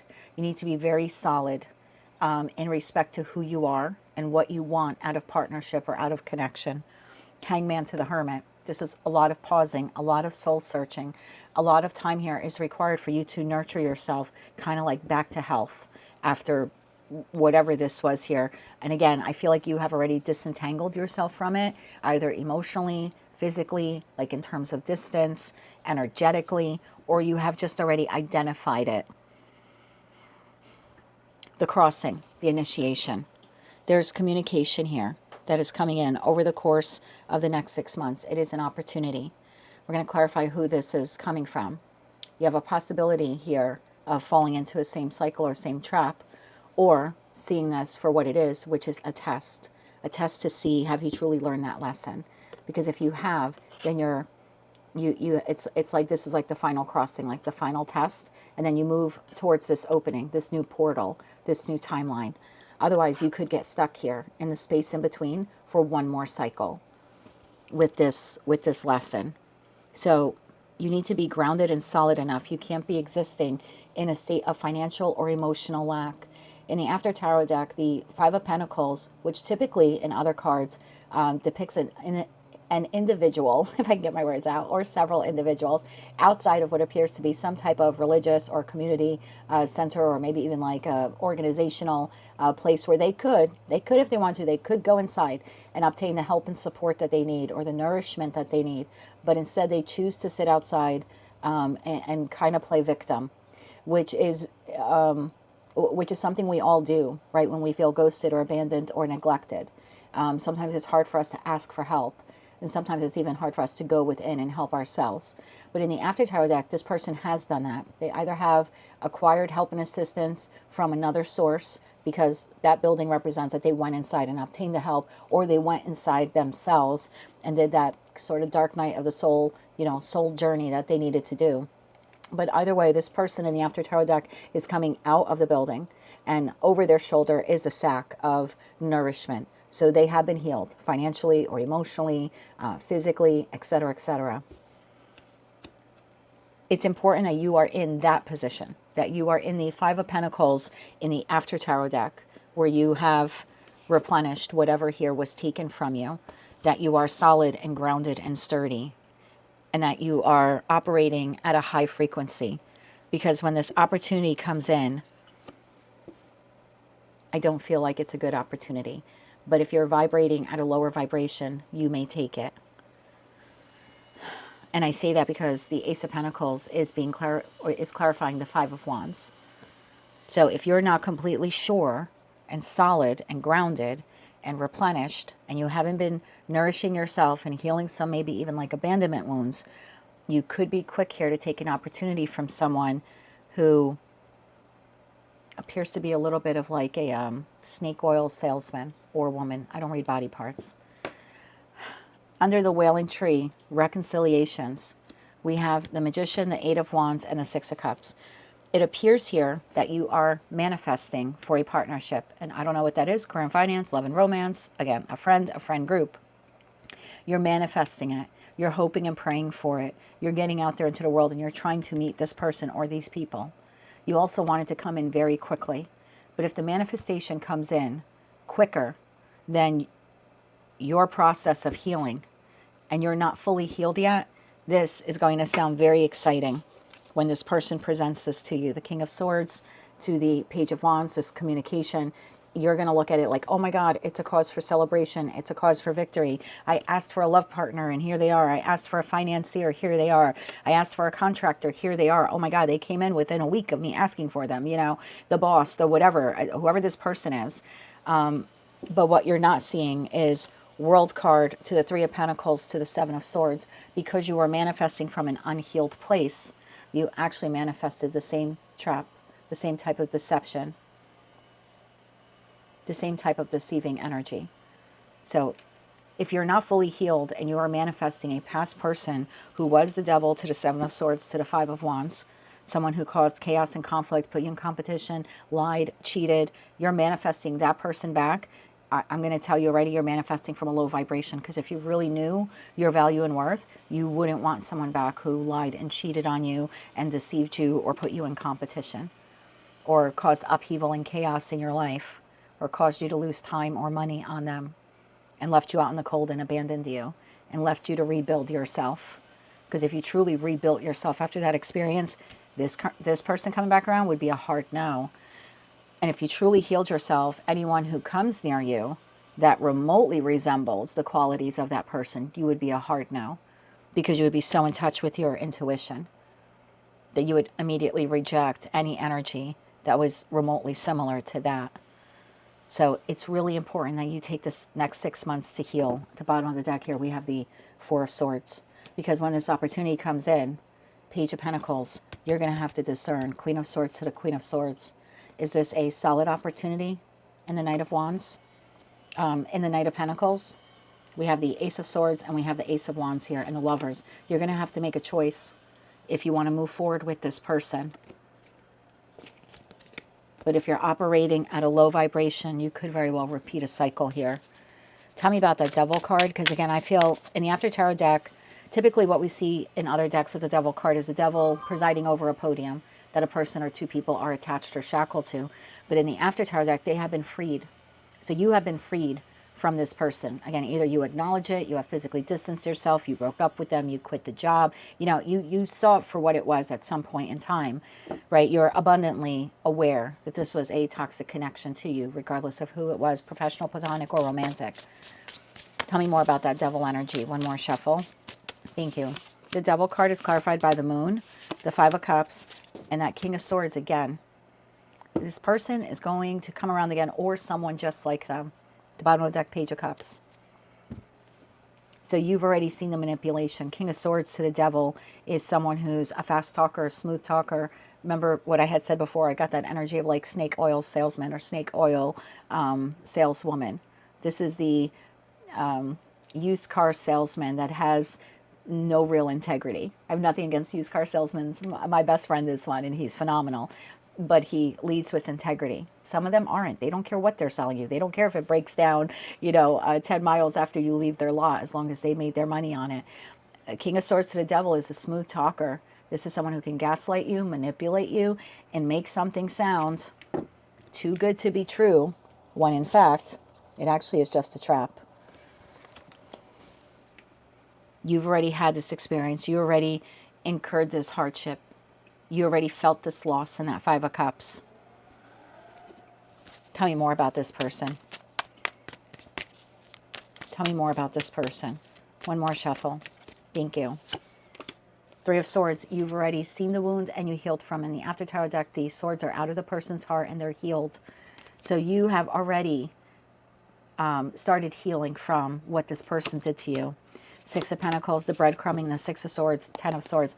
Most of you have moved on from this person or this type of person because of betrayal. And again, this could even be in the workplace where you fell for the boss that promised you all of this stuff and then you took the job and it was nothing remotely close to what they offered you during the interview process. You never got the raises, you didn't get the promotions, you don't have your own office, you're sitting in a shitty cubicle. Like this person's a gaslighter, they're a manipulator. So you've already dealt with this. You've already had this wound inflicted on you. You already know what it's like to be breadcrumbed, and you have moved away from this person again, either physically, energetically, emotionally, financially, etc., etc. So here they come again. What is this person offering Sagittarius? Again, it could be the same person or it could be someone completely different. But this is going to be a test for you. This is card 54. 5 plus 4 is 9. So we're nearing the end of a cycle. Nearing the end of a lesson. What is this person offering Sagittarius? Clarify this Ace of Pentacles here. What are they offering, Sag? One more shuffle.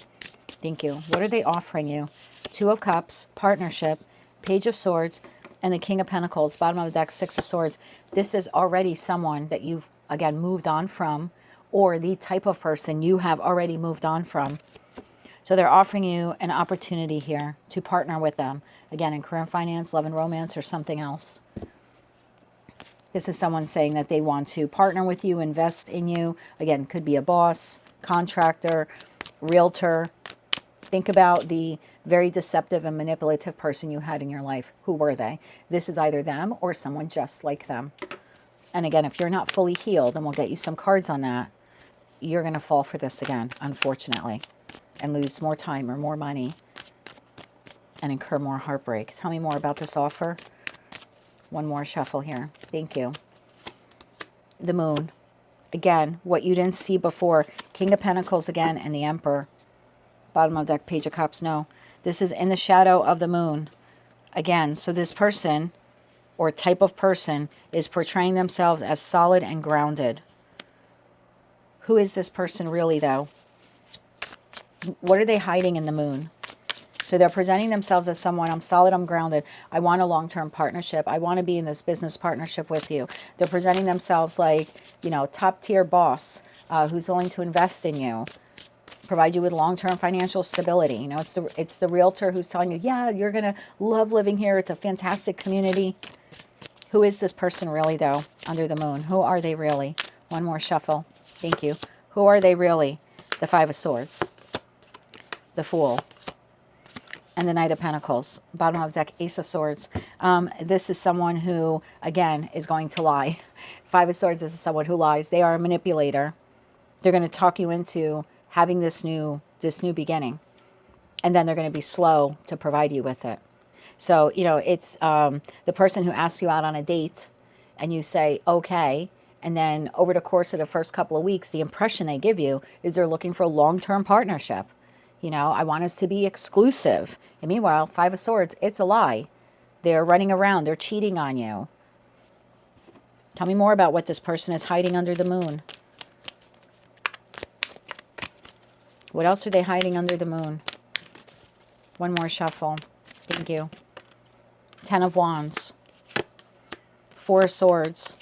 And the Ace of Swords. Bottom of the deck, Ace of Wands. Lovers. There's that Page of Swords. Wheel of Fortune. What are they hiding under the moon? An opportunity for you to repeat a cycle, Death card. One that you already ended. Where there was chaos and conflict. You've already learned this lesson. You've already been down this road. So again, this is a lover that comes in and talks a really good game. And meanwhile, they're just in it for the passion. They're leaving their options and choices on the table when it comes to love partnerships. It's the boss that tells you everything you want to hear just so you take the job. Tell me more about this cycle. Clarify that Seven of Swords. I mean, it's possible for some of you, if you were in a third party, this person comes back around again. They're still offering you third party. Seven of Swords to the Three of Cups. Three of Pentacles. I mean, I can't ignore the threes on the table. Or it's someone just like that, and they're sounding structured and solid, and maybe they're married or they're committed elsewhere, or again, they're playing the field. Clarify these Seven of Swords. One more shuffle here. Thank you. Seven of Swords is clarified by Three of Swords. This is what they're offering you. Nine of Pentacles and the Nine of Wands. Bottom of deck, Ace of Pentacles. That Ace of Pentacles that they're offering you is actually deception. It's heartbreak, possible third parties, lies, manipulation. It will leave you wounded. And repeating a cycle. Tell me more about that Seven of Swords. Then we'll get you advice on what you need to do to replenish your wealth. Make sure you don't fall for this trickster energy. One more shuffle here. Thank you. Now my nose is itchy. I only get that in readings where the message is so on point. It's just like the tip of my nose. Seven of Swords. Queen of Wands. Eight of Cups. That's repeating a past cycle. Magician. There's a repeating past cycle. You need to be very clear, very solid, very grounded. Maybe even do a little dark night of the soul energy here. Work.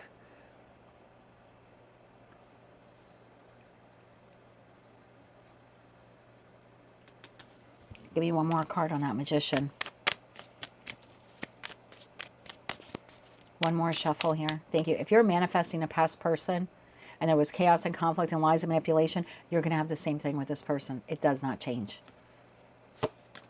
Six of Cups. Seven of Cups. Knight of Wands. If you're manifesting a past person, they're going to present well. But underneath the surface, options and choices, other love partners. Same repeat from that Eight of Cups. Like you've already moved on. And here this person comes offering you the same thing they gave you last time.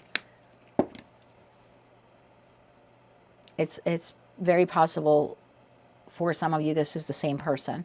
For others of you, it's the same type of person. So again, you need to go back and figure out who was this King of Swords to the Devil. You already saw them for what they were. Let's focus on what you need to heal here so you don't fall for this trickster energy again. Because again, it's either them or someone just like them.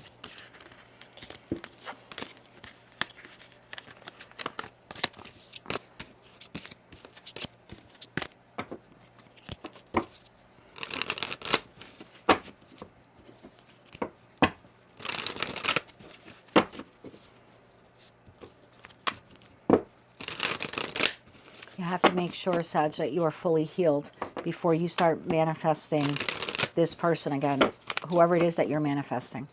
You know, realtor, contractor, lover, friend group.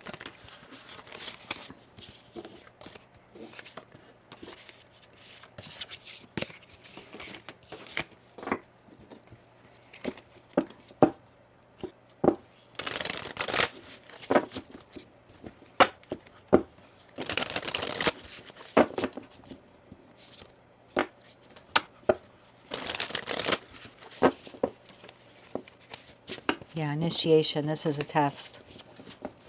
Then we're going to look to see if you say no to this person who actually comes in afterwards. Because that wailing tree, I mean, this is fire and brimstone and crying all over again. If you have not reconciled, healed this part of yourself. So let's clarify this. Queen of Wands to the Hierophant. You have to really know who you are. You have to stand strong in this. This is a lot of spiritual energy here. Clarify that Queen of Wands. This is you, whether you're masculine or feminine. And this was all clarifying that card. Empty well. Time to replenish. Tell me more about this here for Sagittarius. One more shuffle here. Thank you. The Queen of Wands is clarified by the Six of Cups, the Knight of Pentacles, and the Knight of Wands. Bottom of the deck, the Eight of Swords. Tell me about the Hierophant energy. Knight of Swords, Page of Swords, and the Three of Pentacles. Bottom of the deck, the Tower. If you're not healed, you're going to manifest something similar, if not worse. It's like you are, you're manifesting this soulmate soul bond connection. You want it to be fun. You want it to be exciting. You want it to be long lasting. You want it to be stable. You want it to be creative. You want this individual to effectively communicate. Again, whoever this person is, this is what you're hoping for, is this type of collaborative partnership. I'll just call it collaborative partnership. But what you're calling in is Page and Knight energy.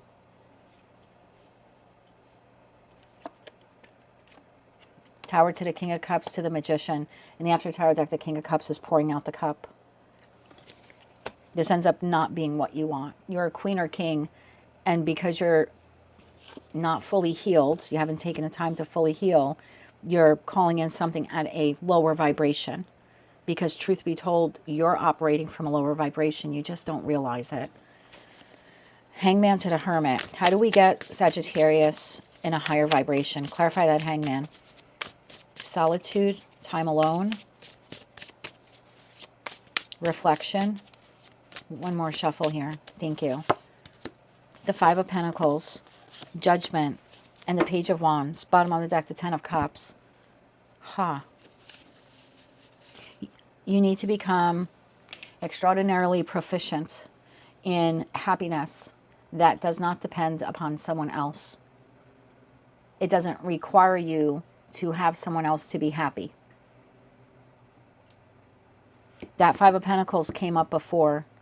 This needs to be healed. You need to discover ways to heal the abandonment wound, the imposter syndrome, the low self-value, the low self-worth. This is what you need to make a judgment call and say, yeah, I have not healed that wound yet. Page of Wands. This is a card of discovery. Strength. It takes strength to look within. It takes a lot to go inside and say, yeah, that wound exists and I have not healed it. And that makes me very susceptible to, drawing in these types of people that end up taking advantage of you. Tell me more about that Page of Wands. One more shuffle. Thank you. We have strength. We have the Four of Pentacles and we have the Ten of Cups. Yeah, same message. So I don't want to keep repeating myself here. There's something here about you being truly content. Three of Swords. There's a need here for you to recognize this abandonment wound or this self-worth wound that you have. You need to make the judgment call and be honest with yourself and say, it does exist. And I'm continually engaging with people because of this wound that I have not healed. Where does this wound come from? Where does this wound come from? One more shuffle here. Thank you. Where does this wound come from? Page of Pentacles, when you were a child. Page of Cups in your youth, the Tower. Okay, bottom of deck, Two of Cups. So you had a connection here in your life when you were a child that for some reason devalued you or ghosted you or made you feel like you had to compete for attention, compete for affection. What occurred between Sagittarius and this person in their childhood? Seven of Pentacles. Someone who made you wait. Someone who made you feel like you were not worth the investment or worth their time. One more shuffle here. Thank you. Queen of Cups and the Three of Pentacles. Bottom of the deck, Four of Cups. This could have been a parent or someone you looked up to that triangulated you against your siblings or compared you to cousins or friends or neighbors' kids or my friends' kids and always made you feel like you were not good enough or you had to prove your value or worth to them. And you spent a lot of time in your childhood trying to get the acceptance of this person. That could be a mother figure. This could be a mother wound here. And so you enter connections, whether they're platonic, professional or romantic, repeating that same thing of trying to vie for this person's attention or affection. And basically all you're doing is mimicking a wound that was created within you as a child, always trying to vie for your parents' affection or attention. This could also just even be like a teacher that treated you poorly or triangulated you among, class members and always made you feel less than, made you feel like you were on the outside looking in. It could be a friend group that isolated you, again, maybe bullied you. And so that created this trait within you that you're always vying for attention and affection, not because you're, just someone who, I constantly need validation, stroke my ego. It's from a place of wanting to feel needed and loved and desired and included. So there's a wound here in the Sagittarius collective that needs to be healed. It's something that you really need to recognize and go within and start healing it. Because if you're always sitting in the Four of Cups, when that Knight of Wands comes along, whoever they are, and they offer you that Ace of Cups, that Ace of Pentacles, Ace of Wands, you're going to fall for it again because you're still operating from they're choosing me, they're picking me, they're offering me this. Like you're not even going to look at terms and conditions or the fine print. You're going to totally miss the red flags again just because you're operating from a place of I don't want to be on the outside looking in. Anything else they need to know about healing this wound? This is the wound you need to reconcile within yourself. So when this energy, I'm going to call it an energy because I don't know for some of you if it's the same person or not, it could just be the same type of person. When this energy comes towards you, you're going to repel it immediately. One more shuffle here. Thank you. Celestial Weaver, Temperance, and the Seven of Swords. Yeah. When it comes back around again, Seven of Swords to the Five of Swords, you're going to be a full stop. A full stop because you're healed. Because you have weaved together. Almost like I'm seeing someone like stitch. It's almost like you stitched that wound closed. You've healed that wound. So Temperance, you're looking right at the Seven of Swords now when it comes towards you. You see the manipulation for what it is. Five of Cups. You've healed that wound. Three of Swords. Oh my God. Four of Cups. You're going to see exactly who or what that person is. Lover's card there at the bottom of the deck. So I would start looking at this wound and being honest with yourself about it, Sag, so you don't repeat a cycle here that you were supposed to close out already. Anything else Sag needs to know about this? And then we'll get you 3 cards of advice. One more shuffle here. Thank you. Ace of Cups, Two of Pentacles, and the Page of Wands, Ten of Swords. There's no need to feel that again. And as long as you are healed, you're going to turn your back on this, again, this offer, this opportunity, and you're going to move forward. You're going to leave them out in the dust here because you will have known now you'll know your value and worth. Therefore, you can make a better judgment call. And you'll have all the strength required as well as the perspective to know that this is not a cycle you want to repeat with this person. Let's get you 3 cards of advice. Again, it doesn't even have to be the same, the same exact person. It's just the same type of person. Queen of Cups to the Four of Pentacles, which I like because in the After Tarot deck, the Queen of Cups is taking the lid off the chalice, looking at the offer, right? Looking at the ace that's been offered. But in the Four of Pentacles card in the After Tarot deck, we have the Grim Reaper, which is Scorpionic energy. So you're easily able to say no or let go of the opportunity. It's like at first glance, even just first glance, you're like, nope, not for me. Six of Cups, nope, been there before, not confused about it anymore. Yeah, you see this person exactly for who and what they are, the Devil. The King of Pentacles to the Seven of Wands to the Devil. And you'll be, it's literally like you energetically repelling them. Let's get you 3 cards of advice. So,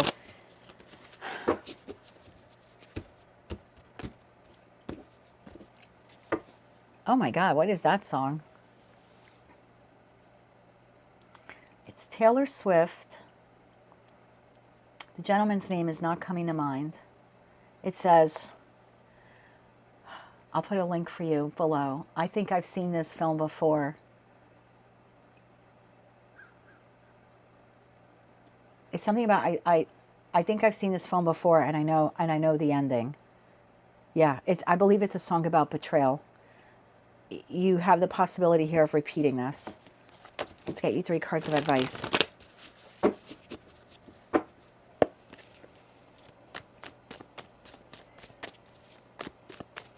Three cards of advice here.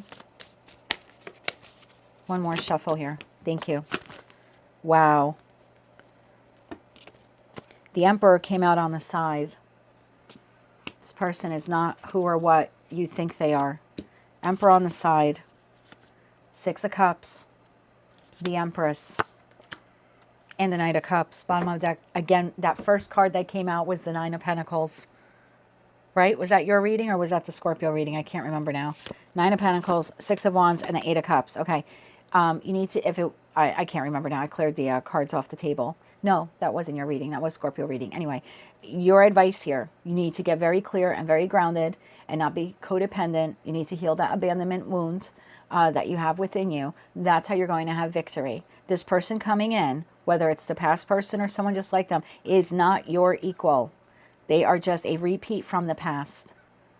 So when you receive this offer opportunity, if you are not in Empress energy, you may fall for it again. But if you're structured and grounded and not codependent and not needing the, oh, I'm going to date anyone just because I don't want to be alone. Yeah, you're going to basically have an Emperor in the reverse here. Or if you're solid and grounded and you're good on your own, then your victory comes in saying with that 8 of Cups, no, thank you. I don't need to just be with you because I don't want to be alone. I don't need to return to a past person because I don't want to be alone. Queen of Pentacles, 5 of Pentacles, Ace of Swords, because I never want to feel this again. Yeah, there's definitely a need here for you. Some of you may have a lot of earth in your chart, but obviously that's not for everyone. So that's what I have for you, Sagittarius. This is a moment for you to replenish your own well, heal an abandonment wound. However it occurred in your life, regardless of who inflicted it upon you, there's a need here for you to see it and to feel it and to really heal it, because it appears here that you have someone who's going to pretend to be your counterpart, and it is the same lesson. And if it's the same person, they have not changed at all. That is what I have for you. That is your new moon and Capricorn message. If you like that message, it resonated with you, maybe just found it to be helpful. Oh, Sag, I want to pull cards for you. I hope you didn't leave yet. If you said no, if you passed the test, right? If you passed the test, you pass this, initiation thing, okay? If you say no, I want to see what comes towards you if you say no. What's the next opportunity that comes in if Sagittarius says no? Okay. If Sagittarius reconciles this wound within them, they feel it, they heal it, and look, you can do that through therapy, counseling, meditation, journaling. There's lots of great self-help websites and YouTube channels for those of you who can't afford to see someone. All right, Sag, I want to see who's coming towards you next if you say no to the test. This is a test.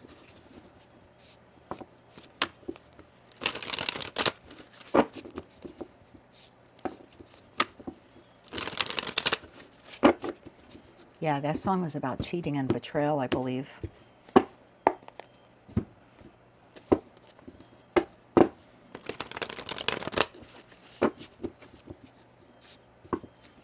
Bon Iver. Thank you. I think the person's name is Bon Iver. Maybe my spirit guide today is just making me sound like an idiot. I'll definitely look that up for you and put it in the comment section. Okay, if Sagittarius passes this test, then it's like, I don't know, then it's like next level for you. It's like, then you get to walk through this portal. You have an opportunity now to walk through the portal or turn around and go, you know, basically go in reverse. Interesting. If you are elevated and healed, you're on top of the mountain, you see this person coming. If you're not healed, you're still in the inferno of the wound and you're not going to be able to see this person clearly. Okay. If they pass this test, this initiation, what can they expect if they move through the crossing? What can they expect? One more shuffle here. Thank you. What can you expect? Six of Cups, King of Cups, and the Star, the real soulmate. The real soulmate, the one who's emotionally balanced, the one who truly fits the bill, the one who is healed. If you are healed, they are healed. Eight of Pentacles, the Magician, and Strength. Bottom of the deck, Six of Swords. If you move on, if you don't repeat this cycle, if you don't fall for this again, if you heal this wound, and the only way you're not going to fall for it again is to heal the wound. You really have to heal this wound. Because then what you truly desire, what you're truly manifesting comes in. The soulmate you actually want comes in. But you have to do the inner work here.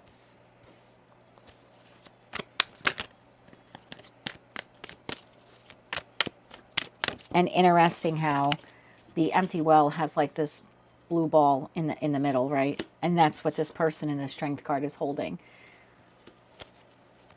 You'll be healed enough to say no. And then the right soulmate comes in for you. Clarify this further. Six of Cups, King of Cups, the Star, Eight of Pentacles, the Magician, and the Strength card. One more shuffle here. Thank you. Move these down a bit, hoping that you can see them better on the camera. Six of Cups is clarified by the Knight of Cups. The King of Cups is clarified by the Three of Wands. The Star is clarified by the Ten of Pentacles. The Eight of Pentacles is clarified by the King of Cups. The Magician is clarified by the Tower. And the Strength card is clarified by the Three of Swords. Heal that wound. Take all the strength and courage you need to heal that wound. Because the person you want will be coming in. But if that wound is not healed, you're going to fall for the same idiot again. The same snake oil salesman or woman. The abundance you want is coming. Wheel of Fortune, the Magician, the Nine of Cups. Oh my God. The real Emperor. The real Emperor. Six of Cups. The real Emperor shows up. The real Slim Shady. What you truly want, what you truly manifest comes in. What truly makes you happy. So heal that wound, Sag. Because your counterpart is on their way. But you might be delayed in meeting them if you repeat a cycle with either a past toxic person or someone who's exactly like them. Six of Swords, Judgment, and the Chariot. If you can heal that and move on from it, what you want comes in very quickly. Can we get timing? Let's get timing for when... Timing for when the past test returns. Timing for when the test returns. Okay. Four of Cups within the next 4 months. Within the next 4 months. And if they say no, timing for when the actual soulmate comes in. If they say no. One more shuffle here. Thank you. Ace of Swords, almost immediately. I mean, for me, swords are weeks. Almost immediately. This person comes in almost immediately. As soon as you say no to that. So I would work on healing this wound over the course of the next couple of months so you don't fall for this again. Because, you know, in the Four of Cups when we're sitting there, we have not healed in respect to the Three Cups that we see in the Five of Cups has spilt over, right? We're still ruminating on those Three Cups. And here comes this Ace of Cups. And we're putting it on the shelf because we're focused on those Three Cups or possibly rebuilding those Three Cups with someone. And remember, we saw that King of Swords to the Three of Cups to the Seven. Or King of Swords, Three of Pentacles, Three of Cups, Seven of Swords. So if you're not fully healed and that person or type of person comes back around, yeah, you're going to have the same experience. If you're fully healed, it's literally before you know it, the actual person comes in. The real boss, the real contractor, the real realtor, the real love partner actually comes in. So focus on your healing. That is what I have for you, my dear. Quite the powerful message for the Sagittarius Collective. But that is your new moon and Capricorn message. If you like that message, it resonates with you, you want to claim all or part of it, maybe just found it to be helpful, please be sure to click like, share, comment, and subscribe. Hype the video if you're able to do that. And until I read for you again, I am wishing you light, love, and peace. Hello, Capricorn, Sun, Moon, Rising, as well as Venus. Time travelers, thank you for being here. I hope you're doing well.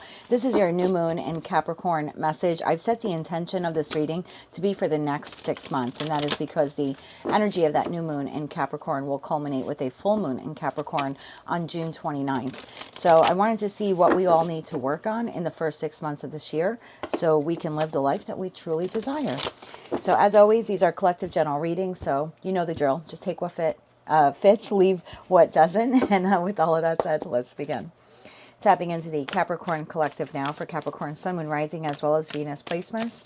What does Capricorn need to know about setting intentions for the year ahead, how to become grounded, how they can pivot themselves in the direction of their dreams, their goals, their wishes, their aspirations, and how can they commit to becoming the person they need to be in order to live their best life? One more shuffle here. Thank you. What do you need to work on in the first 6 months of the year? Root girl, the disowned self. You be masculine. Stay there. Don't leave. Wailing tree, reconciliation. New moon maiden, new beginnings. And at the bottom of the deck, we have lost in space, needing direction. Okay. What do you need to do in the first 6 months of the year? You need to find yourself again. You need to find the part of you that at some point in time you disowned or you gave up in order to please or satisfy others in your life. There's a need here to reconcile the past and to have a new beginning in your life. It's almost like coming out of the water, like that breaking point. If you've ever gone swimming and you've been underwater for a little too long, when you actually breach the surface there and you feel the air and you take that big breath of air, right? It's just kind of like, it's so like exhilarating.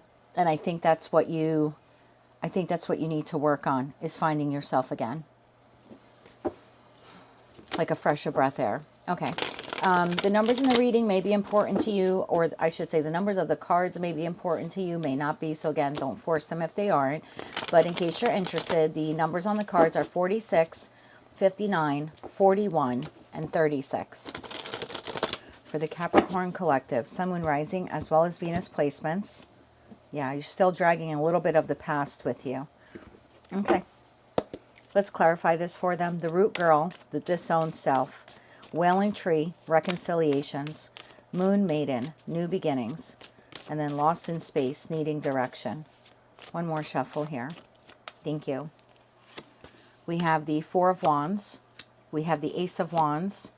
We have the Queen of Swords. We have the Page of Cups. We have Temperance.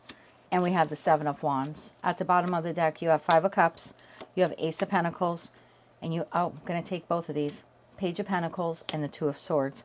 That leaves the Four of Pentacles, Queen of Pentacles, Knight of Wands, Ten of Cups here at the bottom of the deck. All right, let's clarify these now with the After Tarot deck. We're clarifying for Capricorn, Sun, Moon, Rising, as well as Venus placements.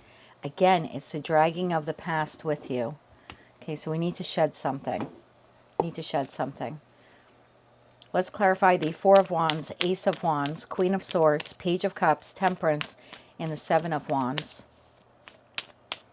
It's like you got to get to the root of the matter. If you've ever done any weeding, right? You can spray for the weeds, right? But the best course of action to remove a weed is actually to like pull it up from the root, right? So there's something like that here at play. You got to pull something up by the root. One more shuffle here. Thank you. Let's move these down here just a little bit. Okay, the Four of Wands is being clarified by the Page of Pentacles. There's that knowledge. Okay, the Ace of Wands clarified by the Hangman. Queen of Swords is clarified by the Tower. That's the new beginning. Page of Cups clarified by the Nine of Swords. Temperance clarified by the Ace of Cups. And the Seven of Wands clarified by the World card. Yeah, there's you're like this close to finally learning this lesson. It's almost like we need to have graduation day for you at some point over the course of the next 6 months. Okay, bottom of the deck, you have Four of Swords, healing that wound, Eight of Cups, something from the past, High Priestess, and Justice to the Hierophant. Learning that lesson. That leaves the Emperor, the Five of Swords, that Queen of Swords again, and then the Ace of Swords. It has something to do with a communication wound, an inability to speak up for yourself, suppressing things until they get bottlenecked within you, and then maybe, you erupt like a volcano, and there's just, there's all this fire around you. So it could be something like that. And maybe you've heard in the past, like, you need to control your temper, or it's not really your temper. It's a suppression of everything you should have said or wanted to say, but you didn't, because you wanted to keep the peace, because you wanted to see the good in someone. So it's that suppression. And then when it gets, kind of bottlenecked and it comes out, yes, then it looks volcanic, right? Then it looks like, oh my God, you're just out for blood and you're such a nasty person. But it's like, no, I bit my tongue the last 100 times you did or said something. And I said nothing in order to keep the peace or keep the job or keep you in my life, etc., etc. And I think if you've been resonating with those messages that have been coming through on my channel for the last couple of months, this is telling you, like, you have one final thing here to do. And then literally it's like graduation day. You now will know how to speak up for yourself in that moment. There's no delay. You can do it in a non-emotional way, not a fire aggressive way. Just the Queen of Swords.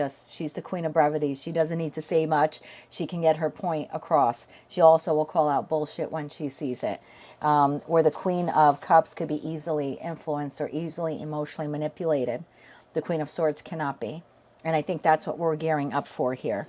And that will better protect you in the future. So I don't think this is so much about like excommunicating a particular person in your life or a situation in your life. I'm not seeing it that way. I'm seeing this as an ending to a bad pattern that you have had when it came to people pleasing, and then feeling a little lost, right? Feeling a little lost and needing direction in respect to, well, how do I say what it is that I want to say? And when is the right time to say it? The right time to say it is when you're feeling it, when you're confronted with it. So Four of Wands to the Page of Pentacles. There's something here about getting back to the root of the matter, right? Pentacle energy here is earth energy. And we're clarifying this root. So there's something here about we need to get back to the root of the problem.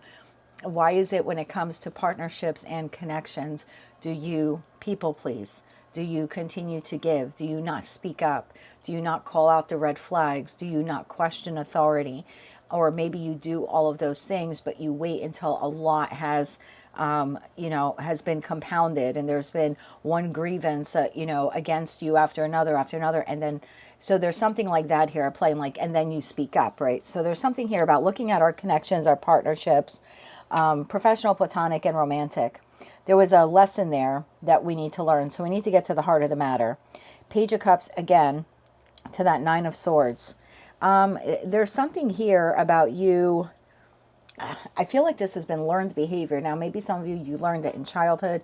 It doesn't necessarily have to be. It could just be at inception of the first romantic partnership you were in, or the way you were taught to show up at work could have been heavily influenced by the first boss you had, or this first supervisor, or, professional mentor that you had.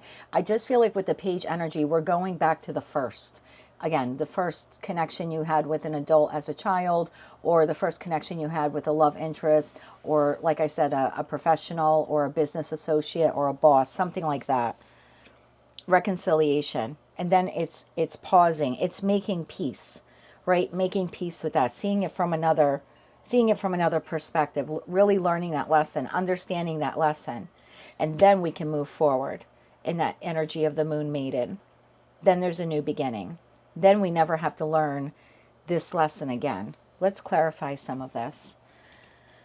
Four of Wands. Clarify the Four of Wands here. Now, this could be a pattern that you learned, like if it's a relationship pattern, it may have been what you learned from viewing relationships when you were younger. And that's typically how we learn relationships, right? So I remember, like, in my household, again, not making the reading about me, just giving you an example. So in my household, things were relatively calm until they weren't, right? And when they weren't calm, they were volcanic, right? It was crazy. But what I noticed was I spent considerable amount of time every summer, actually, like from end of June until early September, until school started again, with my aunt and uncle. And so I got to see their dynamic together over, a 24-hour period for, almost 10 weeks every single year, for like 10 years in a row. And I was able, even as a child, to compare the dynamic between my mother and father and my aunt and my uncle. Very different. And so I started understanding what was healthy and what wasn't healthy, and what I had at home wasn't healthy. I still did not really understand why my parents were behaving that way. But I knew that it was drastically different from what I was seeing for that, like, about 10 weeks a year for those 10 years that I was witnessing from my aunt and uncle. So again, I just feel like for some of you, it goes back to inception. And if this is career related, this is something you learned very early on when you had your first couple of jobs, how to show up, how to speak, when not to speak, when to question management, when not to question management. There's just something here in that Four of Wands to the Page of Pentacles. Tell me more about that Four of Wands. One more shuffle here. Thank you. Because when you learn that lesson, like when you absorbed it, when it became part of who you are, that was the day you disowned your voice. That's the day that you disown that part of yourself. Six of Wands to the Page of Swords. To the Five of Swords. That's when you learn that unhealthy communicative trait. Not to speak, not to say too much, don't be argumentative. If someone is combative, walk away, don't defend yourself. And somewhere along the way, you learn that that was success.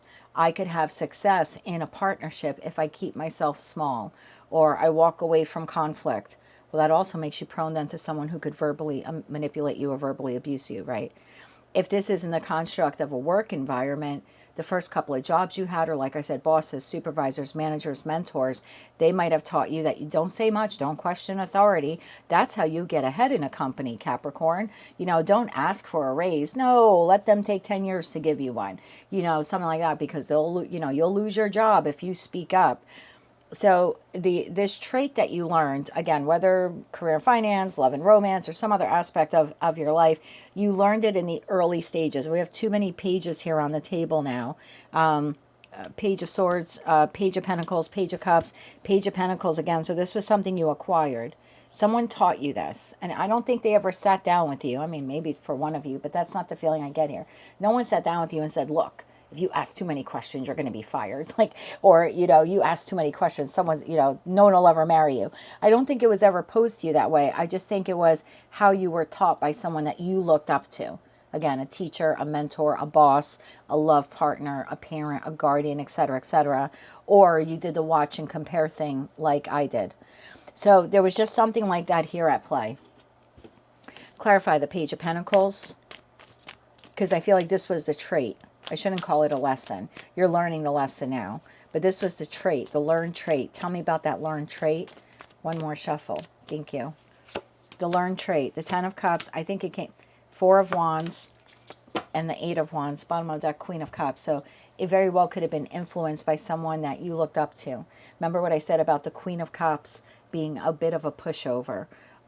Or could easily be manipulated. So this could have been you, again, just being watchful as a child and watching how the feminine energy in your life was treated and what they did or didn't do to receive affection in return. So this could have been you watching your mother or watching your father, because we all have masculine and feminine energy. But it could be a teacher. It's just you watched someone manipulate words and also be manipulated by words in order to receive something. And you learn that, oh, I could do that. I could either manipulate words, meaning I really want to speak up on something, but I'm not going to. I'm just going to act like everything is fine. Yes, please, thank you. No, I don't need a raise 3 years in a row. That's great. That would be a manipulation of words because you don't actually mean that. You really want the freaking raise. So again, or you watch someone being manipulated by words. And I think you subconsciously absorbed it, and this trait became yours. So we need to get to that's the root of it. So again, it's something that you watched either someone do to someone else, or you watched someone, again, suppress what they had to say in order to get reward. And you thought, oh, well, that's the way we're supposed to communicate and function in the world. That's how we're supposed to act at work, or that's how we're supposed to act in a romantic partnership or in a friendship setting. So yeah, this goes back to people you looked up to, you loved. They were part of your inner circle. Maybe you shared house and home with them. Could have been like a first marital partner for those of you who are divorced. So just take those messages. Remember, they're collective in general. But yeah, you learned this at inception. And like I said, most likely watching someone. Watching someone be manipulated, and then also watching that person, how they manipulated what they wanted to say in order to keep the peace, but so that they could receive something in return. So I'm not going to clarify the Page of Cups to the Nine of Swords, because I think once you acknowledge that, once you can sit back over the course of the next couple of hours, days, weeks, however long it'll take you to sift through these memories and figure it out and be gentle with yourself during that process, then you're going to see where it came from, where you learned this communicative trait. And then I think you get to slay it. Then you're like, oh no, I don't want to be like that person. Now I understand why I behave that way. Now I know why I suppress things. Now I know why I wait till it's too late to speak up. So again, I'm not going to clarify this for you, because I just think like once you see it, you're going to slay it and be like, oh my God, that's exactly what I have. I am just like my mom, or I am just like my dad, or yes, I'm doing it. I'm behaving exactly the same way I watched that one coworker of mine act 30 years ago. And that's how she learned to keep her job. And I learned that from her, but that's not a healthy way to keep your job. Okay, so reconciliation. Once you see this for what it is, you can then reconcile it within yourself, meaning you can give yourself closure on it. You don't need this person or these people to admit what they taught you, because odds are they probably didn't know. It was probably learned behavior on their part also. It was some kind of survival trait or tactic that they learned, right? So there's no sense trying to go back and explain this to people, or where you got it from, or you learned it from them. Most people are going to be in denial of it anyway.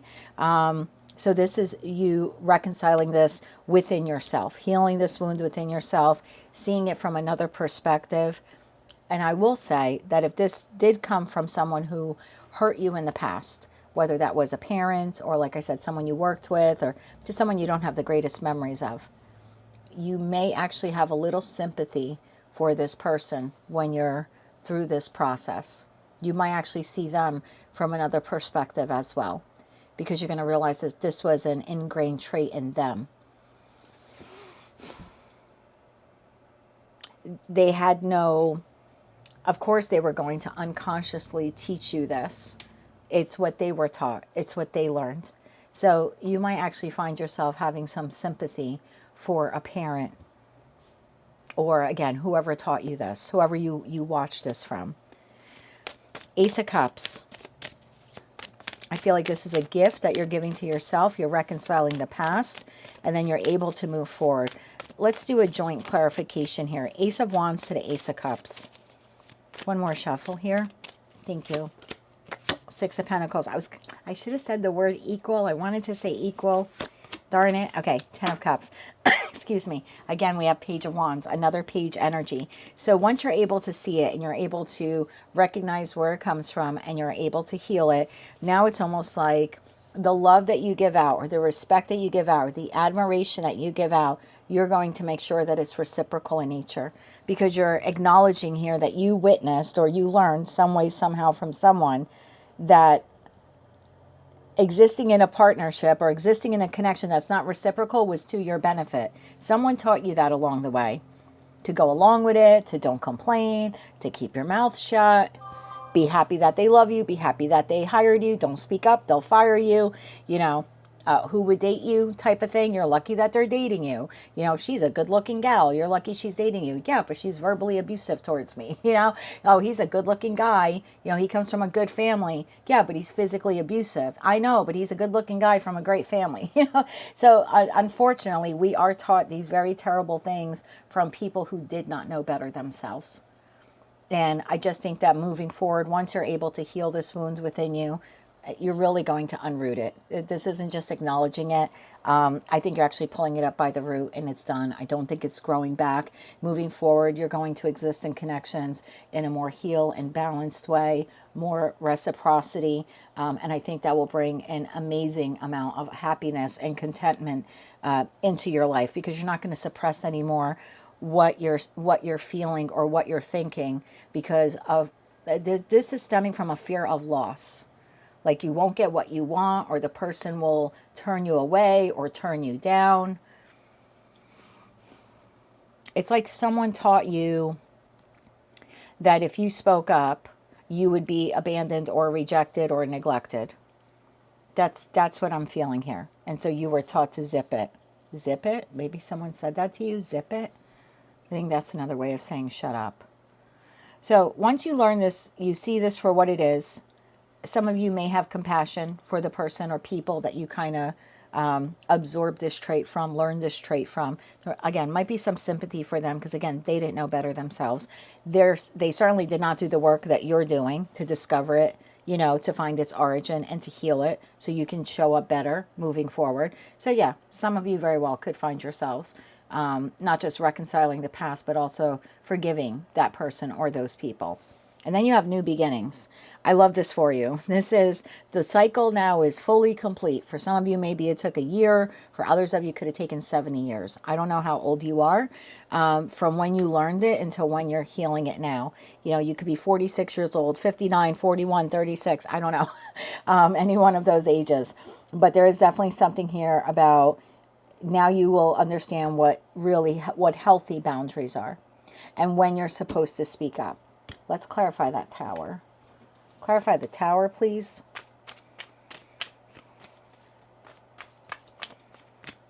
Clarify the tower. One more shuffle here. Thank you. I'm not really taking the tower as a bad thing here. It's not. Ace of Wands. Six of Wands. And the Magician. Bottom of deck, the Fool. Oh my God, your new beginning. We're literally clarifying the new beginning cards. I get so excited when the cards really sync up to the message that I'm getting. So yeah, I knew that wasn't a bad tower. That is you coming home to yourself. The part of yourself that at some point in time you disowned because that's what you were taught to do. And again, I don't think the teacher was malicious. I just think you somehow watched and you absorbed and you learned. And now you get to show up differently. And this is true victory, not this victory, right? This Six of Wands was tied to the Page of Swords to the Five of Swords. Don't say anything. If you're going to say anything, make sure it's nice. Keep the peace. If someone's combative or they're deceptive or they're lying to you or putting you in competition, shh, shh, shh. Walk away. Walk away. Keep the peace. Why would you want to keep the peace with a manipulator?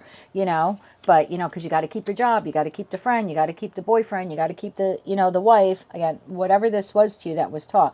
But this, this is true success. This is true victory. Ace of Wands, the Six of Wands, and the Magician. Talk about a communication wound. Something happens, it doesn't feel right, I speak up. I know that the anniversary of my promotion is coming or my raise. I speak up. I'm okay with sending a short, right, Queen of Brevity, a short email to my supervisor or boss or whomever and say, you know, I'm aware that in 2 weeks my whatever annual or biannual review is coming up. Would you like to schedule a date and time so I can make sure that I'm available? So I can get my work in order and make sure I'm available. This is you being on the forefront. No longer you're waiting, you know, to see the red flags. You're like, no, I'm not even going to allow the red flags to appear. I'm just going to have this conversation. And if I see a red flag, I'm going to say it. I'm not going to wait until I see it a 10th time and I erupt like, you know, like a volcano. It's a whole new way to communicate. And that's true victory. And that's true power. Damn. Damn, Capricorn. Damn. Tell me about the World card here. One more shuffle here. Thank you. The World card. Clarify. The Ace of Cups again. The Death card and the High Priestess. Bottom of the deck, Two of Cups. I have no doubt you're going to complete the cycle over the course of the next 6 months, okay? Because it wouldn't be, we would have had a totally different message, different cards and everything if this wasn't the message. So I have no doubt you're going to complete it. And then from that moment forward, you will show up in your existing connections and in any new connections like a completely new person. Acting on behalf of yourself. You will have transformed the way you communicate. And it's beautiful and it's healthy.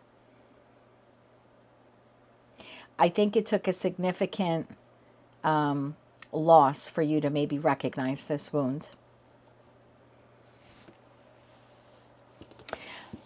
I feel like you learned this from a connection that ended, where there was a lot of heartache and loss.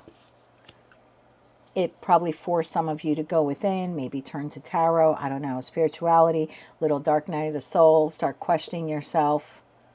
Like, why does this keep happening? Why didn't I say something sooner? So I think there was a point of sadness here in respect to a partnership that made you want to look into this, right? Investigate it and learn about it, either why it happened or why it happened again. And now you get to move away from that communication wound. And what a spiritual lesson you have learned. High Priestess of Justice to the Hierophant. It's almost like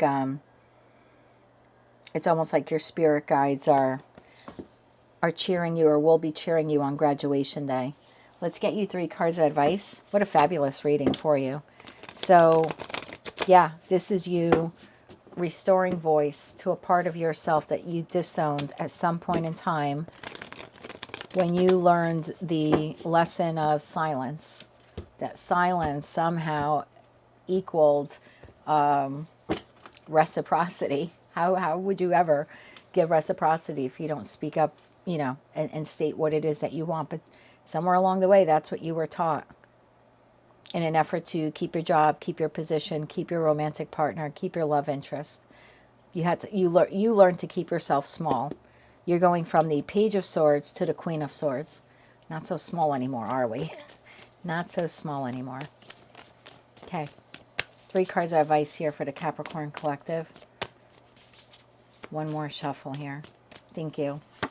Your advice. Knight of Pentacles, 8 of Pentacles, and the Sun. Archangel Michael here at the bottom of the deck. So yeah, just keep moving forward in terms of advice on this journey of healing, right? Seeing that lesson, or I should say seeing that trait, understanding the lesson, improving oneself, right? The 8 of Pentacles could be seen as someone who's going within and doing the work required. They're engaging with themselves, possibly even engaging with the shadow side of themselves. But again, it's all for the process or progress. Progress, that's interesting. All for the process of self-improvement. And as you move through this journey, what's waiting for you on the other end is warmth and success and positivity and vitality and a communication wound that has been healed. And every step of the way, you have been joined here, oh my God, by Archangel Michael. Wow, on this lesson that you have now officially learned. Yeah, the world's going to be shocked come June 29, 2026, because you will be communicating differently moving forward. And you've had Archangel Michael with you all along. I don't know if you knew that, but now you know. So if you were lost in space and you needed direction, someone decided to come along and walk this path with you. You're not so lost after all, Capricorn. You're finally getting back to the you that you disowned a long time ago. Congratulations. That is what I have for you. That is your new moon in Capricorn message. If you like that message, it resonated with you, you want to claim all or part of it, please be sure to click like, share, comment, and subscribe. Hype the video if you're able to do that. And until I read for you again, I'm wishing you light, love, and peace. Hello, Aquarius, Sun, Moon, Rising, as well as Venus time travelers. Thank you for being here. I hope you're doing well. This is your new moon in Capricorn message. I set the intention of this reading to be for the next 6 months, and that's because the energy of this new moon will culminate with the full moon in Capricorn on June 29th. So let's see what you need to work on in the first 6 months of the year so you can live your best life yet. Right, tapping into the Aquarius collective. Keep in mind, as always, these are general collective readings. So, you know, as the messages come through, just take the ones that fit, leave the ones that don't, because if it's not your message, it just means that it's someone else's. Okay, so tapping into the Aquarius collective now, Sun, Moon, Rising, as well as Venus placements. What does Aquarius need to know about setting clear and grounded intentions for the year ahead? How can they pivot themselves in the direction of their wishes, hopes, dreams, their long-term visions? And how can they commit to becoming the person they need to be in order to create and sustain the life that they desire? For the Aquarius collective, one more shuffle here. Thank you. What do you need to work on in the next 6 months? Covenant, sacred contract, stars in the sky, limitless possibility. In the hand, the universe is your partner. And at the bottom of the deck, you have deep quiet, meditation, and stillness. Okay.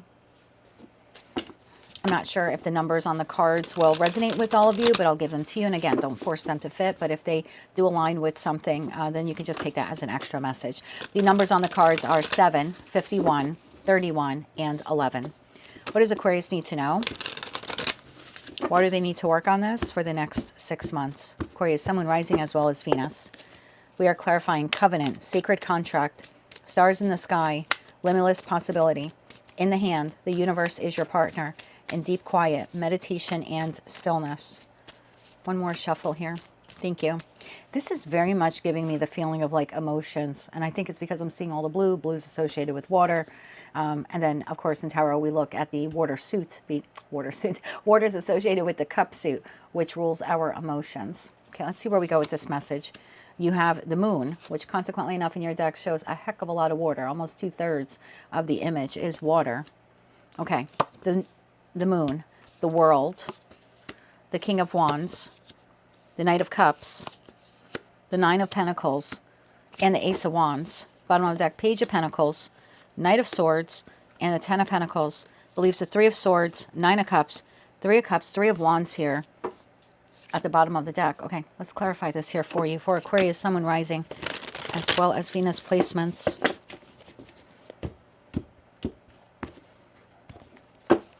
We are clarifying the moon, the world, King of Wands, Knight of Cups, Nine of Pentacles, and the Ace of Wands for the Aquarius collective.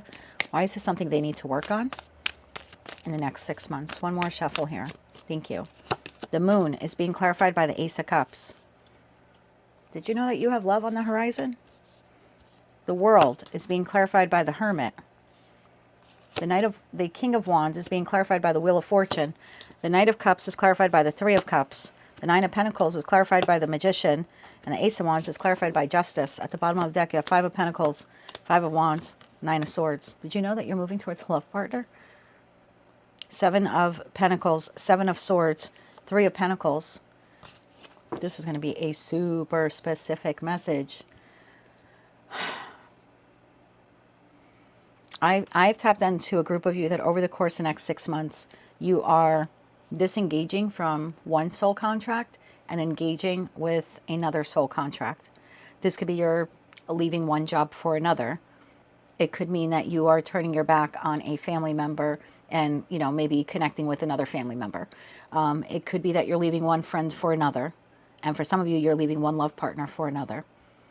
If you're single, you are then turning your back on singlehood and entering a new committed partnership. Either way, you have a new sacred contract here. So you can claim this however you need it to be, professional, platonic, romantic, but you have a new contract here. You also have an existing contract closing out.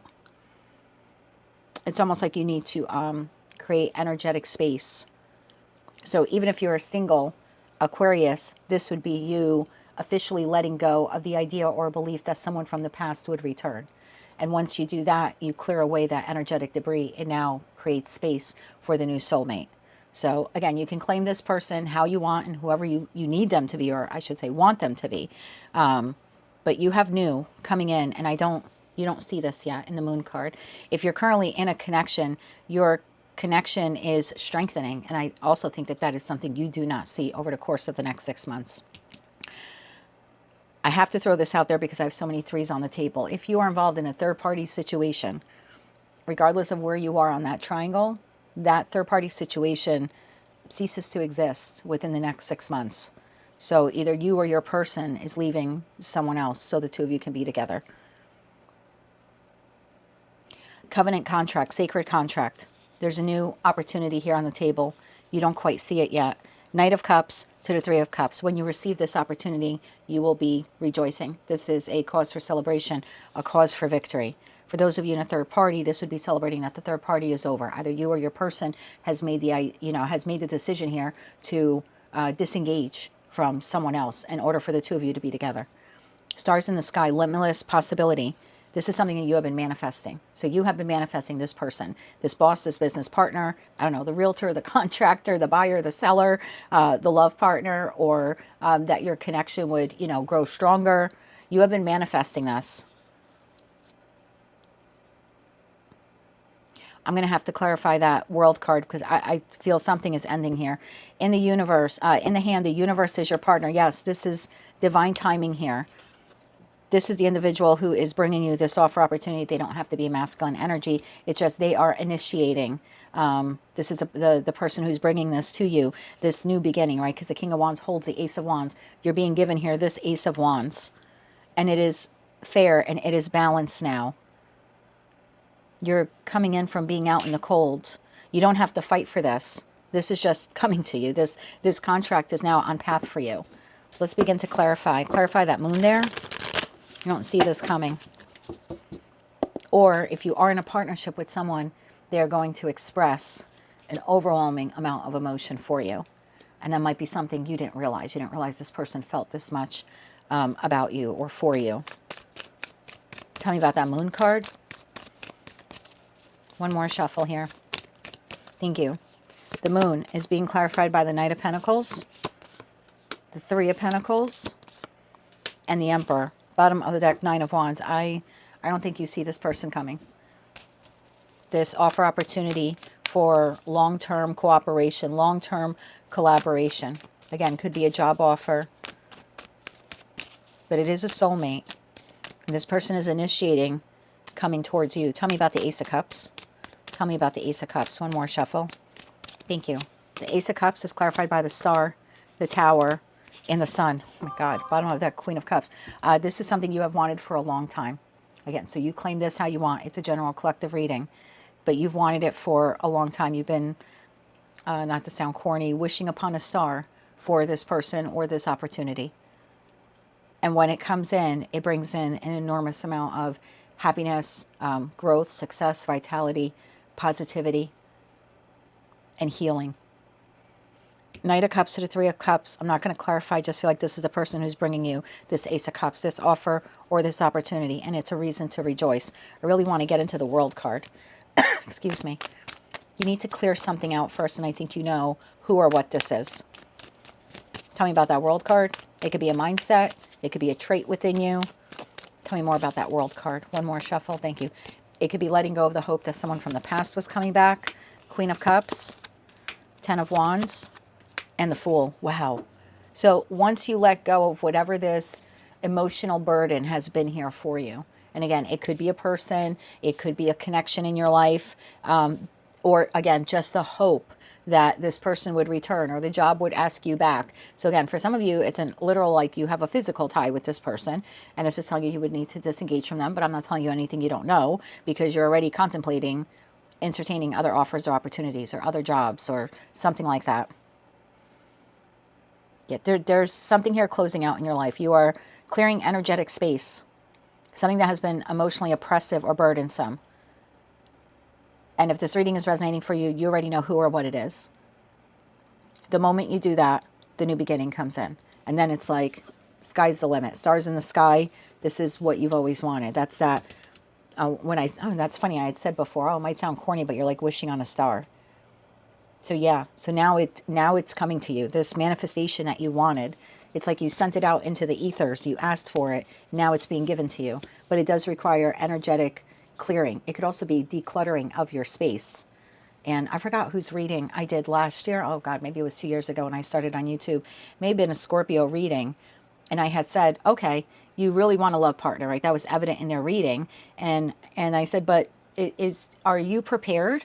Because you're energetically like, I want someone that I go to sleep with every night and I wake up with them in the morning and we have meals together and we have fun together. Okay, are you ready? Like, do you have closet space for this person? Have you made room for them? So for some of you, it could be something like that. Like, you need to declutter your space and organize your space. If you're wanting a love partner, you need to create literal space for them in your life, and energetic space as well. And that might mean having to let go and declutter your home just to create the energetic space for that person. So again, these readings are collective in general, but you have been manifesting some type of new contract, whether it's professional, platonic, or romantic. This reading is telling you that it is coming in, but you need to clear out some old energetic tie that you have, whether that's physically someone who's still in your life, or you're energetically courted to someone because you were hoping that they would return to you. And then that third group of you, you might actually need to like declutter your space, like within your home, because that will free up energetic space for the new soulmate. King of Wands to the Wheel of Fortune. Tell me more about this person. It's like this person is bringing you this person so they can bring you this opportunity. Tell me about the King of Wands. Again, could be Queen. I do not read body parts. One more shuffle here. Thank you. Like, this person's taking the initiative. It is a soulmate.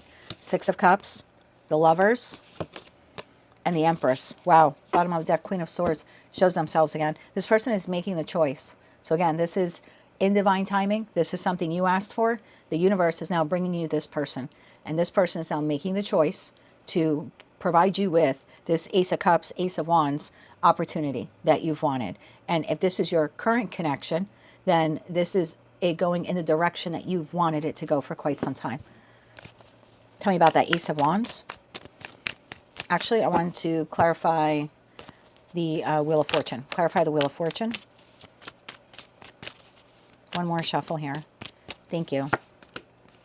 Four of Swords, Ten of Cups, and the Seven of Cups. Bottom of the deck, that darn moon. You don't see this coming. This person choosing you, selecting you for the job, for the position, for the apartment, to buy your home, to, sell you their home. Again, I don't know what it is that you've been asking for in terms of a sacred contract. It could be legal. It could be, a soul contract, a soulmate, something financial. Clarify the Ace of Wands. Tell me more about the Ace of Wands. The Hierophant. So this will be long lasting. This is structured. This is sound. Hierophant to Justice. This is something you can trust, someone you can trust. One more shuffle here. Thank you. The Death card and the Two of Pentacles. Bottom of the deck, Judgment. Okay, I got to throw this out there. If you are in a third party, that third party is ceasing to exist. Either you or your person is ending the other relationship so the two of you can be together.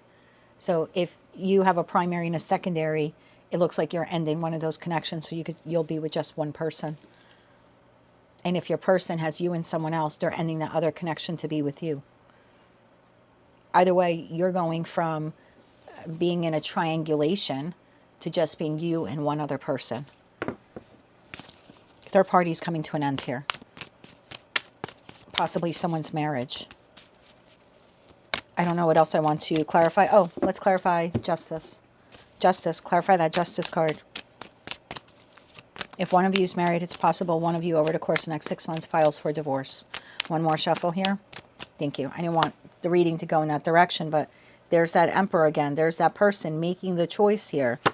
Emperor, Queen of Cups, and the Ten of Pentacles. And I have the Queen of Cups here. It seems to me like someone is choosing to close out a connection in order to make room for a connection with you. Whether that means they're firing someone in order to hire you, that's possible. They're leaving a love partner in order to ask you out on the first date. That means they're currently exiting a connection, and when they're free of it, you're the first person they're going to be dating. Or you've been triangulated in some way, and that person is leaving their person to be with you, or maybe you're leaving your long-term commitment to be with this person. Someone's being removed here from the equation in order to make room for you. And I don't know, let's say this has to do with you buying and selling a home. Maybe there's a house that you want and there's, I don't know, 3 offers on it. You're one of 3 offers. this is the person deciding to decline 2 other offers in order to accept yours. So again, someone is being rejected in order to make room for you. You also need to unload some emotional baggage or decluttering of your space to create the energetic space for this person. That message just went in a completely different direction. So I have 2 people here now involved in a sacred contract, 2 very distinct energies. Both of you need to clear away something from your lives in order for the 2 of you to come together. So let's say this is a landlord. They're choosing, right? They're being divinely sent now, divinely guided, I should say, to make the choice to not renew someone's lease so that when you apply for the apartment, it's granted to you. Someone's choosing to not accept an offer on a home, so when you make the offer on the home, your offer is accepted. Someone's choosing to fire an employee or let them go, or to create a new position within their company so that when you apply, they give it to you. Someone's choosing to leave a love partner in order to be with you. So someone is leaving something in order to make room for you in their life. And then that other message is you need now to let go of something in order to make room for this person. So you need to declutter or clean your energy or let go of the hope of someone from the past coming back. There's something that's been an emotional weight for you. It could be a toxic trait or pattern or a belief system. You need to let go of that. This person is letting go of something physical that's been burdensome to them. You need to let go of something emotional that has been burdensome to you. I hope this is making sense for someone watching. 3 distinct energies on the table. You, this person, and someone who's being let go of. Tell me more about the person who's being let go of. Tell me more about the person who's being let go of. One more shuffle here. Thank you. 7 of Cups, Queen of Swords, and the 5 of Pentacles. Someone is being let go. Someone who was under consideration, under evaluation, under review. Someone who was an option or a choice is being cut out and let go in order to make room for you. Anything else Aquarius needs to know about this? And then we'll draw you some cards to see what exactly you need to release. Anything else on this? One more shuffle. Thank you. The 4 of Cups. Someone is being let go of. This cup is being poured out. Ace of Pentacles, so the offer can come to you. Even in the 6 of Pentacles in the After Tarot deck, if someone was giving to 2, no longer. This person's being turned away or they're walking away. So, yeah, in order for that Pentacle resource, time, love, money, opportunity, contract to come to you. So someone here is being rejected. It could be, like I said, you may be rejecting someone. There's 3 energies, so they're collective general readings. But to put it in short so it doesn't get too confusing, I have the energy here of someone who is letting go of someone, or eliminating. I could use the word eliminating a position, eliminating an offer opportunity in order to make it available to you. And then I have an energy of I know I'm confusing your message. I'm so sorry. It's not all the time that I see 3 very sharp energies here on the table. You know what? Before I say any more, let me clear the cards. Let me clear the cards and shuffle the cards for you. Because I meditated on this for probably about 20 minutes before I turned the camera on. And I had a feeling because I kept seeing a door close. And I was like, oh, someone's maybe ending something, ending a contract. But then I kept seeing the door open. But it was a different door. And it was opening in a different direction. So I started feeling like one door was closing so one door could open. And that's kind of the message that came through here just now. So let me thoroughly shuffle these cards for you. I just want to get the message right. Those are 3 very strong energies there on the table.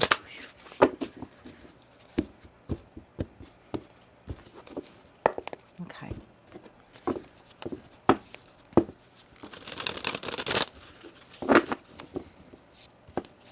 Sorry, I don't want to eat up your time. Make sure you fast forward this part, okay? Just skip ahead.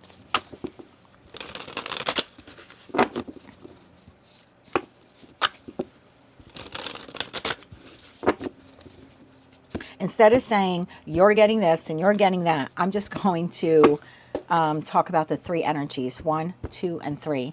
And because it's a collective general reading, you can decide if you are energy 1, energy 2, or energy 3. Okay, I think that'll make it fair for everyone. Energy 1. Energy 1 is the person making the offer. What do we need to know about the individual making the offer? One more shuffle here. Thank you. The energy of the person making the offer. The Knight of Wands, the Devil, and the Three of Cups. Okay. Energy of person number 2. The energy of person number 2 is the recipient of the offer. What do we need to know about the recipient of the offer? One more shuffle. Thank you. The recipient of the offer. The Magician, the Lovers, and the Empress.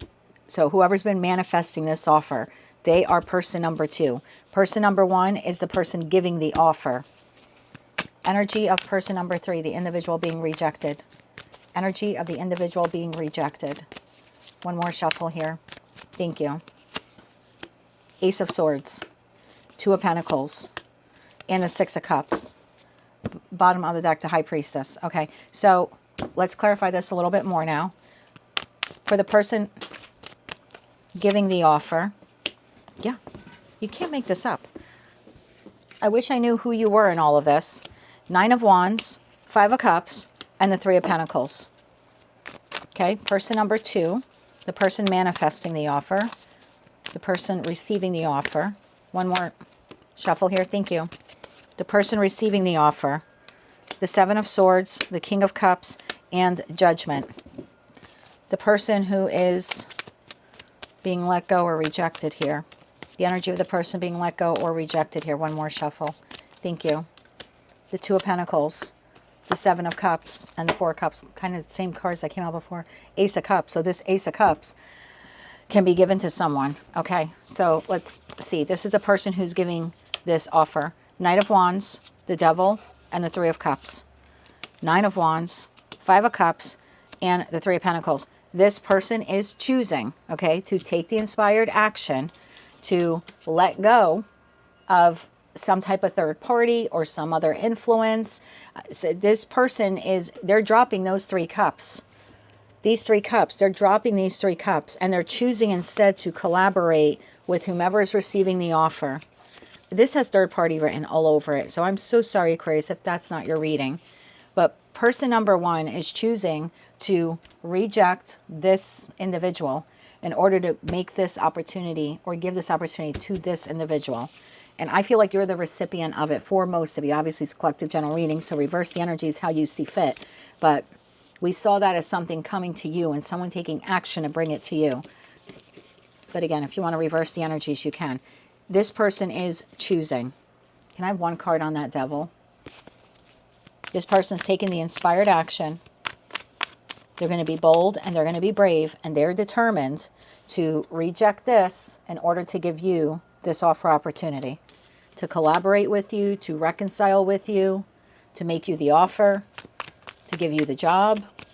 One more shuffle here. Thank you. One card on that Devil. 6 of Pentacles. To give it to you. This person is choosing to reject or deny someone else in order to give you the offer. 5 of Cups. Yeah. They're going to let go of someone else in order to give you the offer. Or to give someone the offer again. I don't know who you are on here. The recipient. Magician, Lovers, and the Empress. At some point in time, this is the energy of someone who said, I know exactly what it is that I want. Magician to the 7 of Swords. In the After Tarot deck, this person is trying to get away with something. And if they're not careful, they could get caught. So this is almost a be careful what you wish for, or be careful what you have manifested, because it is about to be yours. Again, whoever person 2 is, they are gambling. They're taking a chance. They're taking a risk. They're asking the universe for this, even though it may not be on the up and up, even though they're not guaranteed success with it. They're taking a gamble. They're making a choice here to ask for this offer or opportunity. It's a judgment call that they've made. So person number 2 has asked for this offer or opportunity. Again, it could be you. I don't know where you are in this equation. Person number 3. Person number 3 is the person here who is being rejected or left behind. Ace of Swords, 2 of Pentacles, 6 of Cups. They have some kind of affiliation with this person, because right, person 1 is letting go of person 3. They've known them a long time, or they've worked with them a long time. They are a soul contract to them. But Two of Pentacles, Seven of Cups, and the Four of Cups are choosing to no longer work or associate themselves with this person or engage in connection with this person. Anything else we need to know about person number 3? Let's clarify that Six of Cups. Can I get one card on the Six of Cups? One more shuffle here. Thank you. Eight of Cups. Yeah, this person is odd man out, odd woman out. Their offer is rejected or their employment is terminated. Like I said, an offer that could have went to them or something existing that they have is basically being taken away in order for that offer opportunity to come to you. It's something that you have manifested. I don't think you manifested it, or I should say, it's whatever person number 2 has manifested. I keep messing that up. I'm so sorry. I don't think person number 2, maybe they did, I don't know, but it's not the energy I'm getting here. It's just when you're hoping and praying for a job, the job either needs to be created or the job needs to be vacated by someone else. So that's what's happening here. You know, if you're looking for a home or an apartment, you know, if that's what person number 2 here is manifesting, someone has to leave a home or an apartment. There's someone's lease is not being renewed. Someone has to sell their home. Do you know what I mean? So there's something like that here at play. 3, like I knew it, 3 very distinct energies on the board. I don't even know what to call your video. Secret contract. So person number 1 is rejecting person number 3 in order to give the offer to person number 2. Let's get you advice. I'll pull 3 cards of advice for each of these, okay?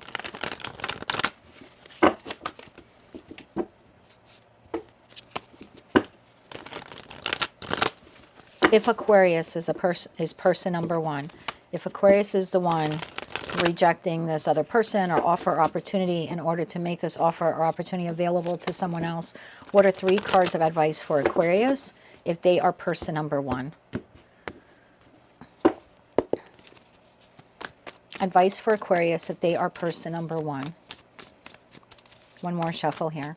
If you are person number 1, 4 of Cups, that's exactly what you're going to do. Page of Pentacles and the Ace of Swords, that's exactly what you're going to do. Justice. If you are person number 1, you're deciding to cancel or withdraw an opportunity or end a connection with person number 3 so you can be with person number 2 or make the offer available to person number 2. This is your moment of clarity. You feel it's the right, just thing to do. Okay? If you're person number 2 and this is the offer or opportunity that you've been manifesting, hoping and praying for, even though you're not sure, and that 7 of Swords card, if it's going to be everything you ever wanted, you know, the ideal job, ideal living situation, ideal romantic partner, you're still manifesting that you are selected or chosen or that this opportunity is coming to you. You've made that judgment call at some point in time. I don't want to accept any other offers. That's the job I want or the person I want or, you know, the house I want to live in, etc., etc. So if Aquarius is person number 2, 3 cards of advice for person number 2. One more shuffle here. Thank you. King of Wands, 6 of Cups, and the Queen of Pentacles. Bottom of the deck, the Death card.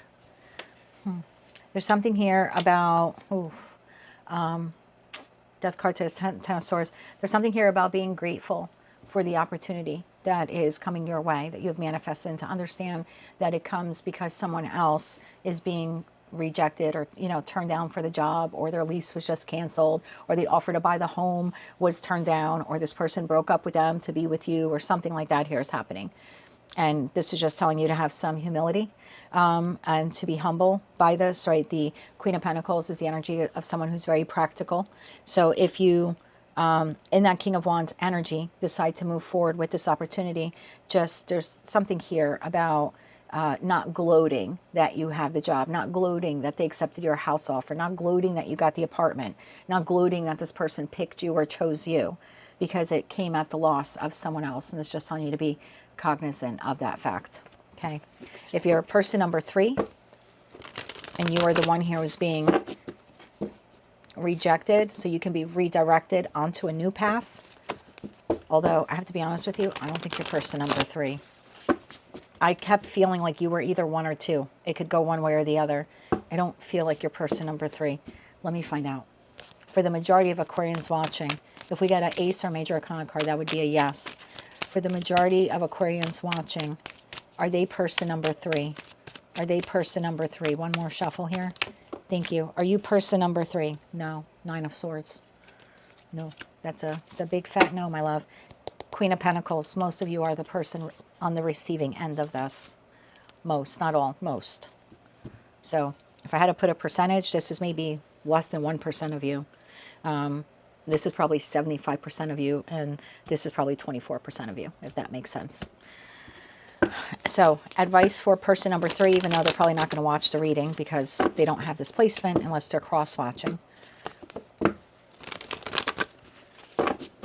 Yeah, I had a feeling you were either 1 or 2, and I was strongly pulling on 2 only because at the start of the reading, I was like, oh, this person's taking the initiative to, you know, bring you this offer or opportunity. Advice for person number 3.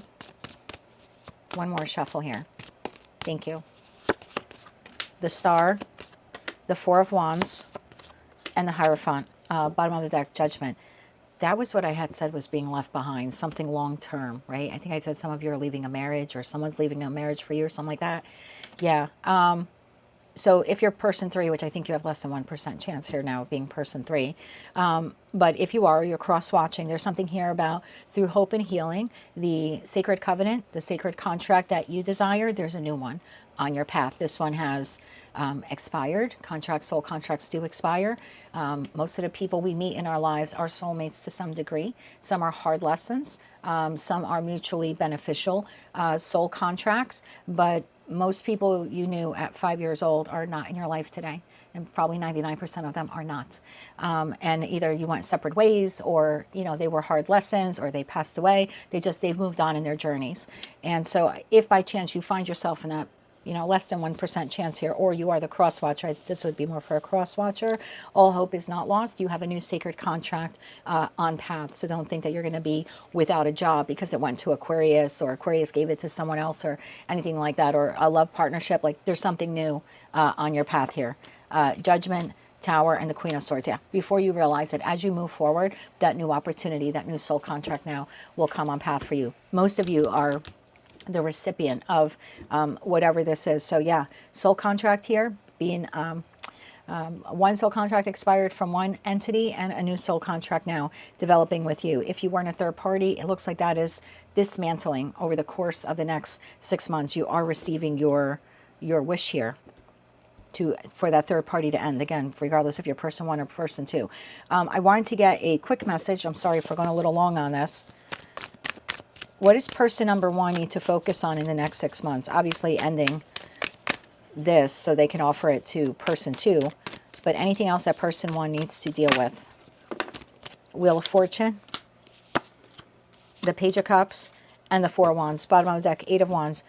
Doing this as effectively, as efficiently, as quickly as you can to not delay ending whatever this is with this individual and making the offer or opportunity here to this person. There's also something here about letting this person go with some compassion and grace and respect.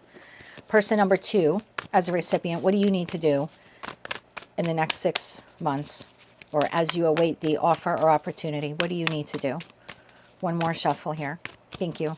What do you need to do? The Fool, the 10 of Swords, and the 9 of Cups. Remember I said something, there was something there about an emotional burden.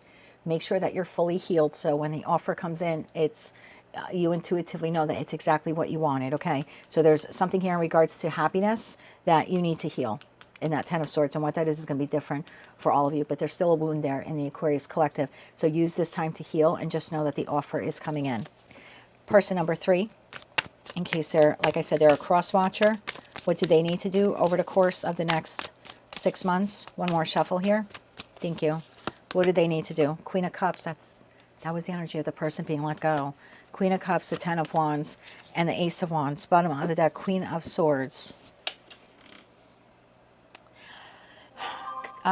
Work on acceptance that this was meant to end, or meant to come to an end in order for you to have a new beginning elsewhere. Don't see this so much as a rejection or as an ending. See it as a redirection. So this would be changing your mindset as well as your heart space to know that this rejection is actually a redirection, because you have something new here on your path, on your horizon, and you would not have been able to move towards this new sacred contract if you were stuck in a loop with whoever this individual was. Okay, now I think that's all of the messages. Timing, told to get you timing. Not every card in tarot is timing, but timing for when this will all play out. And the Ten of Pentacles fell out of the deck. Whenever this occurs, it's going to be long lasting, okay? Ten of Pentacles, it's for the duration. The job is for the duration. You're going to move in this place and live there for 10 plus years. This is a partnership that will go the distance. So it's not a fly-by-night, you know, opportunity or experience here, or secret contract. It's not like a two-day thing here. Timing for when this will all play out. One more shuffle. Thank you. Not every card in tarot's timing, so if I have to pull a timing deck, I will for you. Queen of Cups, the ball gets rolling within the next month. That is also the third decan of Gemini and second decan of Cancer. So we're looking at no later than Gemini or Cancer season, which is interesting because the full moon in Capricorn takes place on June 29th, which is Cancer season, about 8 days after Gemini season comes to an end. So for most of you, the ball gets rolling over the course of the next month, and this all fully plays out between now and that full moon in Capricorn on June 29th. So regardless of your person 1, 2, or 3, start preparing. If you're person number 2, there's also something here about decluttering your space and preparing for that as well. I heard travel lightly. I don't know what that means, travel lightly. That is what I have for you, Aquarius. Pretty in-depth reading there and a little energetically confusing for me, but I think we figured it all out by the end there. That is what I have for you. That is your new moon in Capricorn message. If you like those messages, they resonated with you, you want to claim all or part of them, please be sure to click like, share, comment, and subscribe. Hype the video if you're able to do that. And until I read for you again, I'm wishing you light, love, and peace. Hello, Pisces, Sun, Moon, Rising, as well as Venus. Time travelers, I hope you're doing well. Thank you for being here. This is your new moon in Capricorn message. I set the intention of this reading to be for the next 6 months, and that is because the energy of this new moon will culminate with the full moon in Capricorn on June 29th. So the intention of this reading is to focus on what we need to do in the next 6 months in order to live our best lives. So let's get into your energy now and see what you need to focus on. As always, these are collective general readings, so as the messages come through today, just take them, you know, how they fit. If they fit, don't force them, because if it's not your message, it just means that it's someone else's. So tapping into the Pisces collective now, Sun, Moon, Rising, as well as Venus placements. What does Pisces need to know about setting some clear and grounded intentions for the year ahead? How can they pivot themselves towards their long-term goals, visions, dreams, and desires? And what do they need to do in order to commit to becoming the person that they need to become in order to create the life that they truly desire? One more shuffle here. Thank you. What do you need to work on in the next 6 months? Empty well, time to replenish. In the hand, the universe is your partner. Mindful, groupthink. And at the bottom of the deck, we have Dragon's Hoard, protecting the future. So I don't know if the numbers on the cards will resonate with all of you, but sometimes they mean something to one person watching. So in case you're interested, the numbers on these cards are 16, 31, 40, and 12. Why is this something that Pisces needs to work on in the next 6 months? Empty well, time to replenish. In the hand, the universe is your partner. Mindful, groupthink, and Dragon's Hoard, protecting the future. Why is this something they need to work on in the next 6 months? Let's get one more shuffle. Thank you. We have the Queen of Swords.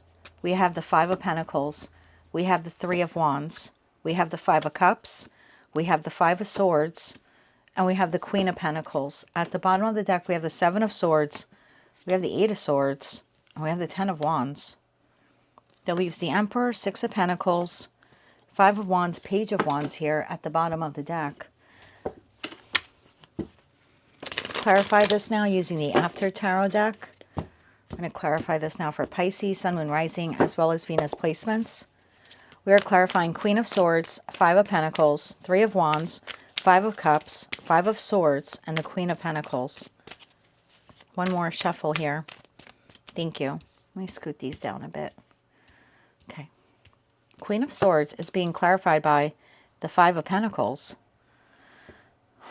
The Five of Pentacles is being clarified by the Emperor.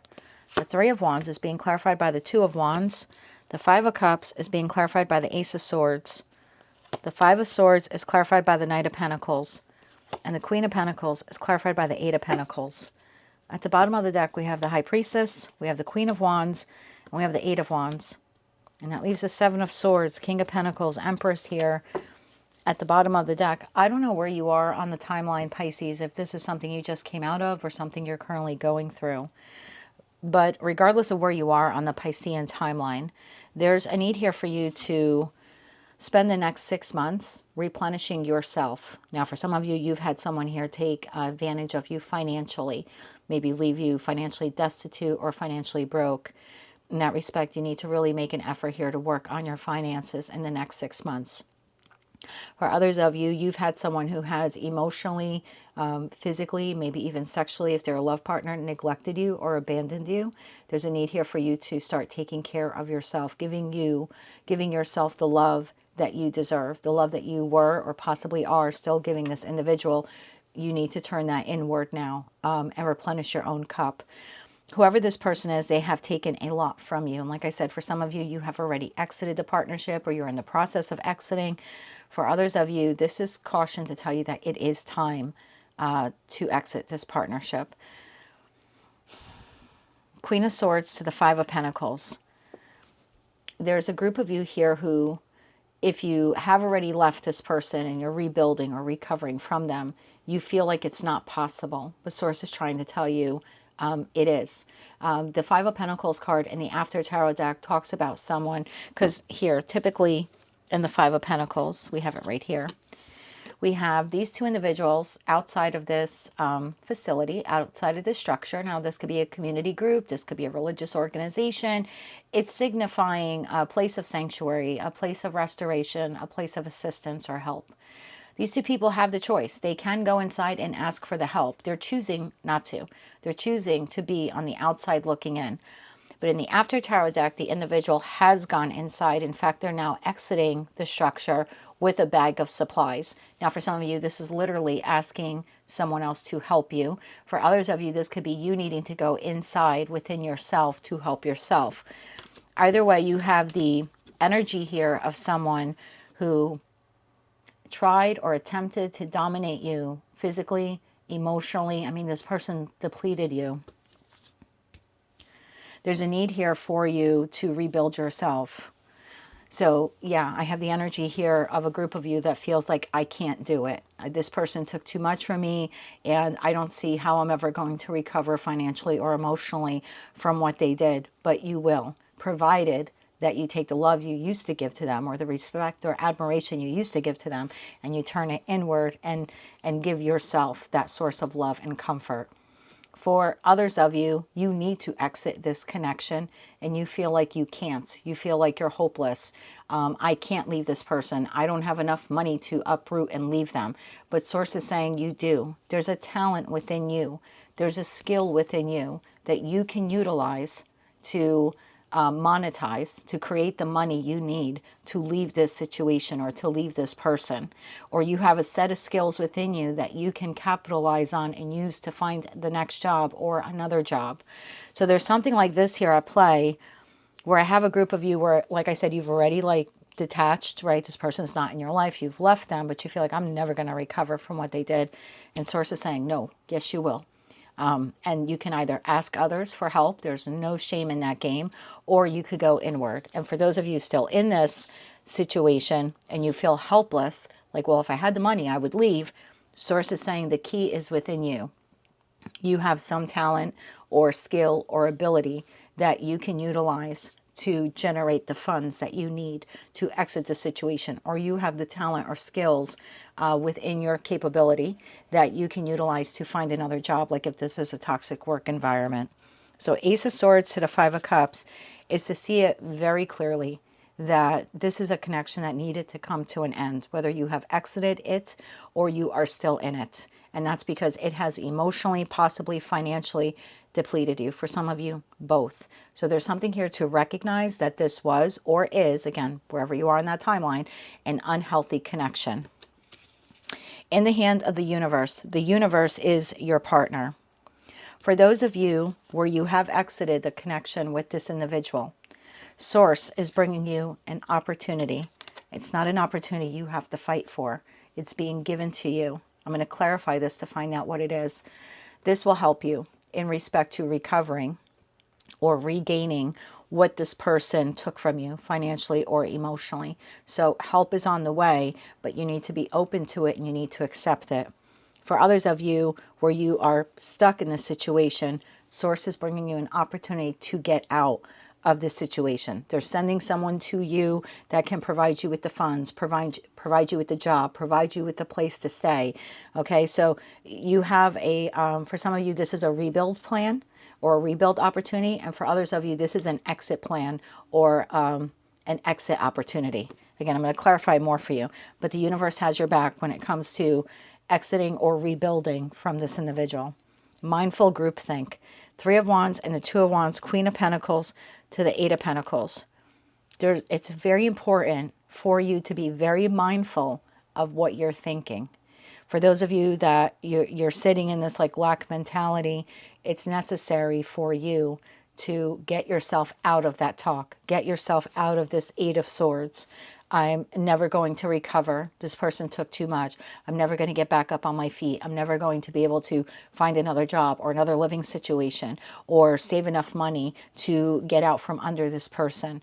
There's something here about you being mindful that your negative thoughts, albeit understandable because of what you're going through or what you have gone through with this person, completely understandable. And I'm not trying to dismiss them. I don't believe that the message today is trying to dismiss them, but it is telling you to have a more optimistic view or a more optimistic belief pattern when it comes to the exiting or the recovery from this situation, environment, or connection.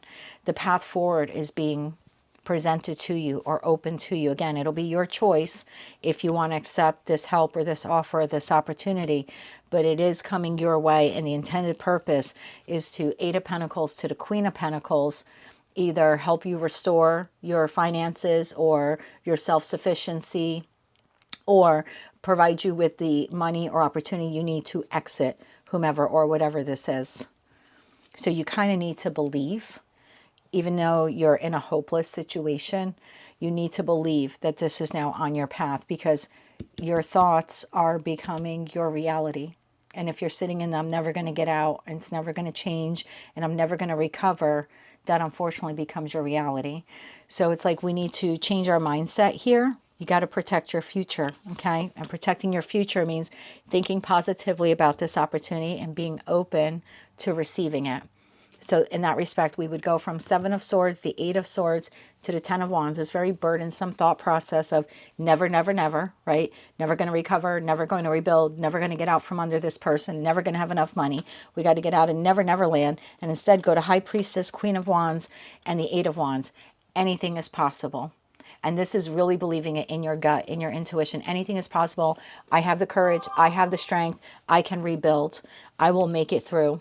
I will seek, I just heard seize, interesting choice of words. Seek or seize opportunities to help me recover or to help me get out from underneath this person so I can take action on my own behalf. I think changing your mindset is step 1 here for you. I want to clarify a little bit here for you. I don't want to get in too deep in respect to what you've gone through. I just think the message here is loud and clear that recovery is possible, either like a secondary or a third source here, like another individual could help you, or you need to go inward. You definitely need to start focusing on yourself, loving yourself, doing things that nurture yourself so you can replenish the well that this person took from you.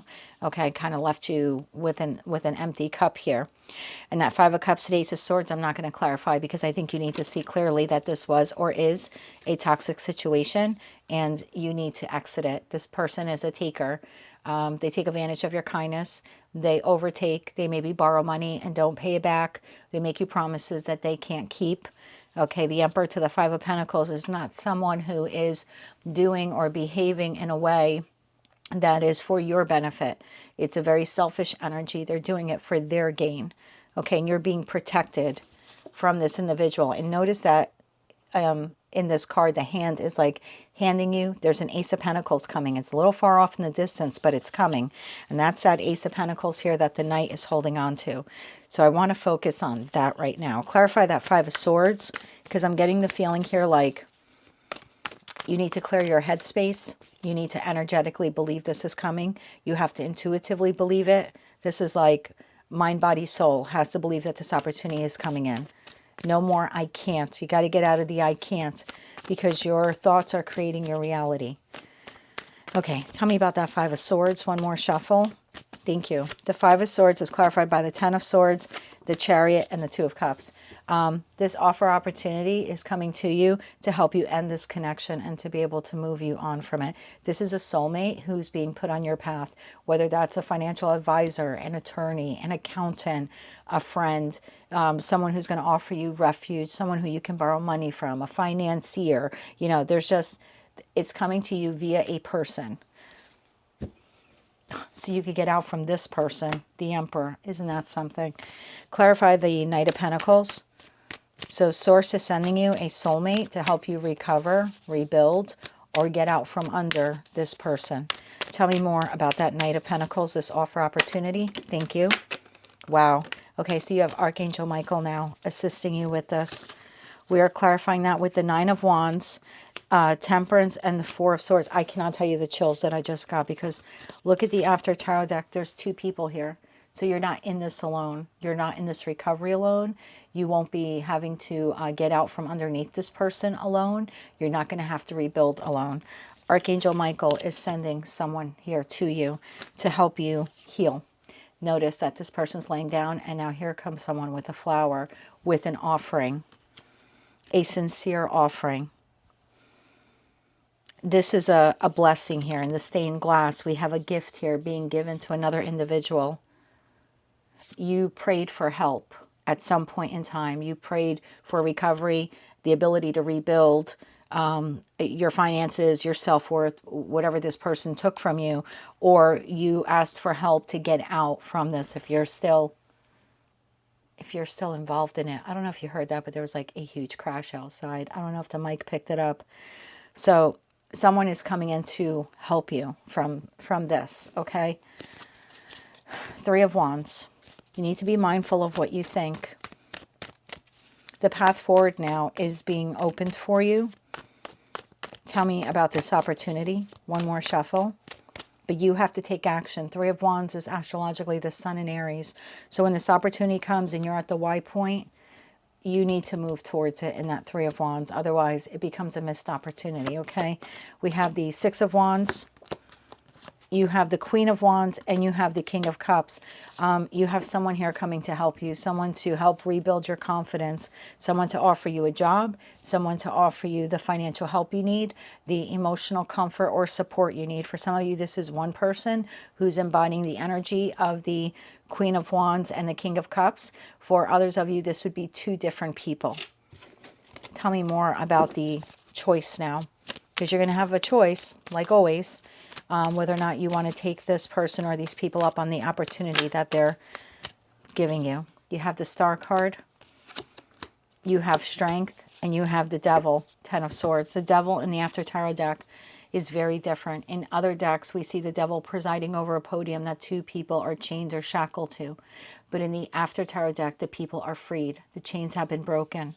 So this individual or these people are coming in to help heal you, heal your finances, heal your emotions, maybe help heal you mentally. This could be a counselor, a therapist, a trusted friend, an advisor. This is someone who's going to enable you to feel strong enough and confident enough to rebuild from whatever this person took from you, or to create whatever it is here you need, the opportunity you need in order to leave. Either way, this person or these people will help unshackle you from what this person has done or is doing to you. Ten of Swords, so you can finally put it to bed, move on from it towards your new beginning here in the Ace of Wands. And then I love the Six of Swords here in this deck, because these people are moving to calmer shores. So this person or these people are intended to get you out of the choppy waters of the Five of Swords and get you not just to calmer waters, but to another destination point in your life, the next chapter of your life, the future here. And we need to, wow, right behind that is the perfect storm, the courage to step into a new life. This is what you're going to need. This will require courage. Source is sending you, like I said, one or two people. Right behind that is unmarked trail to put you on a new path, a path that you have not been on before. Again, so you can rebuild from this person or gather whatever it is you need to get out from under them. Queen of Pentacles. The intended purpose is to help you rebuild, to become self-sufficient. This could be helping you acquire a new property, a new place to live, a secure environment. This would also be you nurturing yourself. Definitely the accumulation of wealth or the creation of wealth. Possibly you utilizing a talent you didn't even realize you had to create wealth for yourself. Tell me about that Queen of Pentacles. One more shuffle. Thank you. The Four of Pentacles, the King of Wands, and the Page of Wands. Bottom of the deck, Two of Swords. So this person or these people are going to help you gather the strength and confidence that you need. For some of you, this person or these people are going to help you launch your own business or some type of side gig where you're going to be able to create the financial wealth that you need to rebuild from this person, or the financial wealth that you need to move on from this person. They're going to help you discover something new here so you can get control of your finances, and that means control of your destiny. But again, that Two of Swords, this is your choice. When that call comes in that Page of Swords, as information, communication, bumping into this person, being introduced to them, coming across their YouTube page, like whatever it is, God's putting them on your path, but it'll be up to you if you want to seize the opportunity that they're providing. Tell me more about that Eight of Pentacles. Thank you. We have the Hanged Man. We have the Lovers. And we have the Queen of Cups. Bottom of the deck, we have Six of Pentacles. This is a gift.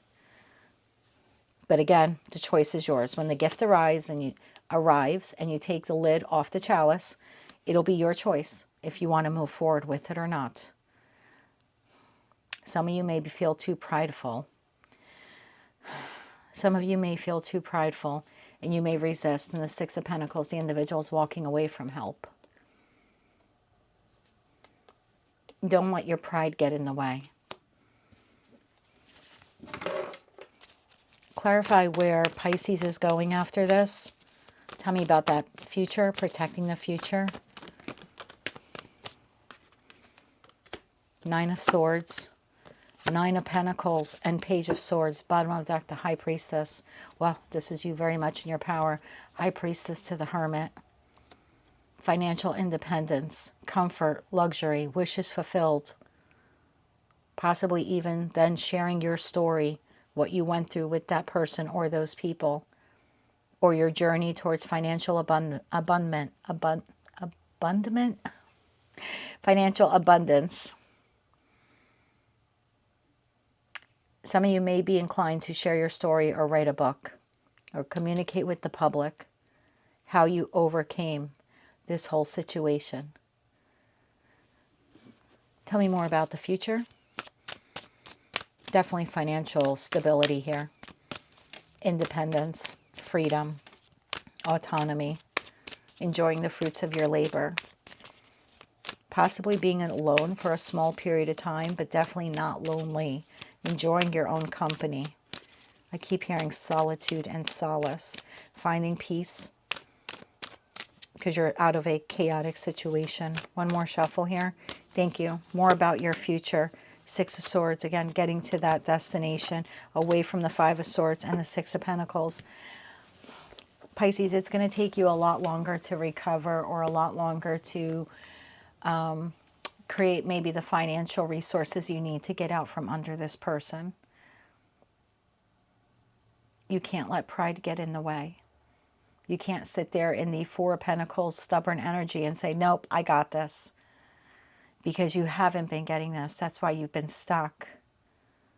Or this person has taken so much from you that now that they're no longer in your life, you're going to require some assistance to rebuild from them. And you need to be open to new people or new ideas or new suggestions. If you move forward with this person or these people, you will become financially, like I said, abundant and self-sufficient. There's a feeling here of you really enjoying yourself, of your wishes being fulfilled, possibly writing a book, a speaker on podcast or TV shows even. This is you like sharing your experience with the world, explaining to people how you came through a difficult time, how you won when all the odds were against you. And this would be like you paying it forward. This would be you helping others in a different way, to thank those who helped you either recover from this or get out from under it. Let's get you 3 cards of advice. So help is coming. I'm going to get you timing on that. Let's do the timing first. Not every card in tarot is timing, so if I need to pull a timing deck, I will. For when can Pisces... I think you need to change your mindset is number one. I don't think this person or these people are coming in until you change the way you think, as your thoughts right now are becoming your reality. So I think that's step 1, changing the belief. Step 2, take care of yourself the best way you can. So it doesn't mean you have to spend money on yourself, but you do need to spend love on yourself. Okay, can we get timing? When will this person or these people cross Pisces' path? When will this person or these people? Judgment. As soon as you make the decision to change your mindset. And for those of you in this, as soon as you make the decision to leave, like you literally ask God or universe, source, whoever it is that you pray to bring you the soulmate or soulmates you need to get out from under this. So as soon as you make the judgment call, Pisces, you're out of this. You're asking God to bring in someone to help you rebuild or restructure your life. And for others of you, when you're in it, as soon as you fully accept that you want to exit it, you see it clearly, that's a decision you've made, there's no turning back, and you ask God to bring you the people you need to get you out from under this. So as soon as you make that judgment call, and either way, it's going to require you to change your mindset. Bottom of the deck, Ace of Pentacles. And that, my love, is the truth. And then that opportunity comes in. Remember I said this hand looks like it's handing you a pentacle. Here's another hand now handing you the pentacle. So right now it's off in the distance. You can't see it. It becomes a reality. It, comes into view the moment you make that judgment call. All right, let's get you 3 cards of advice. 3 cards of advice here. One more shuffle. Thank you. Your advice. The Death card. The 6 of Cups. Oh, look at that. The 5 of Pentacles is in the reverse. We have 3 5 of Pentacles cards, 1 from every deck on the table. Bottom of the deck, 3 of Wands. This is recovery. Your advice here is to put an end to the thoughts or the nostalgic feelings that you have about this person. They are not who you thought they were, or they are not who they originally presented themselves to be. And you can most definitely, if you change your mindset, you will be able to obtain the help and the support you need to recover, or to gain the financial resources you need to move on from this person.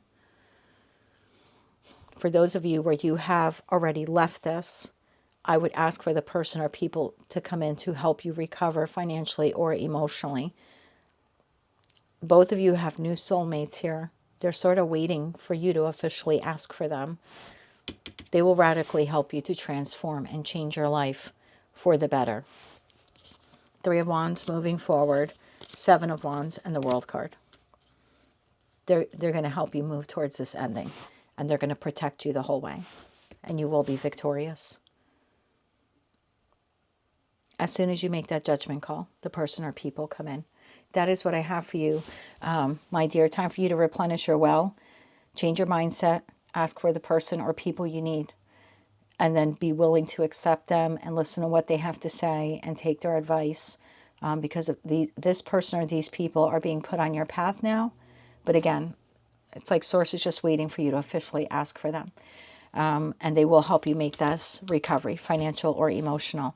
And for others of you that you're still in it, this person or these people will help you find a way forward so you can officially close this cycle out and move towards your best life. That is what I have for you. If you like that message, it resonated with you, you want to claim all or part of it, please be sure to click like, share, comment, and subscribe. Hype the video if you're able to do that. Be gentle with yourselves during this process, and remember to pour a lot of love into yourself at this time. Until I read for you again, Pisces, I'm wishing you light, love, and peace.